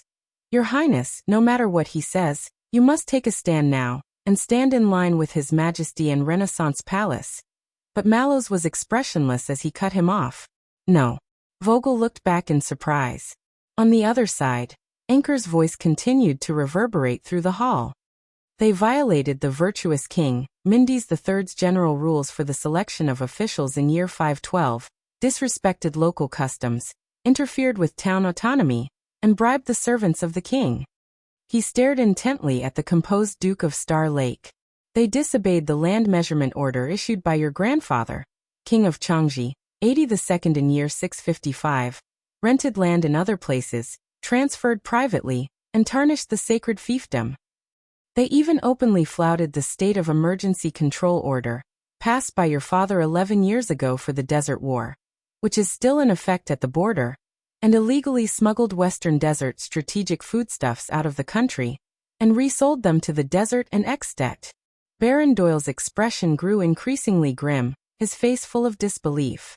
General rules for the selection of officials, land measurement order, state of emergency control order. Faced with the increasingly noisy crowd, Thales had a bad feeling. This had far exceeded the knowledge he had crammed for the past few months. Behind the prince, Mallow's voice rang softly. Doyle is one of the 7 Jade Star attendants under Renaissance Palace, and Byril is a local vassal under Fakenhas. Doyle is a deep-rooted old noble with a long history. The watchman's expression was indifferent, but his tone was solemn. Byril is a new noble who rose to power through war, just over 100 years old. Vogel's gaze flickered. Doyle used the merchant style, resorted to new methods such as market contracts, annexed land, and changed ownership. Mallows continued. And Byril invoked the land measurement order and other royal decrees to defend himself, only to protect his old fiefdom and maintain the old legal system. Vogel reacted. He looked at Mallows in disbelief. Mallows looked back at him and nodded. Doyle is far away from the political center, and only tried to curry favor with the royal family after His Highness Thales returned to the country. And Byril boldly bypassed the Duke of Western Desert, entered Eternal Star City, and asked the central government of the kingdom to adjudicate local affairs. After the royal guards thought it through, their expressions changed drastically. Mallows sighed softly. Can you imagine how many people, how many things, and how much stake are involved in this? Who represents the central government, and who represents the local government? Who is the new order, and who is the old legal system? Who is upholding the royal government, and who is subverting the kingdom? Can anyone say for sure? Mallows looked towards Anchor, who was standing in the middle of the hall, loudly listing the crimes of his enemies. This is no longer as simple as choosing one of the two. New and old, monarch and vassal, father and son, central and local government, financial and local laws, governing methods, countless factors are involved, constantly intertwined. It's not something that can be resolved by choosing a side. As Thales listened to his personal guard captain, he felt his body stiffen. Any choice and solution are mutually beneficial and difficult to be perfect. Just like flour and sand mixed together. You can't possibly keep it pure and single out one. This is politics that's more typical than typical. The watchman's face was once again covered in solemnity, no longer calm. Those who set this trap, no matter who they are, Mallows said softly. They're all ruthless characters. In the middle of the hall, amidst the mess, Anchor slowly got up and stood upright. It was as if, at that moment, he was the master of the entire hall. Everyone, their evil intentions are unforgivable. Their crimes are intolerable. Their actions have shaken the rule of the throne and the foundation of the kingdom. The hostage-taker paused for a moment and turned to stare at Thales. But you're right, Your Highness. Anchor retracted the despair and defeat in his eyes, replacing it with determination and decisiveness. Don't worry, I won't commit murder at your banquet. Anchor removed the tip of his sword from the old baron's shoulder, allowing the latter to breathe a sigh of relief. That's not the Byril family's teachings. Thales said solemnly. Then what are you doing? What else do you want? I said, Your Highness. Anchor smiled as if he had seen through the ways of the world. Revenge. Or as you put it, justice. Thales' heart skipped a beat. Behind him, Mallows turned his head anxiously. Has the messenger we sent to Renaissance Palace reported back? Prime Minister Cullen? Count Casso? Or Sir Kirkirkman? Any of the important figures in the Imperial Conference? In the current situation, they can only endorse and make decisions. The guards looked at each other. Only Vogel shook his head gloomily. Count Casso left early due to his alcohol tolerance, the Minister of Finance followed suit, and the Prime Minister was one of the first to leave. Besides, Even if His Majesty was here, Vogel shut his mouth and kept his next words to himself.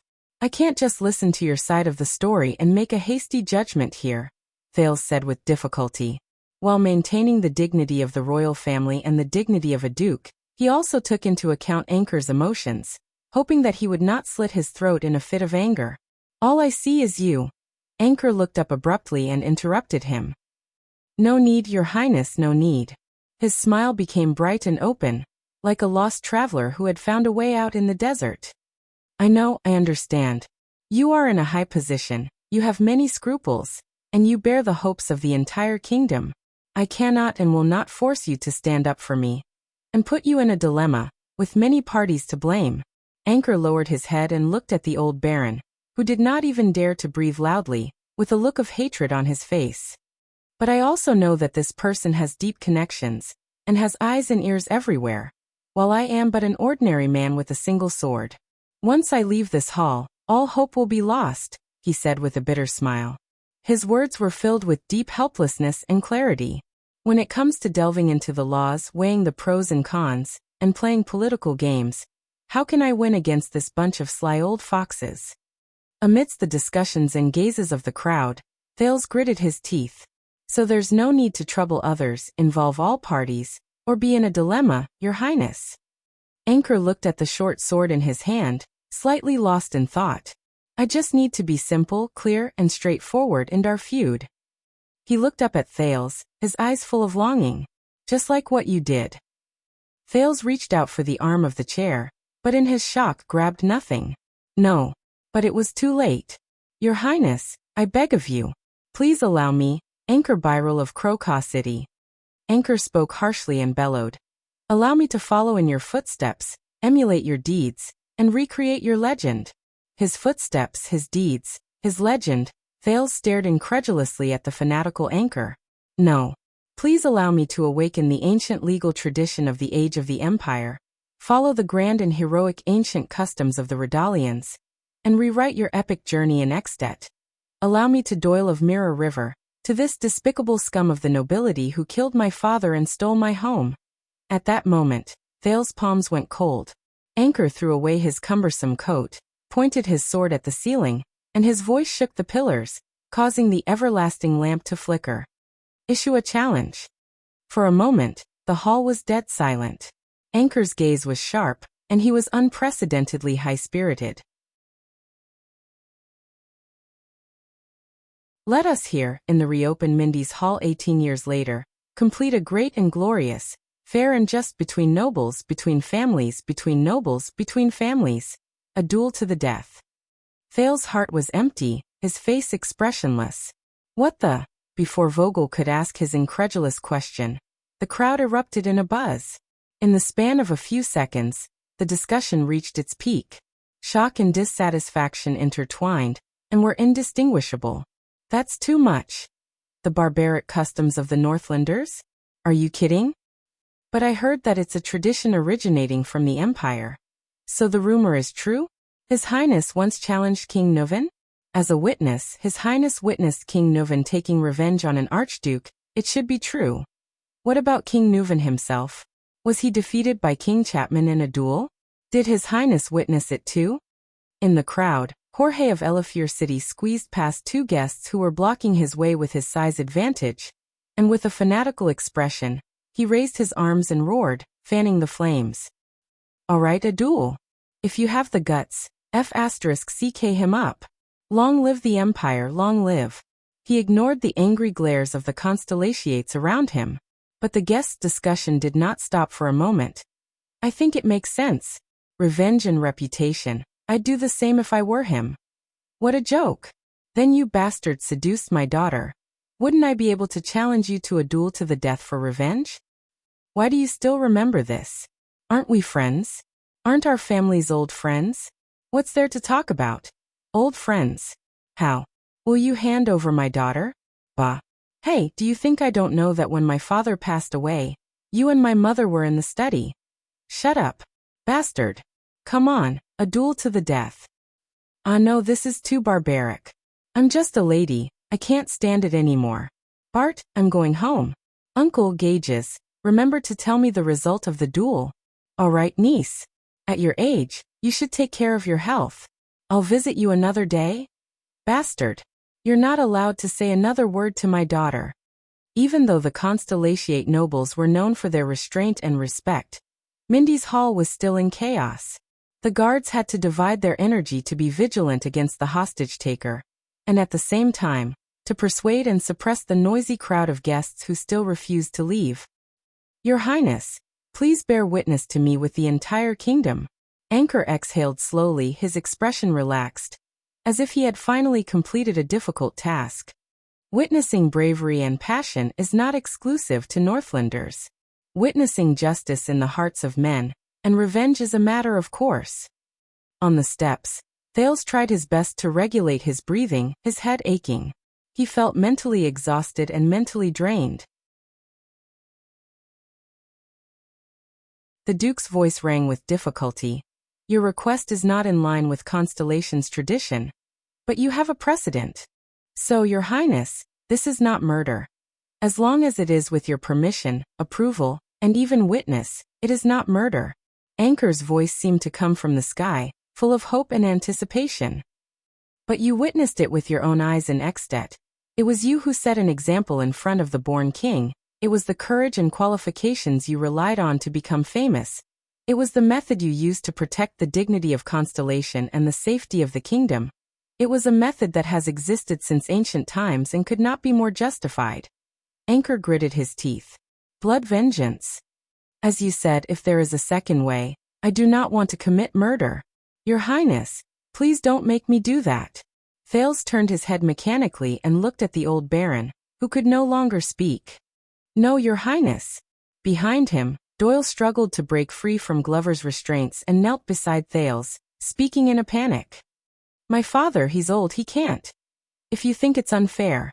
Anchor raised his voice and looked at Doyle eagerly, full of provocation. Then let the other Doyle, the son of this old varmint, fight for his family and name, and fight me. He's skilled, this will be a fair and exciting duel. He gritted his teeth with cold eyes. Until life and death is decided. Anchor took a deep breath and raised his short sword. After that, if I am still alive, I will surrender and accept all the punishment I deserve. I will not go back on my word. Doyle was shocked and furious. He stared at the opponent who had forced his father and his family into a corner. Your Highness, I can. Doyle subconsciously reached for his weapon, but was held down by Mallows and pushed back to his colleagues. We were wrong again. This assassination, the watchman's expression was grim, was indeed directed at Your Highness. In another way, Vogel's brows were heavy. He stared at the spoiler of the banquet, deep in thought. The crowd's discussion grew louder. Thales stood alone and powerless on the spot, enduring everyone's gazes.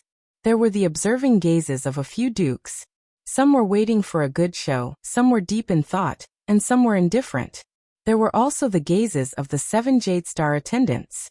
Most of them were solemnly and anxiously waiting for the prince's reaction. There was anticipation and vigilance. There were also the gazes of the others. But Thales was no longer in the mood to distinguish. At this moment, the conversation between him and Gines not long ago rang in his mind. So, they can still eat me? No. But they will tear you apart. Even if I am the king's son, the heir to the kingdom? Thales pressed his forehead. That's right. That's why they're gentle and courteous. Tear you apart. Tear me apart. Amidst the endless noise, the prince inhaled absent-mindedly, closed his eyes and sighed. So please bear witness to our duel, Your Highness. Anchor faced death calmly, but he was overwhelmed with emotions. Just like what you experienced in Ekstedt as the Prince of Constellation, he said with relief and satisfaction. After that, I will have no regrets no matter what the outcome is. Anchor Byrel, the man who single-handedly disrupted the banquet of Thales' return, took a deep breath and his voice pierced through the crowd. Because I believe that you are the hope of this kingdom. If the present and the past cannot be changed, at least in the future, you will definitely be better than your father. Anchor's eyes were bright. His voice was unique and clear amidst the incessant chatter. Better. At that moment, it was as if Mindy's hall was a well-trained performance team, and a conductor had just made a gesture, causing the noisy chatter in the hall to disappear. Mallows closed his eyes deeply. Oh no. I believe, just like many people believe, that you will be better than him. Anchor took a step forward, looked at everyone, and raised his voice. King of Constellation. Thales tensed up. In the span of a few seconds, from dukes to counts, from guests to guards, no one dared to speak. No one even dared to breathe loudly. Everyone fell silent. In the next second, the chatter started again. But it had completely lost its previous arrogance and ease of watching a good show. They became restrained and nervous, like a low, heart-wrenching whisper. Heart-wrenching. And the gazes that had almost crushed Thales earlier were now retracted and looked elsewhere in the hall, as if it was a sin to look at him one more time. Thales took a deep breath and slowly sat down on his seat. He did not even look at the royal guards behind him. He did not have to guess to know how they would react. Discussions, gazes, emotions, they filled Mindy's hall to the brim, leaving no space. Only an inch of space was left for the master of the hall to stand on. Like a vacuum. But Thales did not feel relaxed at all. On the contrary, in this inch of vacuum, he seemed to feel countless chains protruding from the void, from top to bottom, left to right, front to back, locking him tightly without leaving any gaps. Getting heavier. Tighter and tighter. Deeper and deeper. Damn it. Thales was expressionless as he maintained his elegant sitting posture. Only his nails dug into his palms. Your Highness. Anchor pulled the pained old baron to his feet and said eagerly, That's right. Duel? For a moment, Thales missed the days when he was a hostage in Northland. Duel. King Duel. Now it seemed that in those 6 years, even on the day of the council hearing, even when the Northland barbarians gathered in the Hall of Heroes, even when the vassals of Dragoncloud City gnashed their teeth and wanted nothing more than to tear Thales to pieces, even when the ill-intentioned Nuvan VII and the overbearing Chapman Lampard, they were so amiable, friendly, and adorable. Your Highness. Beside Thales, Doyle looked at his master in panic. There was a pleading tone in his voice. Your Highness, Prince Thales? Your Grace? I want to. I can win. I can make that son of a B***tch. Thales sighed again. That's right.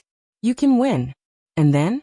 Behind the distraught prince, amidst the heart-palpitating atmosphere, the royal guards moved. Tormund? Vogel, who had been deep in thought, suddenly called Mallows by his name instead of his surname or title. The watchman turned his head solemnly.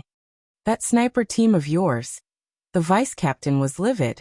He stared at the expectant Anchor Byrel and spoke cautiously and with great difficulty. Are they still there?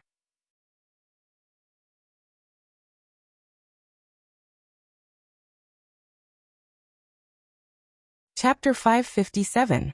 No. After Vogel suggested his idea, Mallows flatly rejected it. It's too risky to snipe him now. Vogel frowned. You were the one who suggested it first, and now you're changing your mind? Mallows shook his head. Now he has a legitimate reason to ask His Highness to witness the duel in the name of revenge.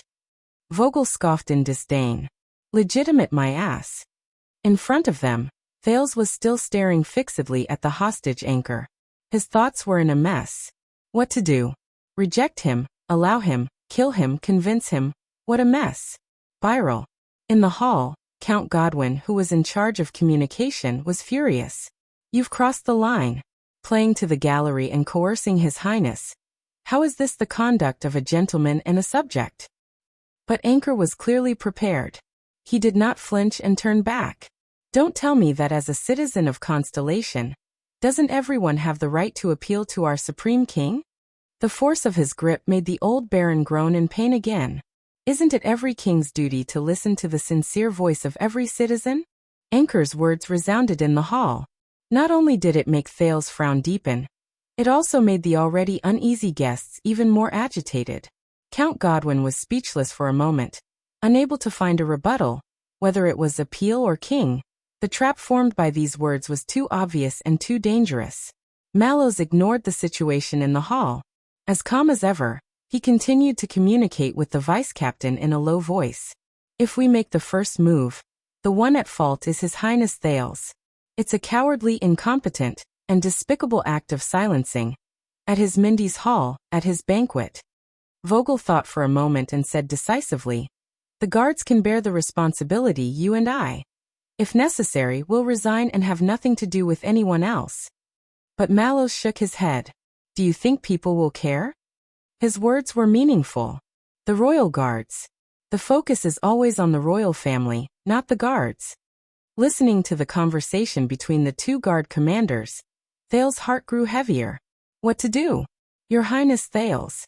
Anchor turned around and looked expectantly at the person standing the highest. "Justice is at hand, waiting for your command." "How dare you?" His aggressiveness once again drew Godwin's rebuke, but Anchor ignored it and continued to stare at Thales. It was like he was staring at his prey. "Refuse him, Your Highness," Vogel said softly from behind Thales with an angry expression on his face. "Lord of the Stars, the dignity of the royal family cannot be threatened." Thales instinctively opened his mouth, but Mallows' voice came from the other side. "And then force him to kill the Baron? Turning His Highness into a cold-blooded bystander, a conniver of murder. Don't forget, those are the 7 Jadestar attendants who serve the royal family." Thales' teeth immediately felt as if they weighed 1,000 pounds, and he could not make a sound. Vogel immediately retorted, "Even so, we can't encourage the barbaric practice of duels to the death. His Highness being tainted by the influence of the northern region is secondary. But if the kingdom has an effective imitation in the future..." Count Godwin and Anchor's loud rebuke, Mallows and Vogel's low bickering, the back-and-forth debates among the guests, countless voices entered Thales' perceptual range through Hell's senses, shaking his consciousness and attacking his spirit. He, who had already experienced a night of torture at the banquet, was exhausted. Mallows' voice continued, calm and indifferent as he refuted Vogel. "No matter how vile and backward this custom is, it is also His Highness' method of resisting King Nuvan. It has become a legend, a symbol. To deny it now, that was a misunderstanding." Thales was mentally and physically exhausted, his face expressionless. Back then he was just scaring the Northland barbarians, but Nuvan never. Why does it seem like he really fought the born king? Thales sighed heavily in his heart. Back then, why did he challenge King Nuvan to a duel? God knows how much he regretted it. Also, who was the one who spread this news? Back then in the Hall of Heroes, were the Ekstedt archdukes present so tight-lipped? There was a small commotion among the guards. Doyle's expression was twisted as he dragged Glover's shackles and squeezed in front of the two officers. "Please let me duel him, Your Highness, sir." Doyle held Glover down, suppressed his emotions, and stared at the enemy who held his father hostage. "I can kill him fair and square. This is just a grudge between two families." Doyle looked anxious, expectant, and nervous. Vogel snorted disdainfully. Thales' expression was gloomy. "Then you'll be playing right into that guy's hands." Mallows shook his head. Birel died in a glorious duel to avenge his father. What happened to him will be remembered and forgiven to the greatest extent. No one will remember his illegal actions and ulterior motives. His Highness and the royal family will be forced to the teeth of the storm and be accused of abusing power and disregarding human life. In the hall, Anchor calmly and clearly refuted Count Godwin's rebuke. Baron Doyle trembled under his sword. The audience's discussions rose one after another, becoming increasingly restless. Doyle clenched his teeth. Mallows' tone became more solemn. "And he's just someone's tool, a chess piece on the table." "Chess piece? My child, be strong. Don't become a chess piece that can be manipulated and sacrificed at will." Fakenhaz's words came to mind. Thales tightened the muscles on his arms. As for the people below the stage, the hands behind the scenes, Mallows kept the following words in his heart. Perhaps they would take advantage of Birel's death to exaggerate this originally contractual dispute case and elevate it to an unprecedented level, such as the rule of the kingdom. Doyle and Birel. How many similar cases could there be in the entire kingdom? How many different situations were there? How many more examples with similarities and differences that could be used as reference? Mallows' gaze froze. No, it would be given a different meaning and become the fuse for a series of political storms. But Mallows. Thales tried hard to ignore the countless gazes cast on him. He turned his head sideways and spoke softly. His words were tired. He turned his head and spoke softly, his words weary. He's just someone who was forced by the situation to take a risk and stake everything on one throw. Mallows looked at Anchor's burning gaze and narrowed his eyes. So he's stubborn and dangerous, more so than the people behind him. The watchman said gloomily, he's a good chess piece. A good sword. Good chess piece. Thales did not answer. He just closed his eyes, feeling even more exhausted. Your Highness. Anchor grew impatient. His urging voice drowned out Count Godwin's rebuke. What's making you hesitate? The offender of the Birrell family took a step forward.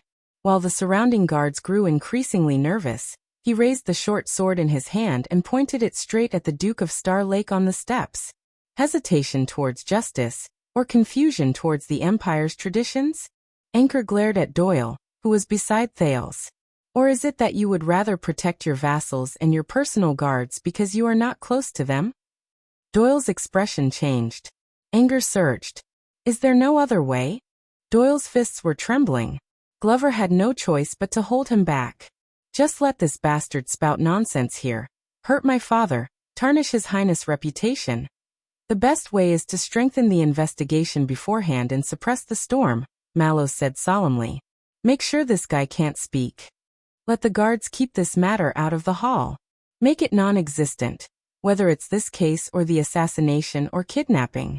Vogel's expression grew uglier, while Doyle grew more anxious. Your Highness. The guests' discussion reached a climax once again, with no shortage of heated arguments. Many angrily rebuked Anchor's disrespectful behavior, but the son of the Birrell family was unfazed. He either stood still or raised his voice to refute. Thales breathed in a daze. He felt the nails in his palms prick more and more painfully. At this moment, I've thought of it. Mallows spoke in a low voice, attracting the attention of the guards.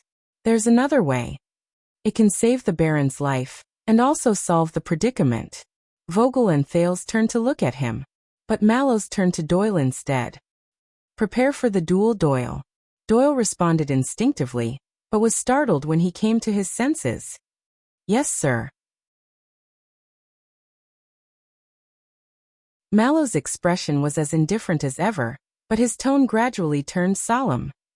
But Vanguard Danny Doyle. He rarely called Doyle by his full name, which made the latter nervous. Listen carefully. The next moment, the watchman's words caused everyone's expression to change. You're going to die. Thales was stunned. Vogel and the guards around him were equally stunned. What? This duel. Mallows said calmly, but his gaze was fixed on Doyle. You must die by his hands. Thales reacted with a jolt. He was not the only one who reacted this way. What? Vogel looked at the watchman in disbelief. The opponent wants to use public anger to create trouble, so we'll return the favor. Mallows calmly turned around, not looking at Doyle, who was rooted to the ground and in a daze. Doyle accepted the duel, but was killed by his opponent. This way, regardless of the reason, the Birrell family is naturally in the wrong for causing a disturbance at the banquet, using foreign evil methods to brutally kill their own countrymen. Everyone will only remember your family's humiliation, and His Highness Thales being forced to do so. After the incident, the royal family can act as the mediator to uphold justice, occupy the moral high ground, and quell the fallout. Under everyone's astonished gaze, Mallows was nonchalant as he recounted his terrifying proposal. His Highness doesn't know about it. He is impartial. Doyle did not evade responsibility and took it upon himself. End of story. There was silence among the guards. Die. Doyle stood rooted to the ground, unable to regain his senses. Only Vogel got over his initial shock and frowned in doubt. But this way, the Doyle family. The son fought for his father with honor, died in the duel, and preserved the royal family's reputation. Mallows stared at the old baron who collapsed on the ground. The father shirked his responsibility and died of murder, causing the kingdom to descend into chaos. This concerns the bigger picture. They know what to choose. Thales saw Doyle tremble slightly, and he looked absent-minded. It was as if the former Doyle had disappeared. No, Thales said subconsciously. There must be a better way. But at this moment neither Vogel nor Mallows seemed to care about what he said. But after that, Vogel folded his arms, as if seriously considering the possibilities and pros and cons of this solution. The 7 Jade-Star attendants, their attitude towards the royal family. Doyle raised his head in a daze. There are pros and cons, but that's not something you and I can comment on. It's the consideration of His Majesty and the Lords at the Imperial Conference, Mallows said calmly. It was exactly the same as the day Thales returned to Eternal Star City and suggested, for him to stay in the carriage. In the game of chess, Birel is just a pawn. The 7 Jade-Star attendants are also pawns. You and I are also pawns. We can only choose the path with the least losses. Thales froze in a daze. Pawns. Pawns again. Pawns at the mercy of others. Is it worth it? Thales asked softly. But Mallows was still discussing with Vogel, and did not notice him. So, Vanguard Doyle, how much do you want to save your father's life, save your family, save His Highness from his current predicament? Vogel asked the speechless Doyle softly. This was the first time he faced Doyle directly and addressed him by his name and title. Doyle shuddered again. But Vogel pressed on. So much so that you're willing to die for it. Doyle looked up. His tone was terrified and his breathing was rapid and uneasy. No one knew what he was going to say. That guy's positioning is lax, Glover suddenly said. Sir, let me circle to the back. I'm confident I can kill him with one strike. Doyle looked at his partner, color returning to his eyes. But Mallows calmly interrupted them. This is the only way. Someone has set up an unsolvable game of chess, and we can only make the most rational and concise choice. The watchman looked at the absent-minded Doyle. Sacrifice the pawn. He then looked at the incredulous Thales. Protect the king. The guards fell silent again. Thales closed his eyes and unclenched his fists. Sacrifice the pawn. Protect the king. Who's the pawn? Who's the king? But in the hall, Anchor was clearly tired of Count Godwin and the rest's pestering and did not want to drag on any longer. Your Highness. Is it worth it? Thales opened his eyes abruptly and interrupted him loudly. The Duke of Star Lake spoke angrily, drawing the hall's attention back to him. Is it worth it? The Duke of Star Lake took a step forward and looked at the troublemaker at his banquet with a complicated gaze. His tone was full of double indignation and injustice. Anchor Birel. No matter who instigated you, are they and their schemes worth it for you to willingly become a pawn and exchange your life for it? Anchor was stunned for a moment. Not only him, but the guards were also stunned for a moment. A few seconds later, the hostage-taker laughed out loud. Instigated. Anchor first glanced hatefully at the disheveled old baron, then said coldly, You don't believe it, do you? Whenever something like this happens, you think it's a political conspiracy, an ulterior motive, a scheme of interests. Anchor sneered and pointed his short sword at the crowd around him, causing a commotion among the guests. Just like most of the arrogant, indifferent, cold-blooded, ignorant, self-righteous, and hypocritical fools who think they're smart, self-righteous yet selfish, hypocritical, look on from the sidelines. Thales furrowed his brows. Why bother, there's always another way, they say. Ulterior motives, attention-seeking, they also say. This isn't that simple, it must be a conspiracy, they still say. Just like you now. Anchor said bleakly. You don't believe what I've done. It's already the last and most desperate choice of me. A man of flesh and blood. For a moment, Thales thought he understood the meaning in Anchor's eyes. But this feeling quickly drifted away, and Anchor's gaze became unfamiliar again. Thales was silent for a moment. Then where did you get your weapon? The prince said in a low voice. The banquet's security is very strict. You couldn't have brought it in alone. Anchor was stunned. He looked at the short sword in his hand, smiled sheepishly at first. Then his gaze turned cold.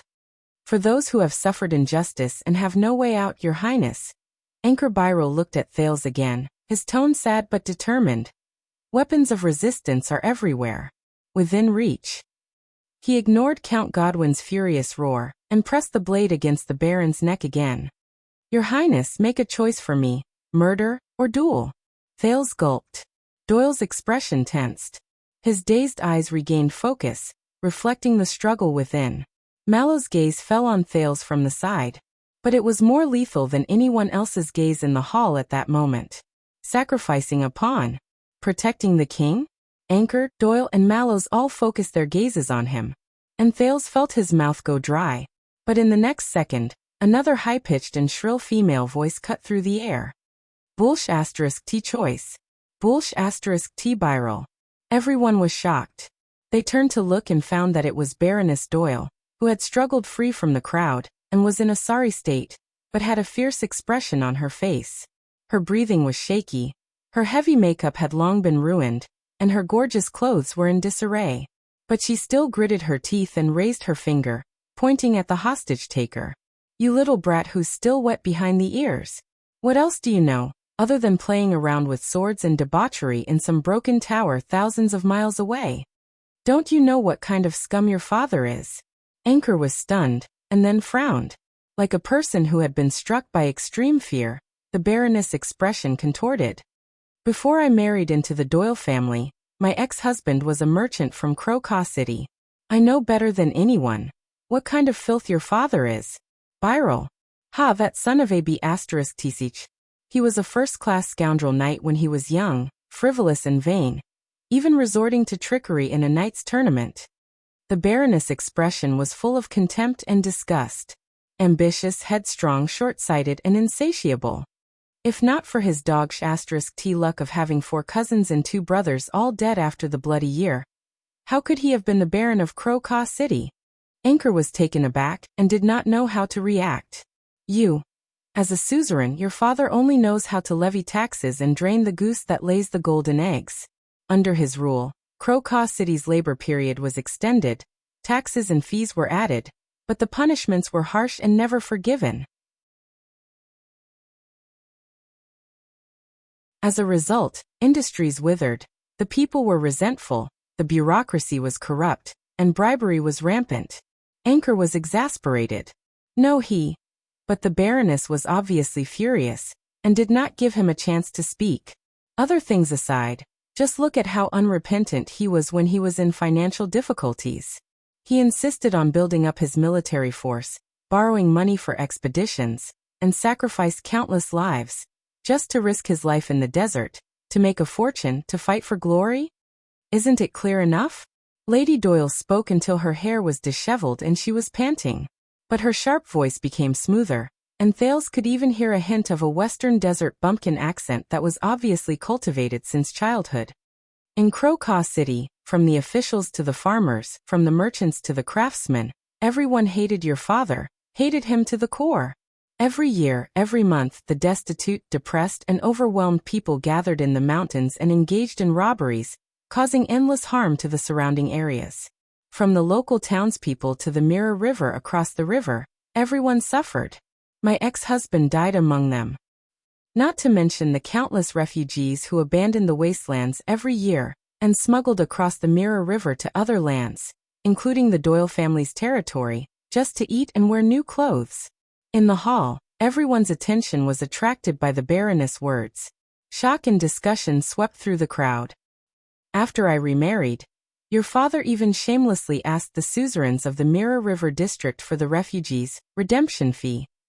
The Baron, my current husband, could only occasionally give him money to satisfy his appetite, and occasionally placate the refugees to return to farming to prevent the increase of robbers from endangering the surrounding areas.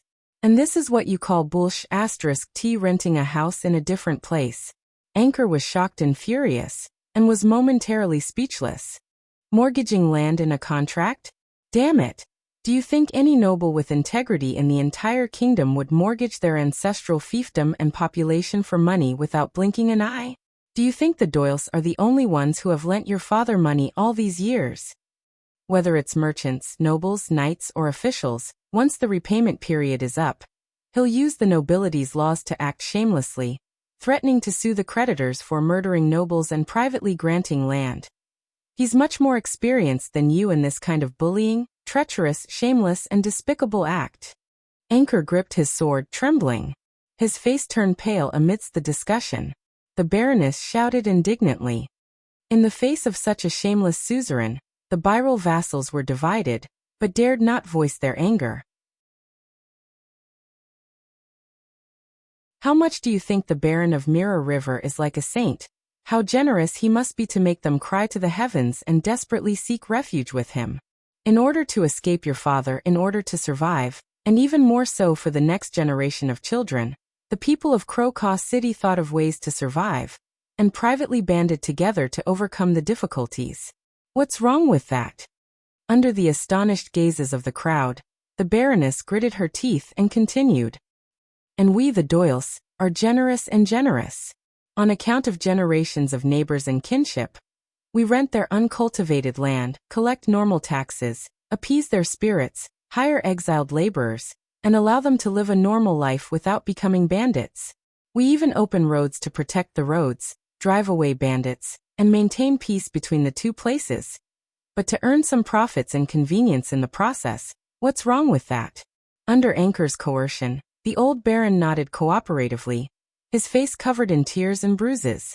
His expression was innocent. The Baroness became more and more unyielding as she spoke. She pointed with her hands on her hips. Towards your insatiable, ambitious, but untalented, shameless father, in order to stop him from going crazy, we were even more merciful. We delayed the investment, and treated it as if we had wasted it and fed it to the dogs. What's wrong with that? And now you've come to us, haven't you? And you still have the cheek to challenge us to a duel? Anchor faced these accusations with an ugly expression, his breathing quickening. Lord Talon. Thales turned around and whispered to Vogel. Just now, the Flag-Bearer Division's intelligence on the Byrrel family. Earlier, the Flag-Bearer Division's intelligence on the Byrrel family. Can I take a look? The vice-captain was taken aback. He clearly did not expect the Duke to ask him, but he only hesitated for a moment. Under Mallow's contemplative gaze, he summoned his subordinates and handed a stack of papers to Thales. Regarding the truth of these territories, you little brat who isn't home for 10 months a year, this little young master whose food and clothing are all earned by his father. The Baroness scowled and looked shrewish. Do you think you have the right to bark at us just because you've practiced swordsmanship overseas for 2 days, read 2 books, and slept with a few foreign girls? This? Anchor's lips twitched, unable to refute. All right. Thales thought to himself as he flipped through the intelligence. I've made a mistake. In this hall, a woman who remains calm in the face of iron spike. Perhaps not just that Lady Eleanor. But Thales frowned as he flipped through the papers. No, the most that was written was where the Byrrel family came from, how long its history was, how far its pedigree was, how big its territory was, how much it had changed, how many people there were in the family. There were no details about territorial governance or the dispute between the two families. There was no evidence to refute. You said you want to inherit your father's fief, family property, title and title? The Baroness scoffed. Then why don't you King inherit all the sins your father has committed against his vassals, his people, his neighbors, the kingdom, everyone, the sins he has accumulated, the evil he has done, the harm he has done, the lives he has owed, the blood he has stained. Byrrel's little brat. After the Baroness screamed, she collapsed to the ground, drenched in sweat, and was held up by several female relatives. Thales frowned. The entire hall was silent. It seemed that everyone was stunned by the Baroness's performance. Even Doyle's expression froze. Doyle, right? Vogel addressed Doyle by his nickname. He looked at the Baroness in the middle of the hall with a complicated expression. Your father married a good wife. Doyle stared at his stepmother in a daze. Glover was as expressionless as ever, but he pressed down on his shoulder from the side. You know, Doyle looked absent-minded, as if he was talking to himself. When my father wanted to remarry, all these years, my attitude towards her has not been very good. Mallows did not say anything. He merely sighed softly, but Thales was as solemn as ever. He knew that it was not over. A few seconds later, the hall was once again drowned in a torrent of discussion. Everyone was fiercely discussing the latest news that the Baroness had just revealed. Anchor turned his head with difficulty and noticed that the guests' gazes had changed. They began to look at him more. At the son of the Birel family. No. Apart from panic, he was also a little embarrassed and angry. Listen up, little brat. Baroness Doyle caught her breath. As she watched the guests discuss among themselves, she became more confident and arrogant. She did not care about her disheveled appearance and snorted coldly. I don't care whose connections you have, whose orders you have to harm our family. You have tarnished His Highness' reputation. The Baroness pointed directly at the person holding her husband hostage and shouted angrily. But if you dare, go ahead and try. Anchor shuddered violently. Instead, the expression of old Baron Doyle, who was being held hostage, changed as he said in horror, "That dear." The high-spirited Baroness lowered her gaze and revealed a ruthless expression. "Shut up." The old Baron shuddered and obediently shut his mouth. The Baroness glared fiercely at the troubled Anchor and gritted her teeth. "But I swear, little brat of Birel. I swear to the setting sun, to the bright moon, to the dark night, to the desert god, to my grandaunt, to everything. If my husband suffers even the slightest bit of harm tonight," her expression was vicious, "I will give it my all for the rest of my life. I will make your remaining brothers, sisters, friends, and relatives suffer all the torture you can imagine in the most painful, cruel, and terrifying way. I will make them cry in the end, begging me to kill them." As soon as she said that, everyone's expression changed, including Anchor. But the Baroness apparently did not notice. Ignoring the old Baron who was hurriedly signaling her with his eyes, she waved her arms and roared. "I will make sure that your family line ends without descendants. Just like the fate you were meant to have." The guests burst into an uproar. Thales, Mallows, Vogel and the rest frowned. *T. As expected, when it comes to lying and quibbling, you're still the best. The hesitation and anger on Anchor's face faded, and he became cold again. "All right, if that's the case, then let the gods decide our fate." In a fit of anger, he tightened his grip. The old Baron screamed, No. Come on, coward son of Doyle." Anchor stared straight at Doyle on the steps and roared. "Come down and fight me. Let's put an end to this. Everything." The Baroness stared at the rapidly deteriorating situation. She seemed to realize something and froze in place. Doyle gripped the weapon at his waist tightly, feeling a mixture of shock and anger. "It's too early." Vogel looked at the public opinion around him, then at the enraged Anchor, who was clearly ready to pay any price, and sighed.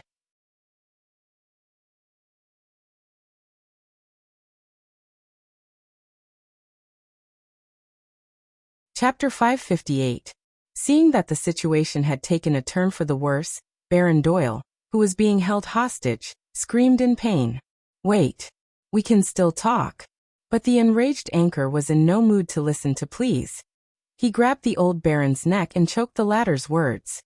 "I've had enough of your family's viciousness and hypocrisy, Doyle." The hostage-taker bellowed, regardless of gender or age. Behind Thales, the hesitant Doyle's eyes widened and his arms trembled. Praka had no choice but to rush forward and help Glover hold him down. Despite being the captain, Mallows remained silent and only sized up the hostage-taker with a cold gaze. The old Baron's breathing became visibly labored and his face quickly flushed red, eliciting a scream from the Baroness. "Ah! You cold-blooded bastard! You dare touch my man, I swear I'll." Seeing that the situation was dire, Count Godwin hurriedly gestured for the ladies to hold the Baroness down and pull her back into the crowd to prevent her from further provoking the hostage-taker. Fear and worry spread. The guests began to discuss among themselves again, and it was the guards who managed to maintain order. "You, Doyle's son." Anchor's hair stood on end. He was furious as he pointed his sword at Doyle on the steps. "Don't hide behind a woman anymore. Get down here." Thales looked at the crazed Anchor from afar with a heavy heart. "That man. He's desperate," Thales said silently. "Hysterical. All for a duel. But he was just a pawn. His existence was to complete a small step in someone's chess game." Thales felt even more sorrowful at the thought. The guards separating the crowd from the assassin tensed up. But Anchor seemed to retain his last shred of rationality. He did not kill, nor did he draw his sword hastily. He only glared at Doyle. "We'll settle this. Like a man. Son of AB*TCH. Doyle instinctively wanted to charge down but was stopped by the well-prepared Praka and Glover. "Let go of me. At least she gained some advantage. People's perception has been shaken." Vogel ignored Doyle's loss of composure. He looked at the crowd around him and frowned. "If we kill him now, maybe." "No." Mallows stared at Anchor and shook his head. "Our audience is not just in this hall, but the entire kingdom. They are as stupid as ever and only care about the result. This chess game is still unsolved." "The Go game."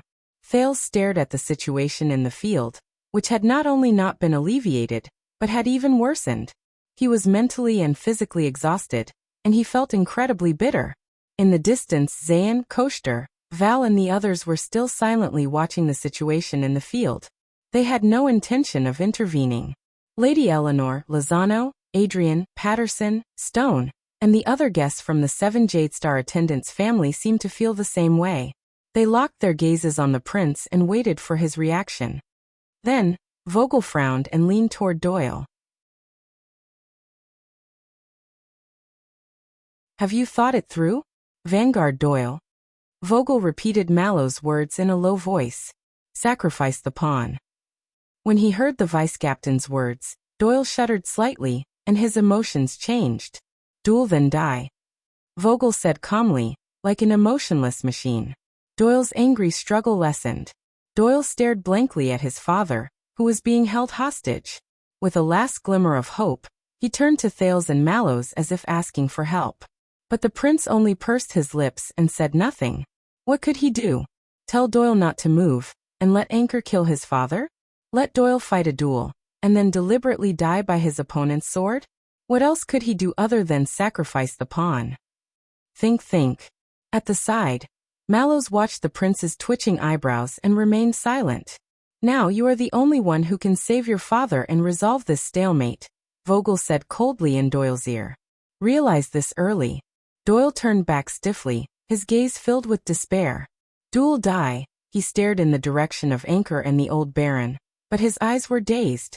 He kept muttering, "Duel die, duel, die, duel, die." Thales turned his head away, unable to bear it. He forced himself to focus and think of a way out. Or should he just ignore it, and order the guards to kill the hostage-taker in front of him, once and for all? As for the aftermath, forget it. As long as he gets through this unbearable hardship and pain, who cares about the aftermath? Let his father clean up the mess? No, I can't. Thales' mind was in a mess. Glover could not bear to see his colleague like this. He pressed down on Doyle's shoulder from behind and said sternly, "Doyle, pull yourself together." But Doyle subconsciously shook off his hand. As long as I die in the duel," Doyle said absent-mindedly. "Father can be saved? The problem will be solved?"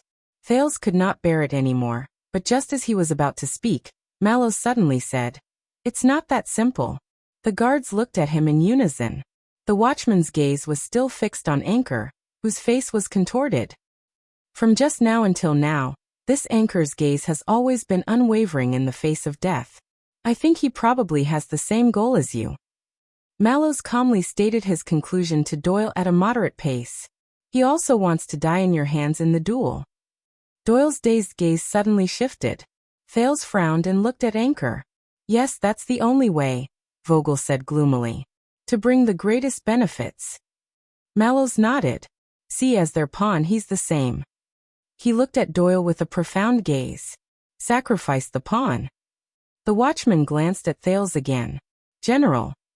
Thales closed his eyes. "Sacrifice the pawn." "General." "Sacrifice whose pawn? Whose army will it be?" Doyle was still breathing absent-mindedly, occasionally mumbling to himself. But Anchor was already impatient. "Answer me. Doyle's son. Do you have the guts to fight me fair and square?" The hostage-taker's rage and the old baron's cries of pain further agitated the crowd, inciting gasps and uproar. "Or I can start with this old varmint's limbs. Let's see how much blood he can bleed." Watching Anchor move the blade to the Baron's wrist, Thale's heart clenched. This is bad. All right. Seeing that Doyle was in a state of panic and confusion, Vogel scoffed at Mallows in dissatisfaction. If you don't want to dirty your hands, watchman, then I'll do it. He turned to his subordinates.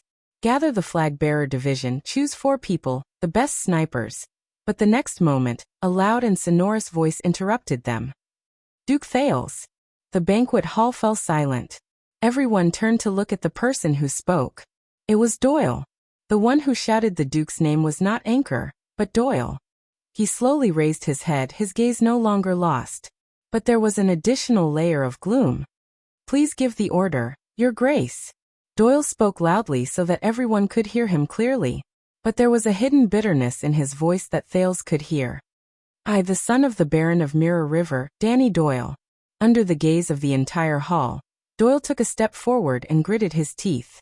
I am willing, for the sake of my father and family, to follow the ancient tradition of the Empire, and under the witness of Duke Thales and all of you, to respond to his challenge, with this despicable man, to fight to the death.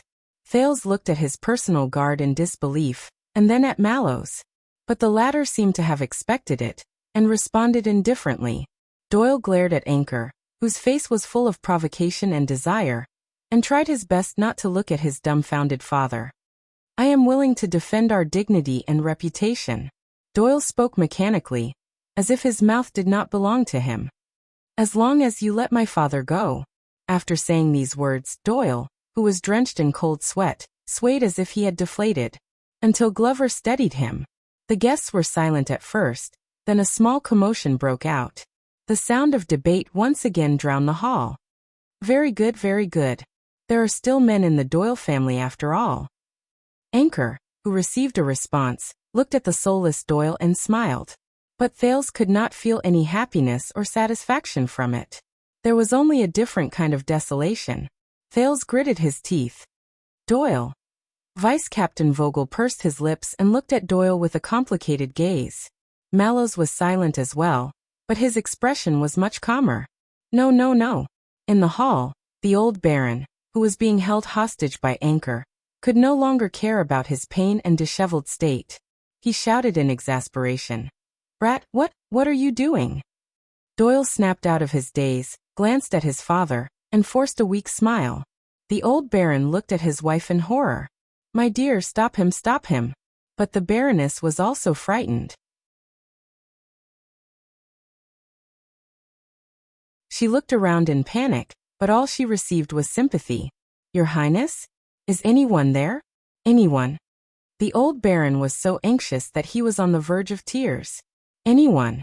Stop him, knock this damned unfilial son out. Doyle will be heavily indebted. I will give him 40% of my income this year. 40%? All right, then half it is. 60%?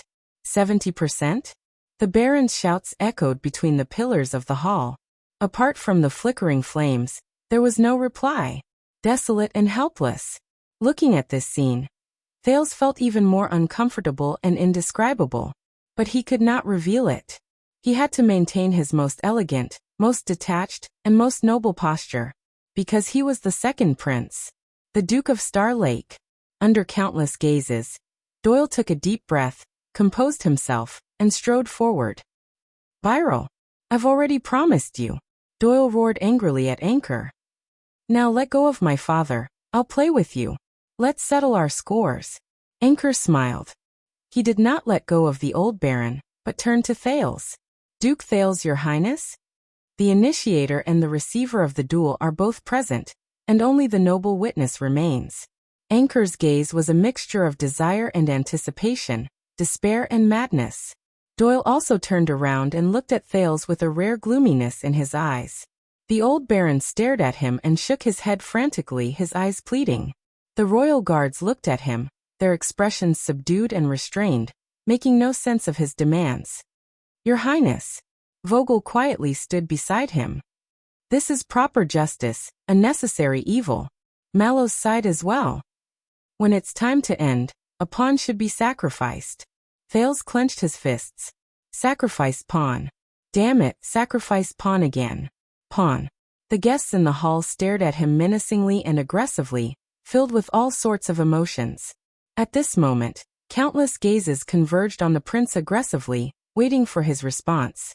Zayn's gaze was contemplative, Koster's expression was murderous like the autumn wind, and Val stared fixedly at Thales, his emotions indiscernible.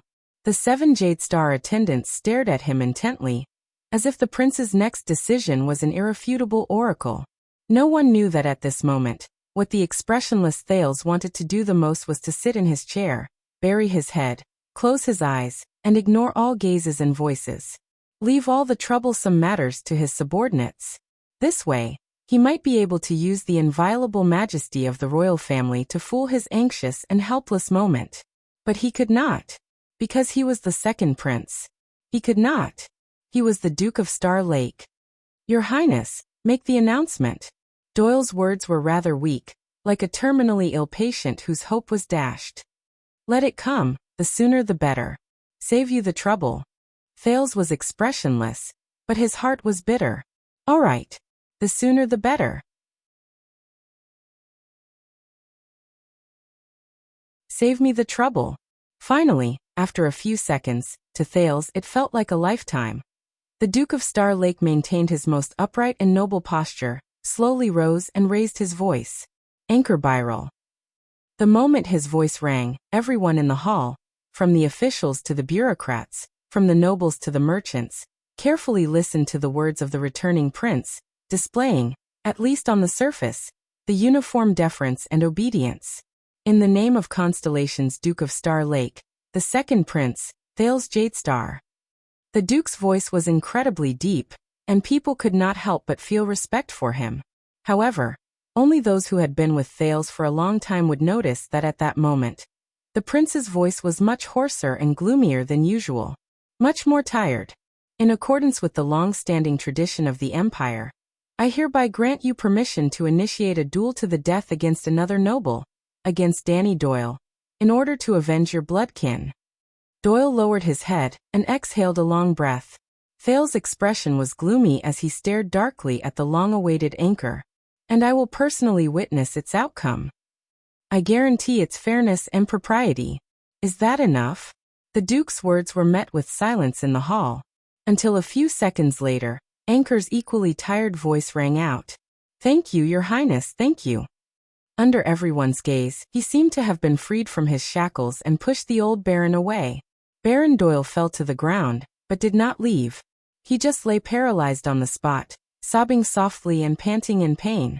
The guards took the opportunity to step forward and help the Baron away. A few people hesitated on whether to take the opportunity to attack the hostage-taker, but Count Godwin sighed and shook his head, indicating that they did not have to. Whether you believe it or not, Your Highness.